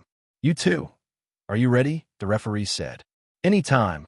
Mei suddenly slapped her cheek hard, and then she immediately became energetic. Ashkuin, please don't worry about anything. Take out your full history. Of course. Ash responded calmly. He had never thought of letting her win or anything. Seeing that both sides were in position, the referee immediately announced loudly. Then, the game begins. Please, Mabuki, go Onyx. As soon as the referee finished speaking, Ash and Mei threw the pokeball almost at the same time. 2 white lights flashed on the field, and then the Pokemon of both sides appeared in front of everyone. Mabuki is just as its name suggests, and its appearance is similar to the male deer in Ash's previous life, except that there are flowers on its horns. It appears Mei's Vanguard is Mabuki. This is a Pokemon from the Isha region. By the way, the flowers on the horns of this Pokemon can change with the change of seasons. As for the one sent by Ash, oh my god, how can there be such a huge Onyx? Not only the commentator and the surrounding audience, but even Yolondu was really surprised. Everyone had never seen such a huge Onyx before, and it was more than twice as big as the ordinary one. Onyx didn't care about the surprised looks of others. He stood proudly on the field, looking down at Mabuki with a pair of eyes. The scarred face made him look fierce and scared Mabuki's legs. This is exactly what Ash wanted. The reason why he sent Onyx was to suppress Rival's momentum from the beginning. Mabuki, calm down. Rival is just a little bigger. It's absolutely okay with your speed. Mei quickly came to her senses and tried to comfort her Pokemon. Makiai. It can be seen that Mabuki and Mei have a deep relationship. Mei calmed it down with just a few words, and its body stopped shaking. Okay. Seeing that Yabuki deer had returned to normal, Mei couldn't help but smile. Let's defeat it next. Yabuki deer, use Horn Leech. Makiai. Yabuki deer responded, and then the horns on its head emitted a soft green light, lowered its head slightly, and then ran towards Onyx with all 4 hooves. Onyx, use Rock Block. Ash waved his right hand and said loudly, Duh.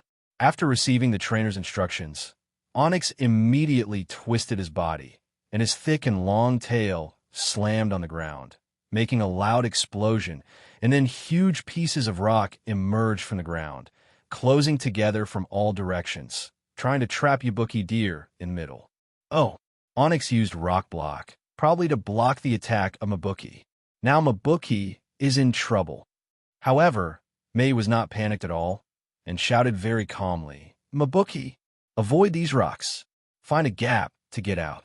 Mabuki was obviously running fast, but he was able to dodge the rocks that came out from the ground from time to time and rush to Onyx in the blink of an eye.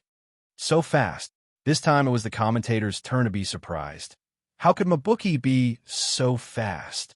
Onyx's rock block is completely ineffective. It was really fast. Ash felt a little solemn.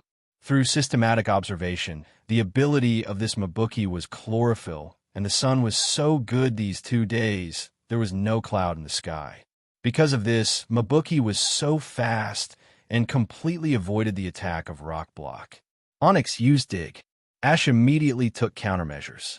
After receiving the trainer's order, Onyx immediately twisted its body and burrowed into the ground. May saw this and hurriedly shouted, "Mabuki, stop!" Mabuki stopped in front of the big hole that Onyx had drilled out, looking around a little anxiously, while May fell into deep thought. With the size of Onyx, it would be easy to be discovered, and even using dig would not be able to sneak attack. What on earth was Ash thinking? May's delicate eyebrows slightly frowned. She really couldn't understand the meaning of this move. If it was just to avoid the attack, it seemed meaningless. However, Ash soon gave the answer. Onyx, use earthquake directly underground. No way. May was shocked. If earthquake was used underground, not only would the power be increased, but the range would also become extremely wide, almost covering the entire venue. However, in this way, Onyx underground would also be hurt by earthquake, which could be said to be a lose-lose situation. Ash knew this very well, but he had to do so. After all, May's speed was too fast, and the snake could only passively take the beating if it fought on the ground. Boom! With the violent tackle sound coming from underground, the entire stadium began to shake wildly, and even some spectators near the front row were accidentally shaken off their chairs, and Jenny, who maintained law and order, kept comforting the timid spectators around them, trying to keep them calm. As the main venue of the Indigo Plateau Conference, the earthquake resistance of this building is naturally extraordinary. At least the earthquake used by Onyx can't cause any damage. Otherwise, someone would have come forward to stop Ash. There was nothing in the sky on the battlefield. My bookie could only lie there and endure the attack of earthquake. Her expression looked extremely uncomfortable. May herself almost couldn't stand steadily, but she still encouraged, "Mabuki Shu, hang on. The opponent's earthquake won't last long."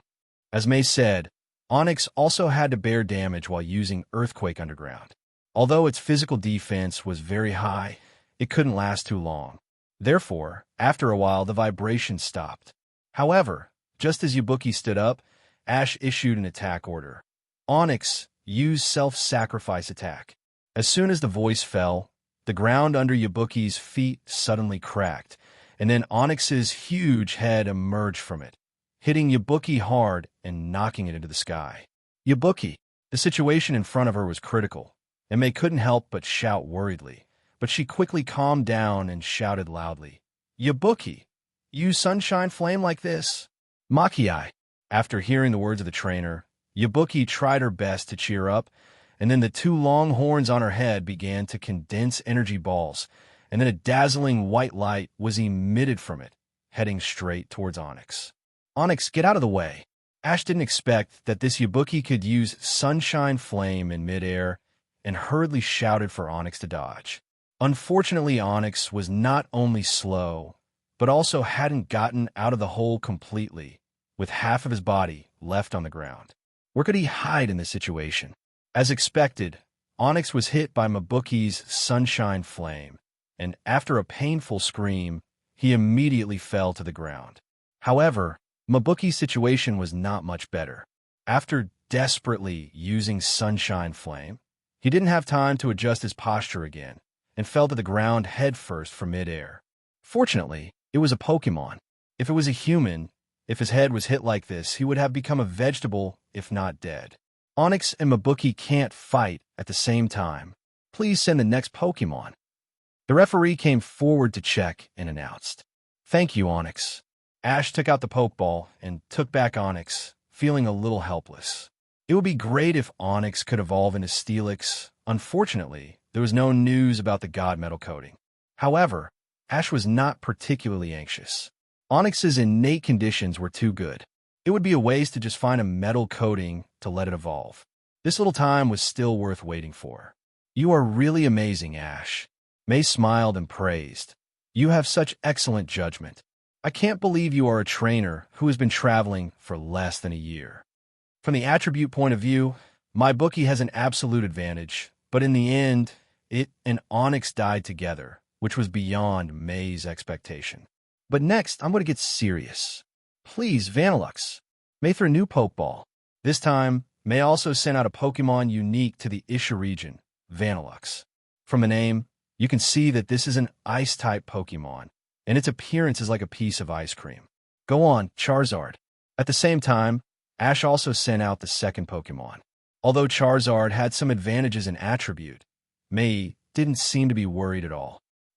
Vanillux, let rivals see how powerful you are. May seemed confident. First, use Hail. After receiving the trainer's order, Vanillux's four little eyes all glowed white, and then a large dark cloud suddenly floated to the sky of the venue and began to rain fist-sized hail, but it was limited to the competition venue. The audience around was not affected at all. I didn't expect May to use the tactic of changing the weather. How should Ash deal with it now? Hail kept hitting Charizard, and the slight sting made it a little irritable. But Vanillux, because of its own ability to freeze its body, was not injured by hail, but seemed very happy. 0. Well, this is troublesome, and we have to make a quick decision. Ash frowned slightly. In the hail climate, Charizard will continue to lose energy, although not much, but the longer the delay, the more disadvantageous the situation will be for Charizard. Charizard, use Flamethrower. After making up his mind, Ash did not hesitate and immediately issued an attack order.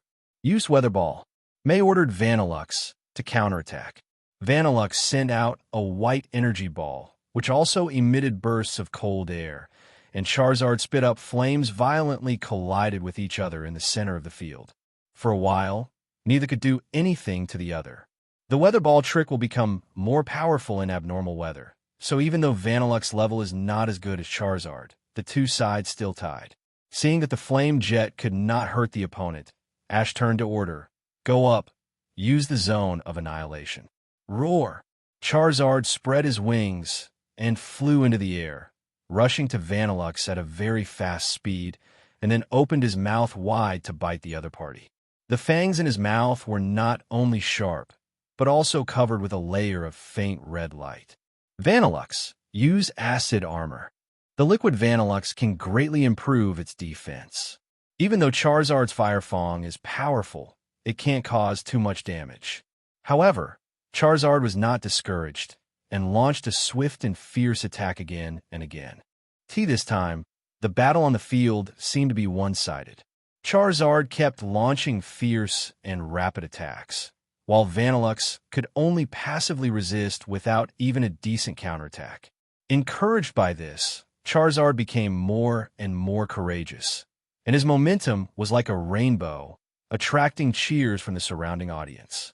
Sister Sabrina, it seems that Charizard will win this battle.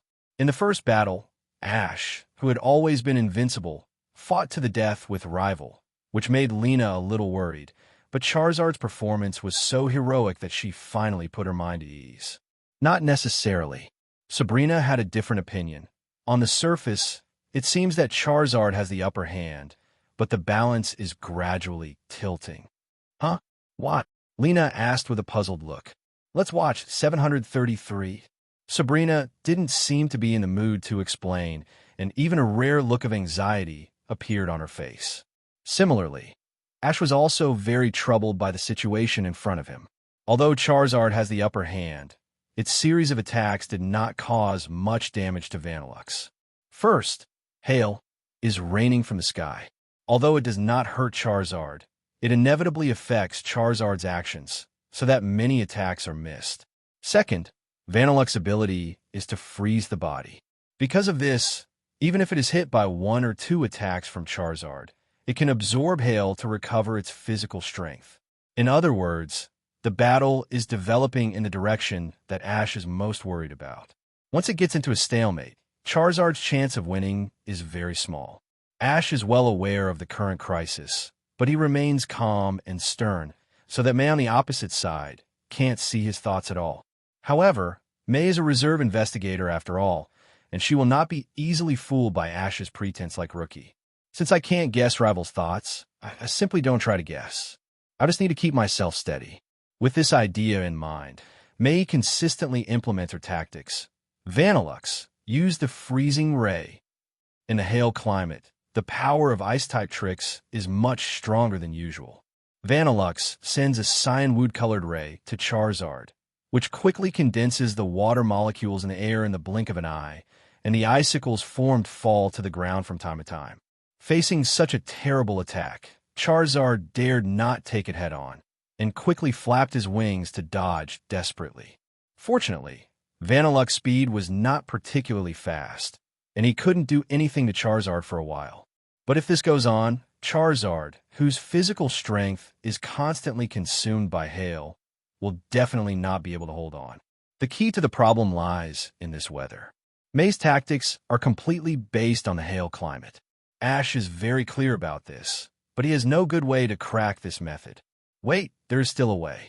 Ash suddenly thought of Charizard's Mega Evolution. Mega Charizard Y. If the Mega Evolution can be successful, then the current dilemma can be solved. But how to succeed is a difficult problem. The fire energy in Charizard's body conflicts with Ash's Sea King priesthood, and the previous Mega Evolution has completely failed. Fortunately, there is always a way out. He suddenly thought of another thing. That is, Sabrina's method of making Alakazam Mega evolve before, using Psychic to maintain the connection between the two. In the same way, although there are already Evolution Keystones and Mega Evolution Stones, Ash can use the power of Wave Guide to strengthen the connection between him and Charizard, try to avoid energy conflicts, and keep Charizard calm. But all this is only based on theory, and it is unknown how it will work in practice. After thinking for a few seconds, Ash immediately decided to try it, because even if he changed to other Pokemon is on the field, and it is also extremely difficult to deal with the opponent's Vanillux, so it is better to give it a try. Charizard! Ash shouted at Charizard flying in the air, then raised his right hand and shook it, showing it the Mega wristband on his wrist. Zhiye! Charizard understood Ash's meaning immediately, and then it also stretched out its right hand wearing the Mega wristband and nodded to Ash with a firm face. Seeing that Charizard agreed to this plan, Ash opened the wave power without saying a word, tightly connecting himself with Charizard's mind, and at the same time pressed his left hand on the Mega wristband, saying loudly, Charizard, Mega, Evolution, Zhiye. As soon as the voice fell, Ash and Charizard's wristbands emitted a dazzling white light, and then under the shocked eyes of everyone, Charizard's body appearance began to change, and finally turned into the form of Mega Charizard Y. Oh my god! The commentator was a little stuttering. Ash's Charizard can actually Mega Evolve. This is too incredible. Even in the Kalos region, only a few trainers can make their Pokemon Mega Evolve, and at this Indigo Plateau Conference, Ash is the first trainer to make Pokemon Mega Evolve. With the appearance of Mega Charizard Y, the atmosphere on the field was immediately pushed to a climax, and the sound of discussion and exclamation came one after another, and the whole venue was completely covered by the chattering discussion. It turns out that Charizard can also Mega Evolve. Really? Ash didn't tell me, making me worry for nothing. Lena couldn't help complaining. She knew very well how powerful the Mega Evolved Pokemon was. It seemed that defeating Vanillux was a sure thing. However, Sabrina's worry became even worse. Through Psychic, she found that Ash's physical strength was decreasing at an alarming rate of 2.7. It seemed that Ash had indeed adopted her method for Charizard's Mega Evolution this time. But how long could Ash last? This made Sabrina worry. In fact, as Sabrina thought, Ash felt very bad at this time. He seemed to be doing anaerobic exercise normal, and he could clearly feel that his physical strength was rapidly decreasing. Ash, you are really amazing. You can even make Pokemon Mega Evolve. When she first saw Mega Charizard Y, May was so shocked that she almost couldn't close her mouth, but soon she clenched her fists and said firmly, "But my Vanillux will not lose. Come on." However, Ash didn't have time to pay attention to May's bold words. He couldn't wait to say, "Charizard, start a drought." Ash estimated that in about 10 minutes, his physical strength would not be able to support him. So he did not dare to waste time and immediately commanded Mega Charizard Y to launch a counterattack. Dow! Mega Charizard Y roared to the sky, and then the originally dark clouds of soaring in the sky suddenly turned into a clear sky. Not only that, the sun shone down even more scorchingly. This is the effect of Mega Charizard Y's ability, Drought, which can change the weather on the field to sunny and enhance the power of Fire-type special moves. What's going on? Seeing the weather on the field suddenly change, May was immediately surprised. Although she knew about Mega Evolution, she was not very clear about Mega Charizard Y's ability. Vanillux, use Hail again. May thought that the effect of the special move was invalid, and was ready to let Vanillux use the same trick again. But this time, how could Ash let her succeed? Charizard, stop it, Flamethrower. Ooh. After receiving Ash's order, Mega Charizard Y immediately opened its mouth, and a pillar of orange-red fire gushed out of it. This flame was not only more colorful than before, but also much larger in size. It was more like a fire tornado than a pillar of fire. Vanillux, use the freezing ray. May immediately changed her words and ordered. May knew very well that a flamethrower of this size could not be avoided with Vanillux speed, so it was better to give it a try. Unfortunately, the idea was correct, but the reality was cruel. After the amplification of the sun and the Mega Evolution, the power of Flamethrower was enhanced to an extremely terrifying level. So when the two energies collided, the freezing ray was covered by Flamethrower in the blink of an eye, and then the raging fire enveloped Vanillux. When the smoke cleared, Vanillux appeared in front of everyone. His body was already completely black, with burn marks everywhere, and his two pairs of small eyes were covered with mosquito coils. He fell to the ground and couldn't get up. Vanillux can't fight. Charizard wins. After going forward to check, the referee immediately raised the flag and announced, "Now, Ash was finally free," and quickly removed Charizard's Mega Evolution contest condition and restored it to its original state.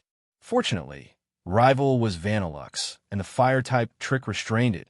Otherwise, if it was delayed for a while, I'm afraid Ash would have fallen first. Too amazing.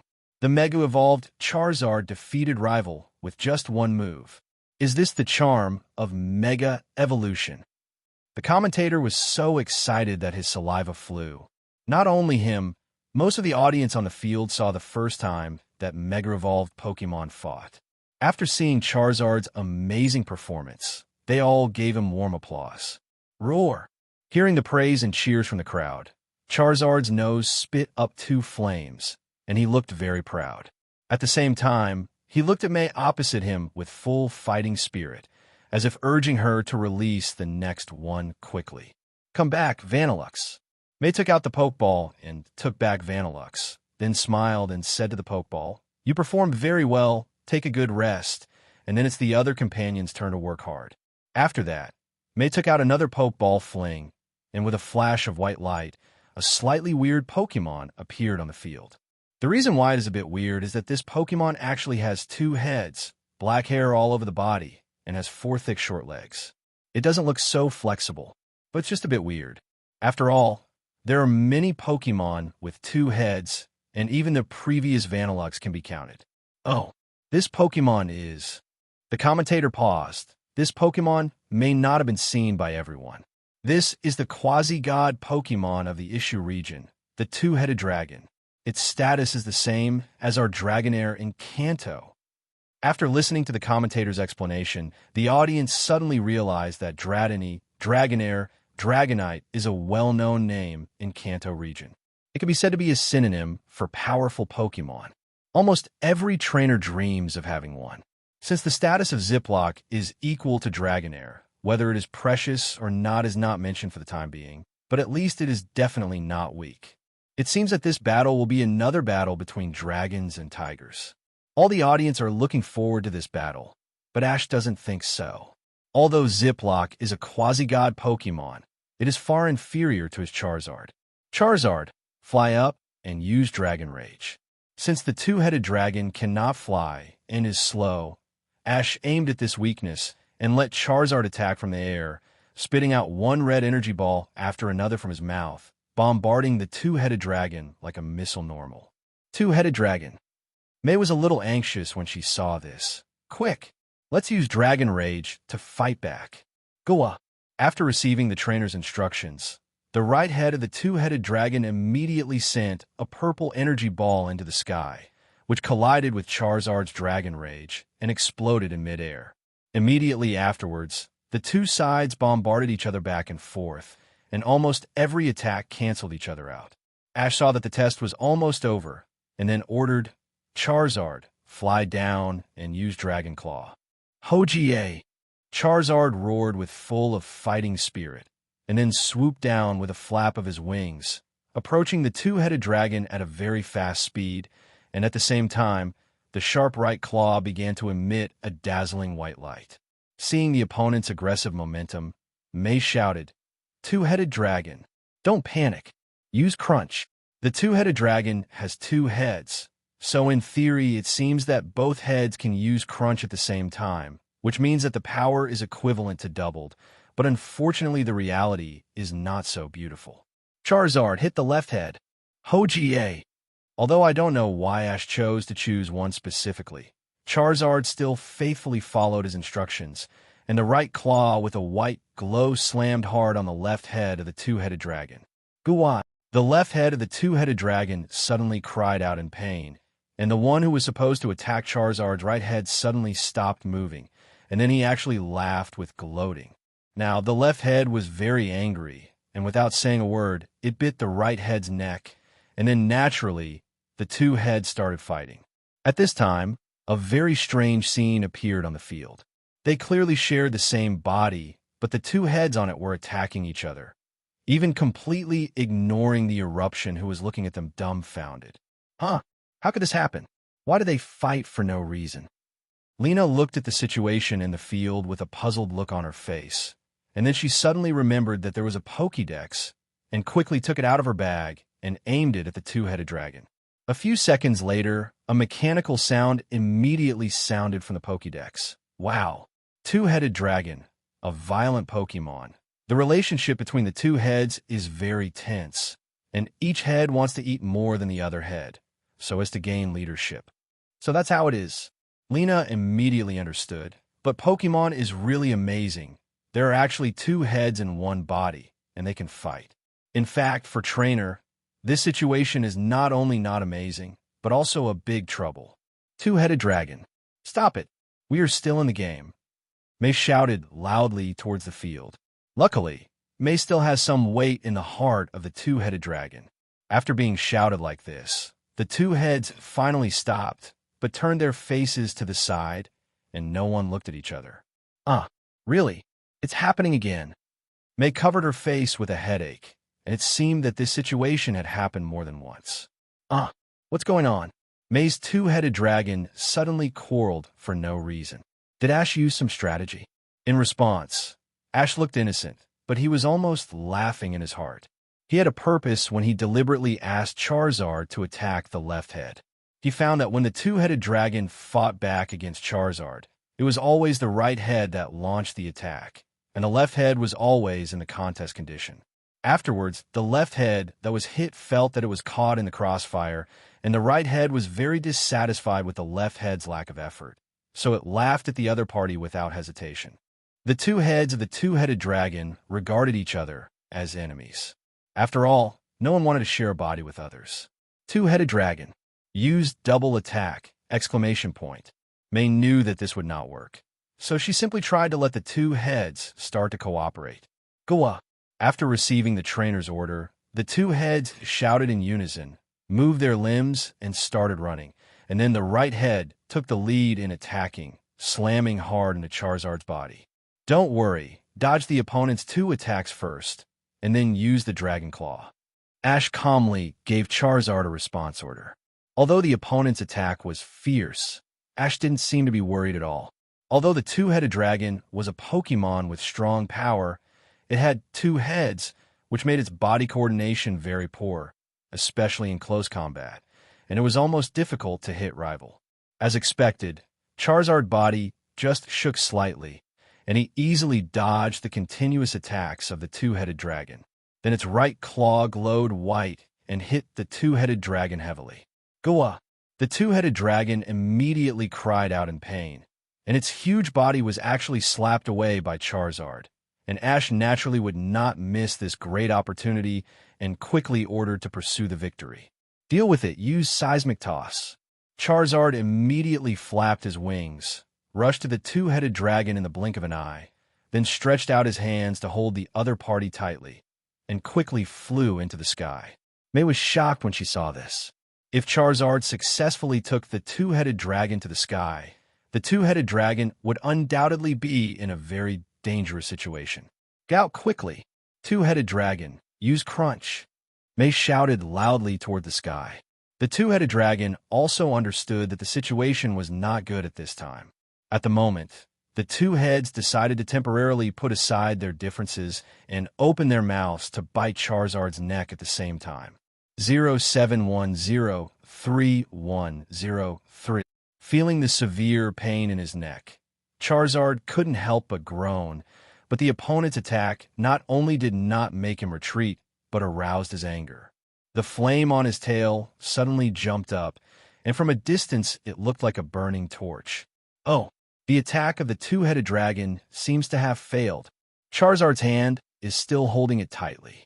Is it going to end like this? After just a few seconds, Charizard climbed to the sky above the field. Seeing that the height was almost reached, it immediately began to spin at high speed, making the two-headed dragon dizzy. After spinning a few times, Charizard suddenly swooped down and smashed the two-headed dragon in his hand to the ground. At the height of the two-headed dragon at this time, if it fell, it would probably have little physical strength left even if it didn't faint, and May had no choice but to watch it all. However, at this moment, a sudden change occurred. The two-headed dragon, which was falling at a high speed, suddenly lit up with white light, and the appearance of its body began to change. A pair of wings gradually stretched out from its back. At this critical moment, the two-headed dragon actually evolved into a three-headed dragon. After having wings, the three-headed dragon naturally stopped falling and flew in the air to look at Charizard from a distance. Facing this new rival, Charizard's eyes rarely showed a trace of solemnity. It can feel that the opponent has undergone a qualitative change at this time, which is completely different from before. In fact, it is true that the combat ability of quasi-god Pokemon is very weak before it is fully evolved, just like Ash's Metagross, which can only learn one trick in the Beldum stage. Compared to the two-headed dragon, the three-headed dragon not only has the ability to fly, but more importantly, it Zhao Hao has become a brain that only uses one brain to think and act. Don't look at its name as a three-headed dragon. It does have heads on its two hands, but those two heads are fake and are only used to attack rival. But this is an evolution. May's two-headed dragon actually evolved at the critical moment. Let's applaud and congratulate her.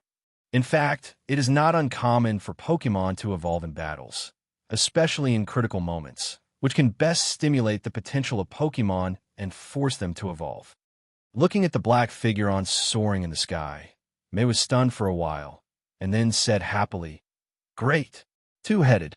No, three-headed dragon. You did a great job." 11. This is naturally a big surprise for May, but it is a big trouble for Ash. It's a bit difficult now. Ash quickly compared the difference in strength between the two sides in his mind. After the successful evolution, the strength of the three-headed dragon naturally increased dramatically and was instantly promoted to the elite level. Quasi-god Pokemon is like this. Before the complete evolution, the strength can be called scum, but once it evolves, it will undergo a qualitative change. Although the difference in strength is not big, Charizard's fire-type tricks are not effective against the three-headed dragon, and the advantages in flying and speed no longer exist. In addition, it has also suffered a lot of damage before. Come back, Charizard, you have worked hard. After thinking for a while, Ash immediately decided to take Charizard back. Oh, Ash replaced Charizard. Which Pokemon will he send next to deal with the powerful three-headed dragon? Go, Sylveon. Although Sylveon's strength is not as good as the three-headed dragon, it has an absolute advantage in attribute.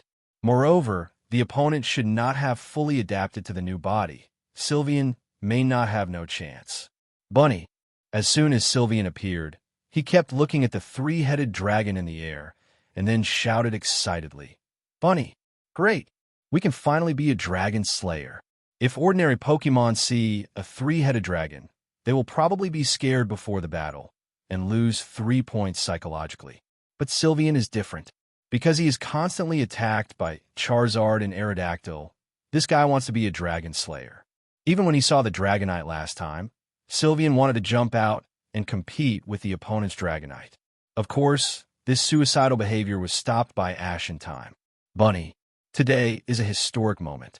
Sylveon's voice was rarely solemn. Bunny, Bunny, Bunny, Bunny.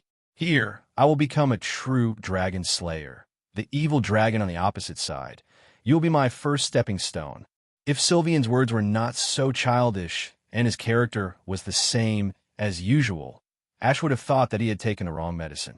However, after hearing this, the three-headed dragon on the opposite side did not show any anger, but just looked at Sylveon in confusion.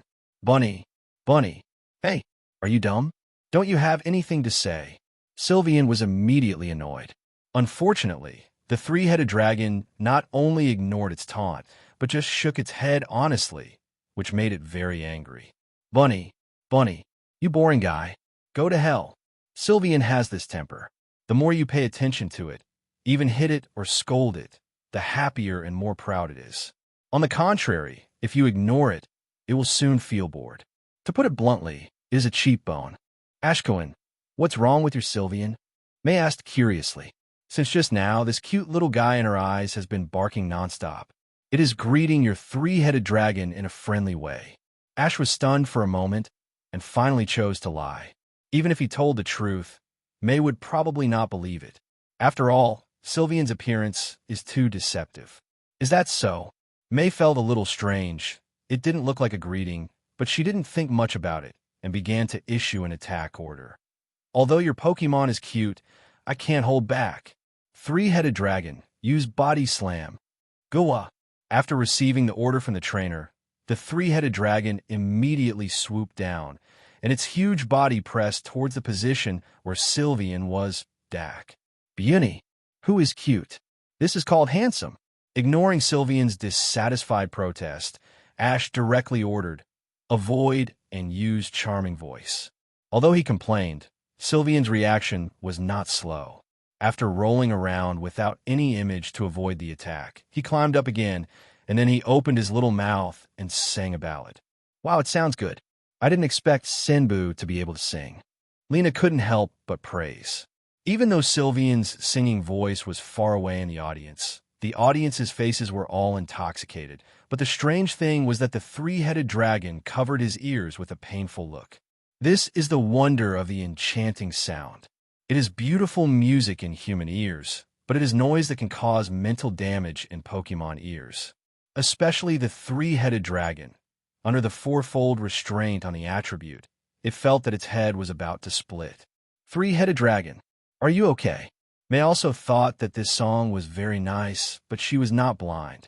She saw the three-headed dragon's painful look and immediately understood that the situation was not good. Hurry up and stop it. Use high pitch. After receiving the trainer's instructions, the three heads of the three-headed dragon first took a deep breath at the same time, and then roared at the same time. Goo! Wah! Visible supersonics were emitted from the mouths of the three heads, which not only stopped Sylveon singing in an instant, but also made her ears hurt, rolling on the ground. This move can be described as tit-for-tat, using sound to fight sound. Good job, three-headed dragon. Seeing that the move was effective, May couldn't help but smile. Then used the triangle attack. Goo-wah! The three-headed dragon roared, and then three energy balls of different colors appeared in front of it, red, blue, and yellow respectively. These three balls were connected by several beams of light to form a triangle shape. If you're hit by this attack, there's a certain probability that you will fall into a certain status condition, which may be burns, freezing, or paralysis. Although it is so troublesome, Ash did not let Sylvian dodge, but decided to exchange injuries without hesitation. Sylvian Moonblast. Ash's tone was full of confidence. The opponent would either withdraw the attack to dodge or take it head-on. If the opponent really dared to take it head-on, that would be exactly what he wanted. The quadruple bonus attack damage was enough to make the three-headed dragon feel better. Bunny, Sylvian responded, and then a soft light emanated from his body. From a distance, he looked like a full moon, so beautiful that people couldn't take their eyes off him. Then, a pink energy ball condensed in front of Sylvian and blasted straight at the three-headed dragon. According to Ash's idea, May would definitely let the three-headed dragon dodge. After all, the fourfold damage is no joke. Even the three-headed dragon, a quasi-god Pokemon, would feel uncomfortable. However, May looks very weak on the outside, but in Pokemon battles, this style is much tougher than Ash imagined. Three-headed dragon. Fight it. Goa. Hearing May's words, the three-headed dragon's eyes showed a touch of determination, and he continued to use the triangular attack without hesitation, emitting a colorful light towards Sylvian. Boom! With two loud noises, the triangle attack and moon blast hit Sylvian and the three-headed dragon almost at the same time, raising clouds of dust. Oh, both attacks hit at the same time. Will one of them fall? When the smoke dissipated, the two Pokemon were still standing on the field. It seemed that this attack did not decide the winner, but both sides were panting and looked a little embarrassed. Although he was a little surprised at the opponent's choice, Ash did not hesitate and immediately planned to let Sylvian attack again. But at this moment, a few static electricity suddenly burst out from Sylvian's body. Oh no! Ash was slightly startled.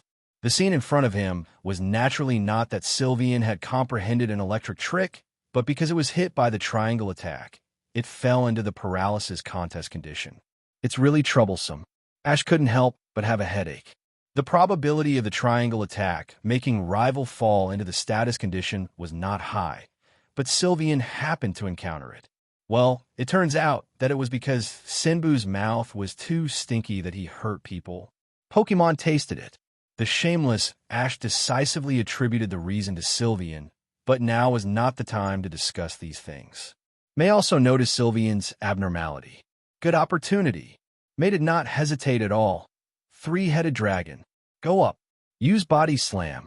Go on. The three-headed dragon seemed to understand that this was the last fight, and immediately burst out all the remaining power and rushed towards Sylvian at an astonishing speed.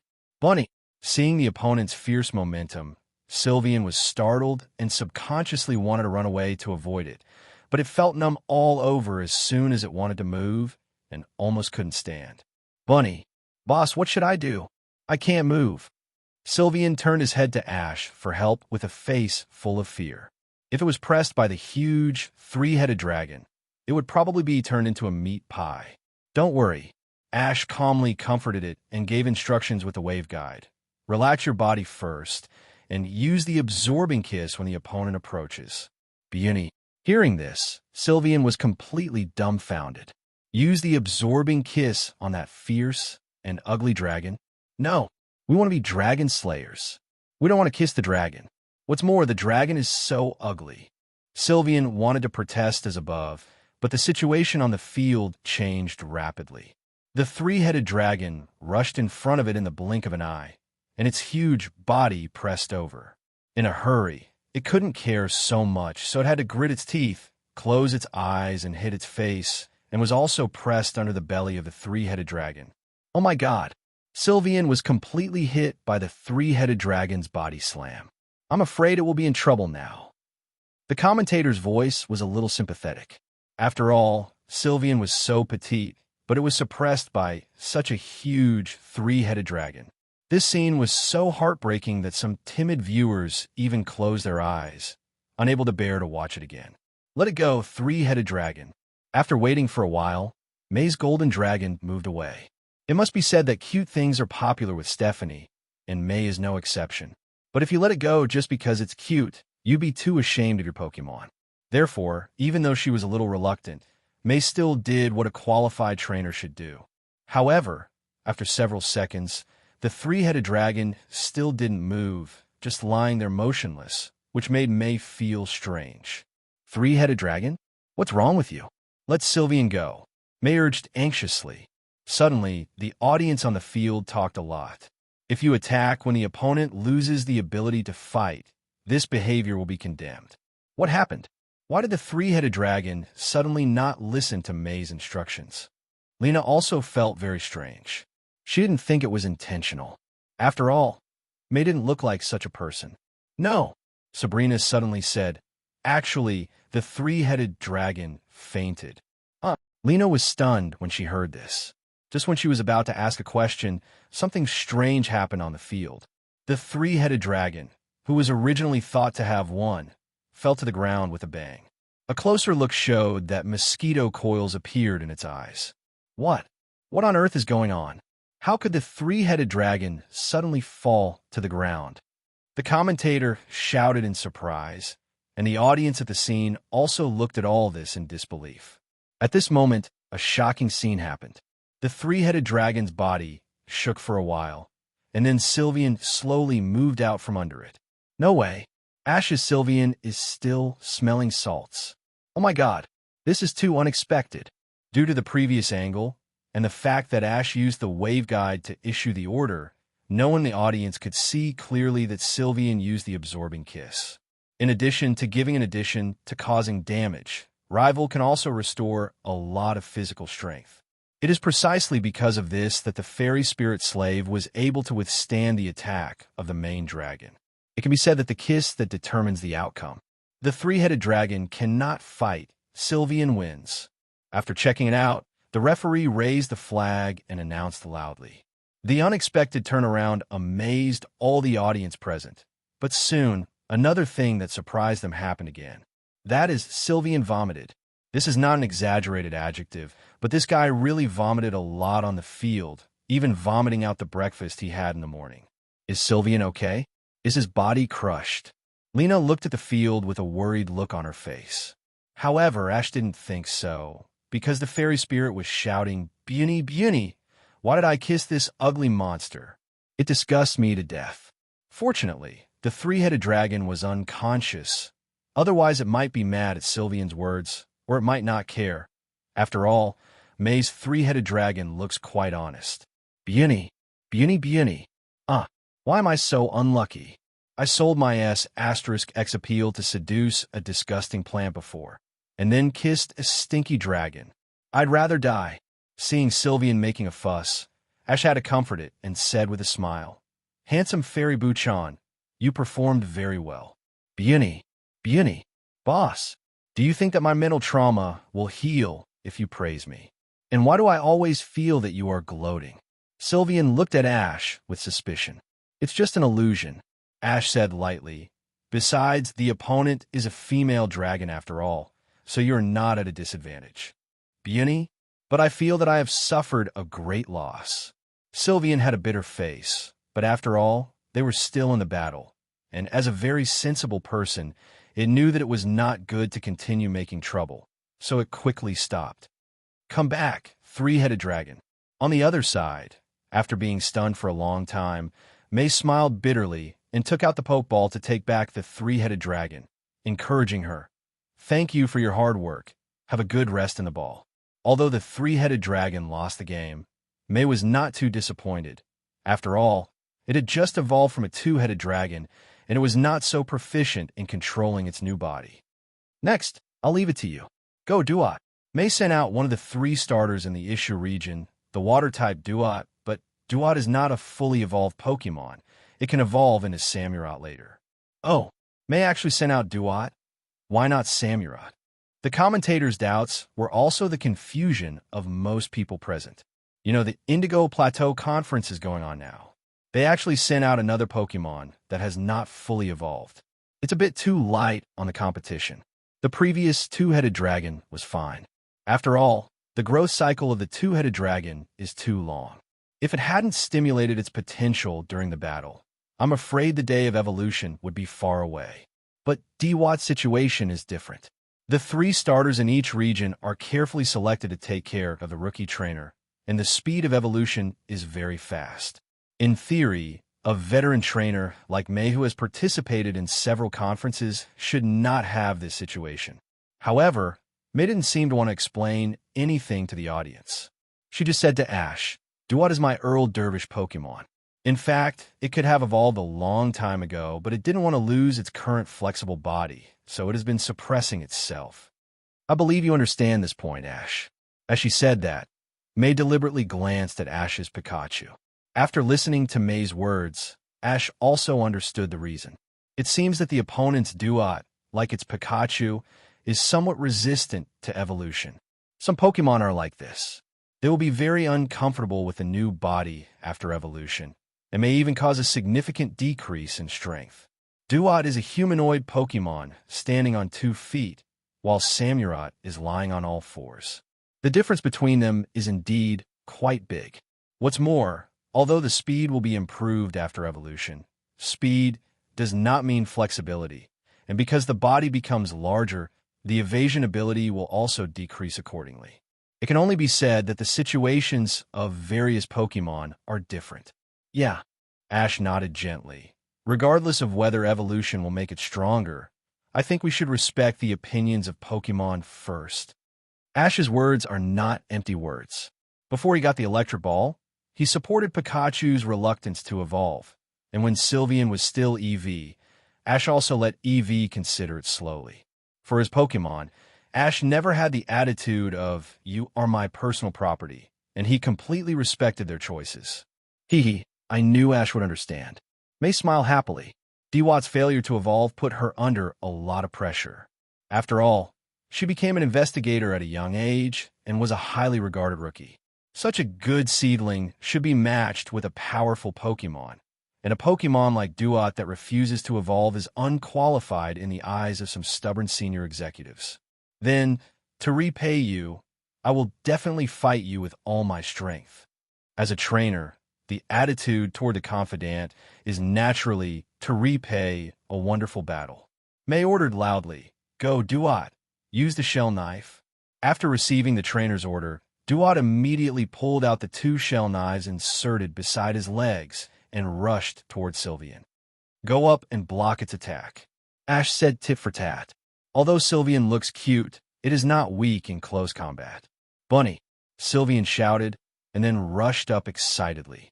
Because the previous battle with the 3-headed dragon made it very depressed, so now it is eager to find a Pokemon to beat up and vent its anger.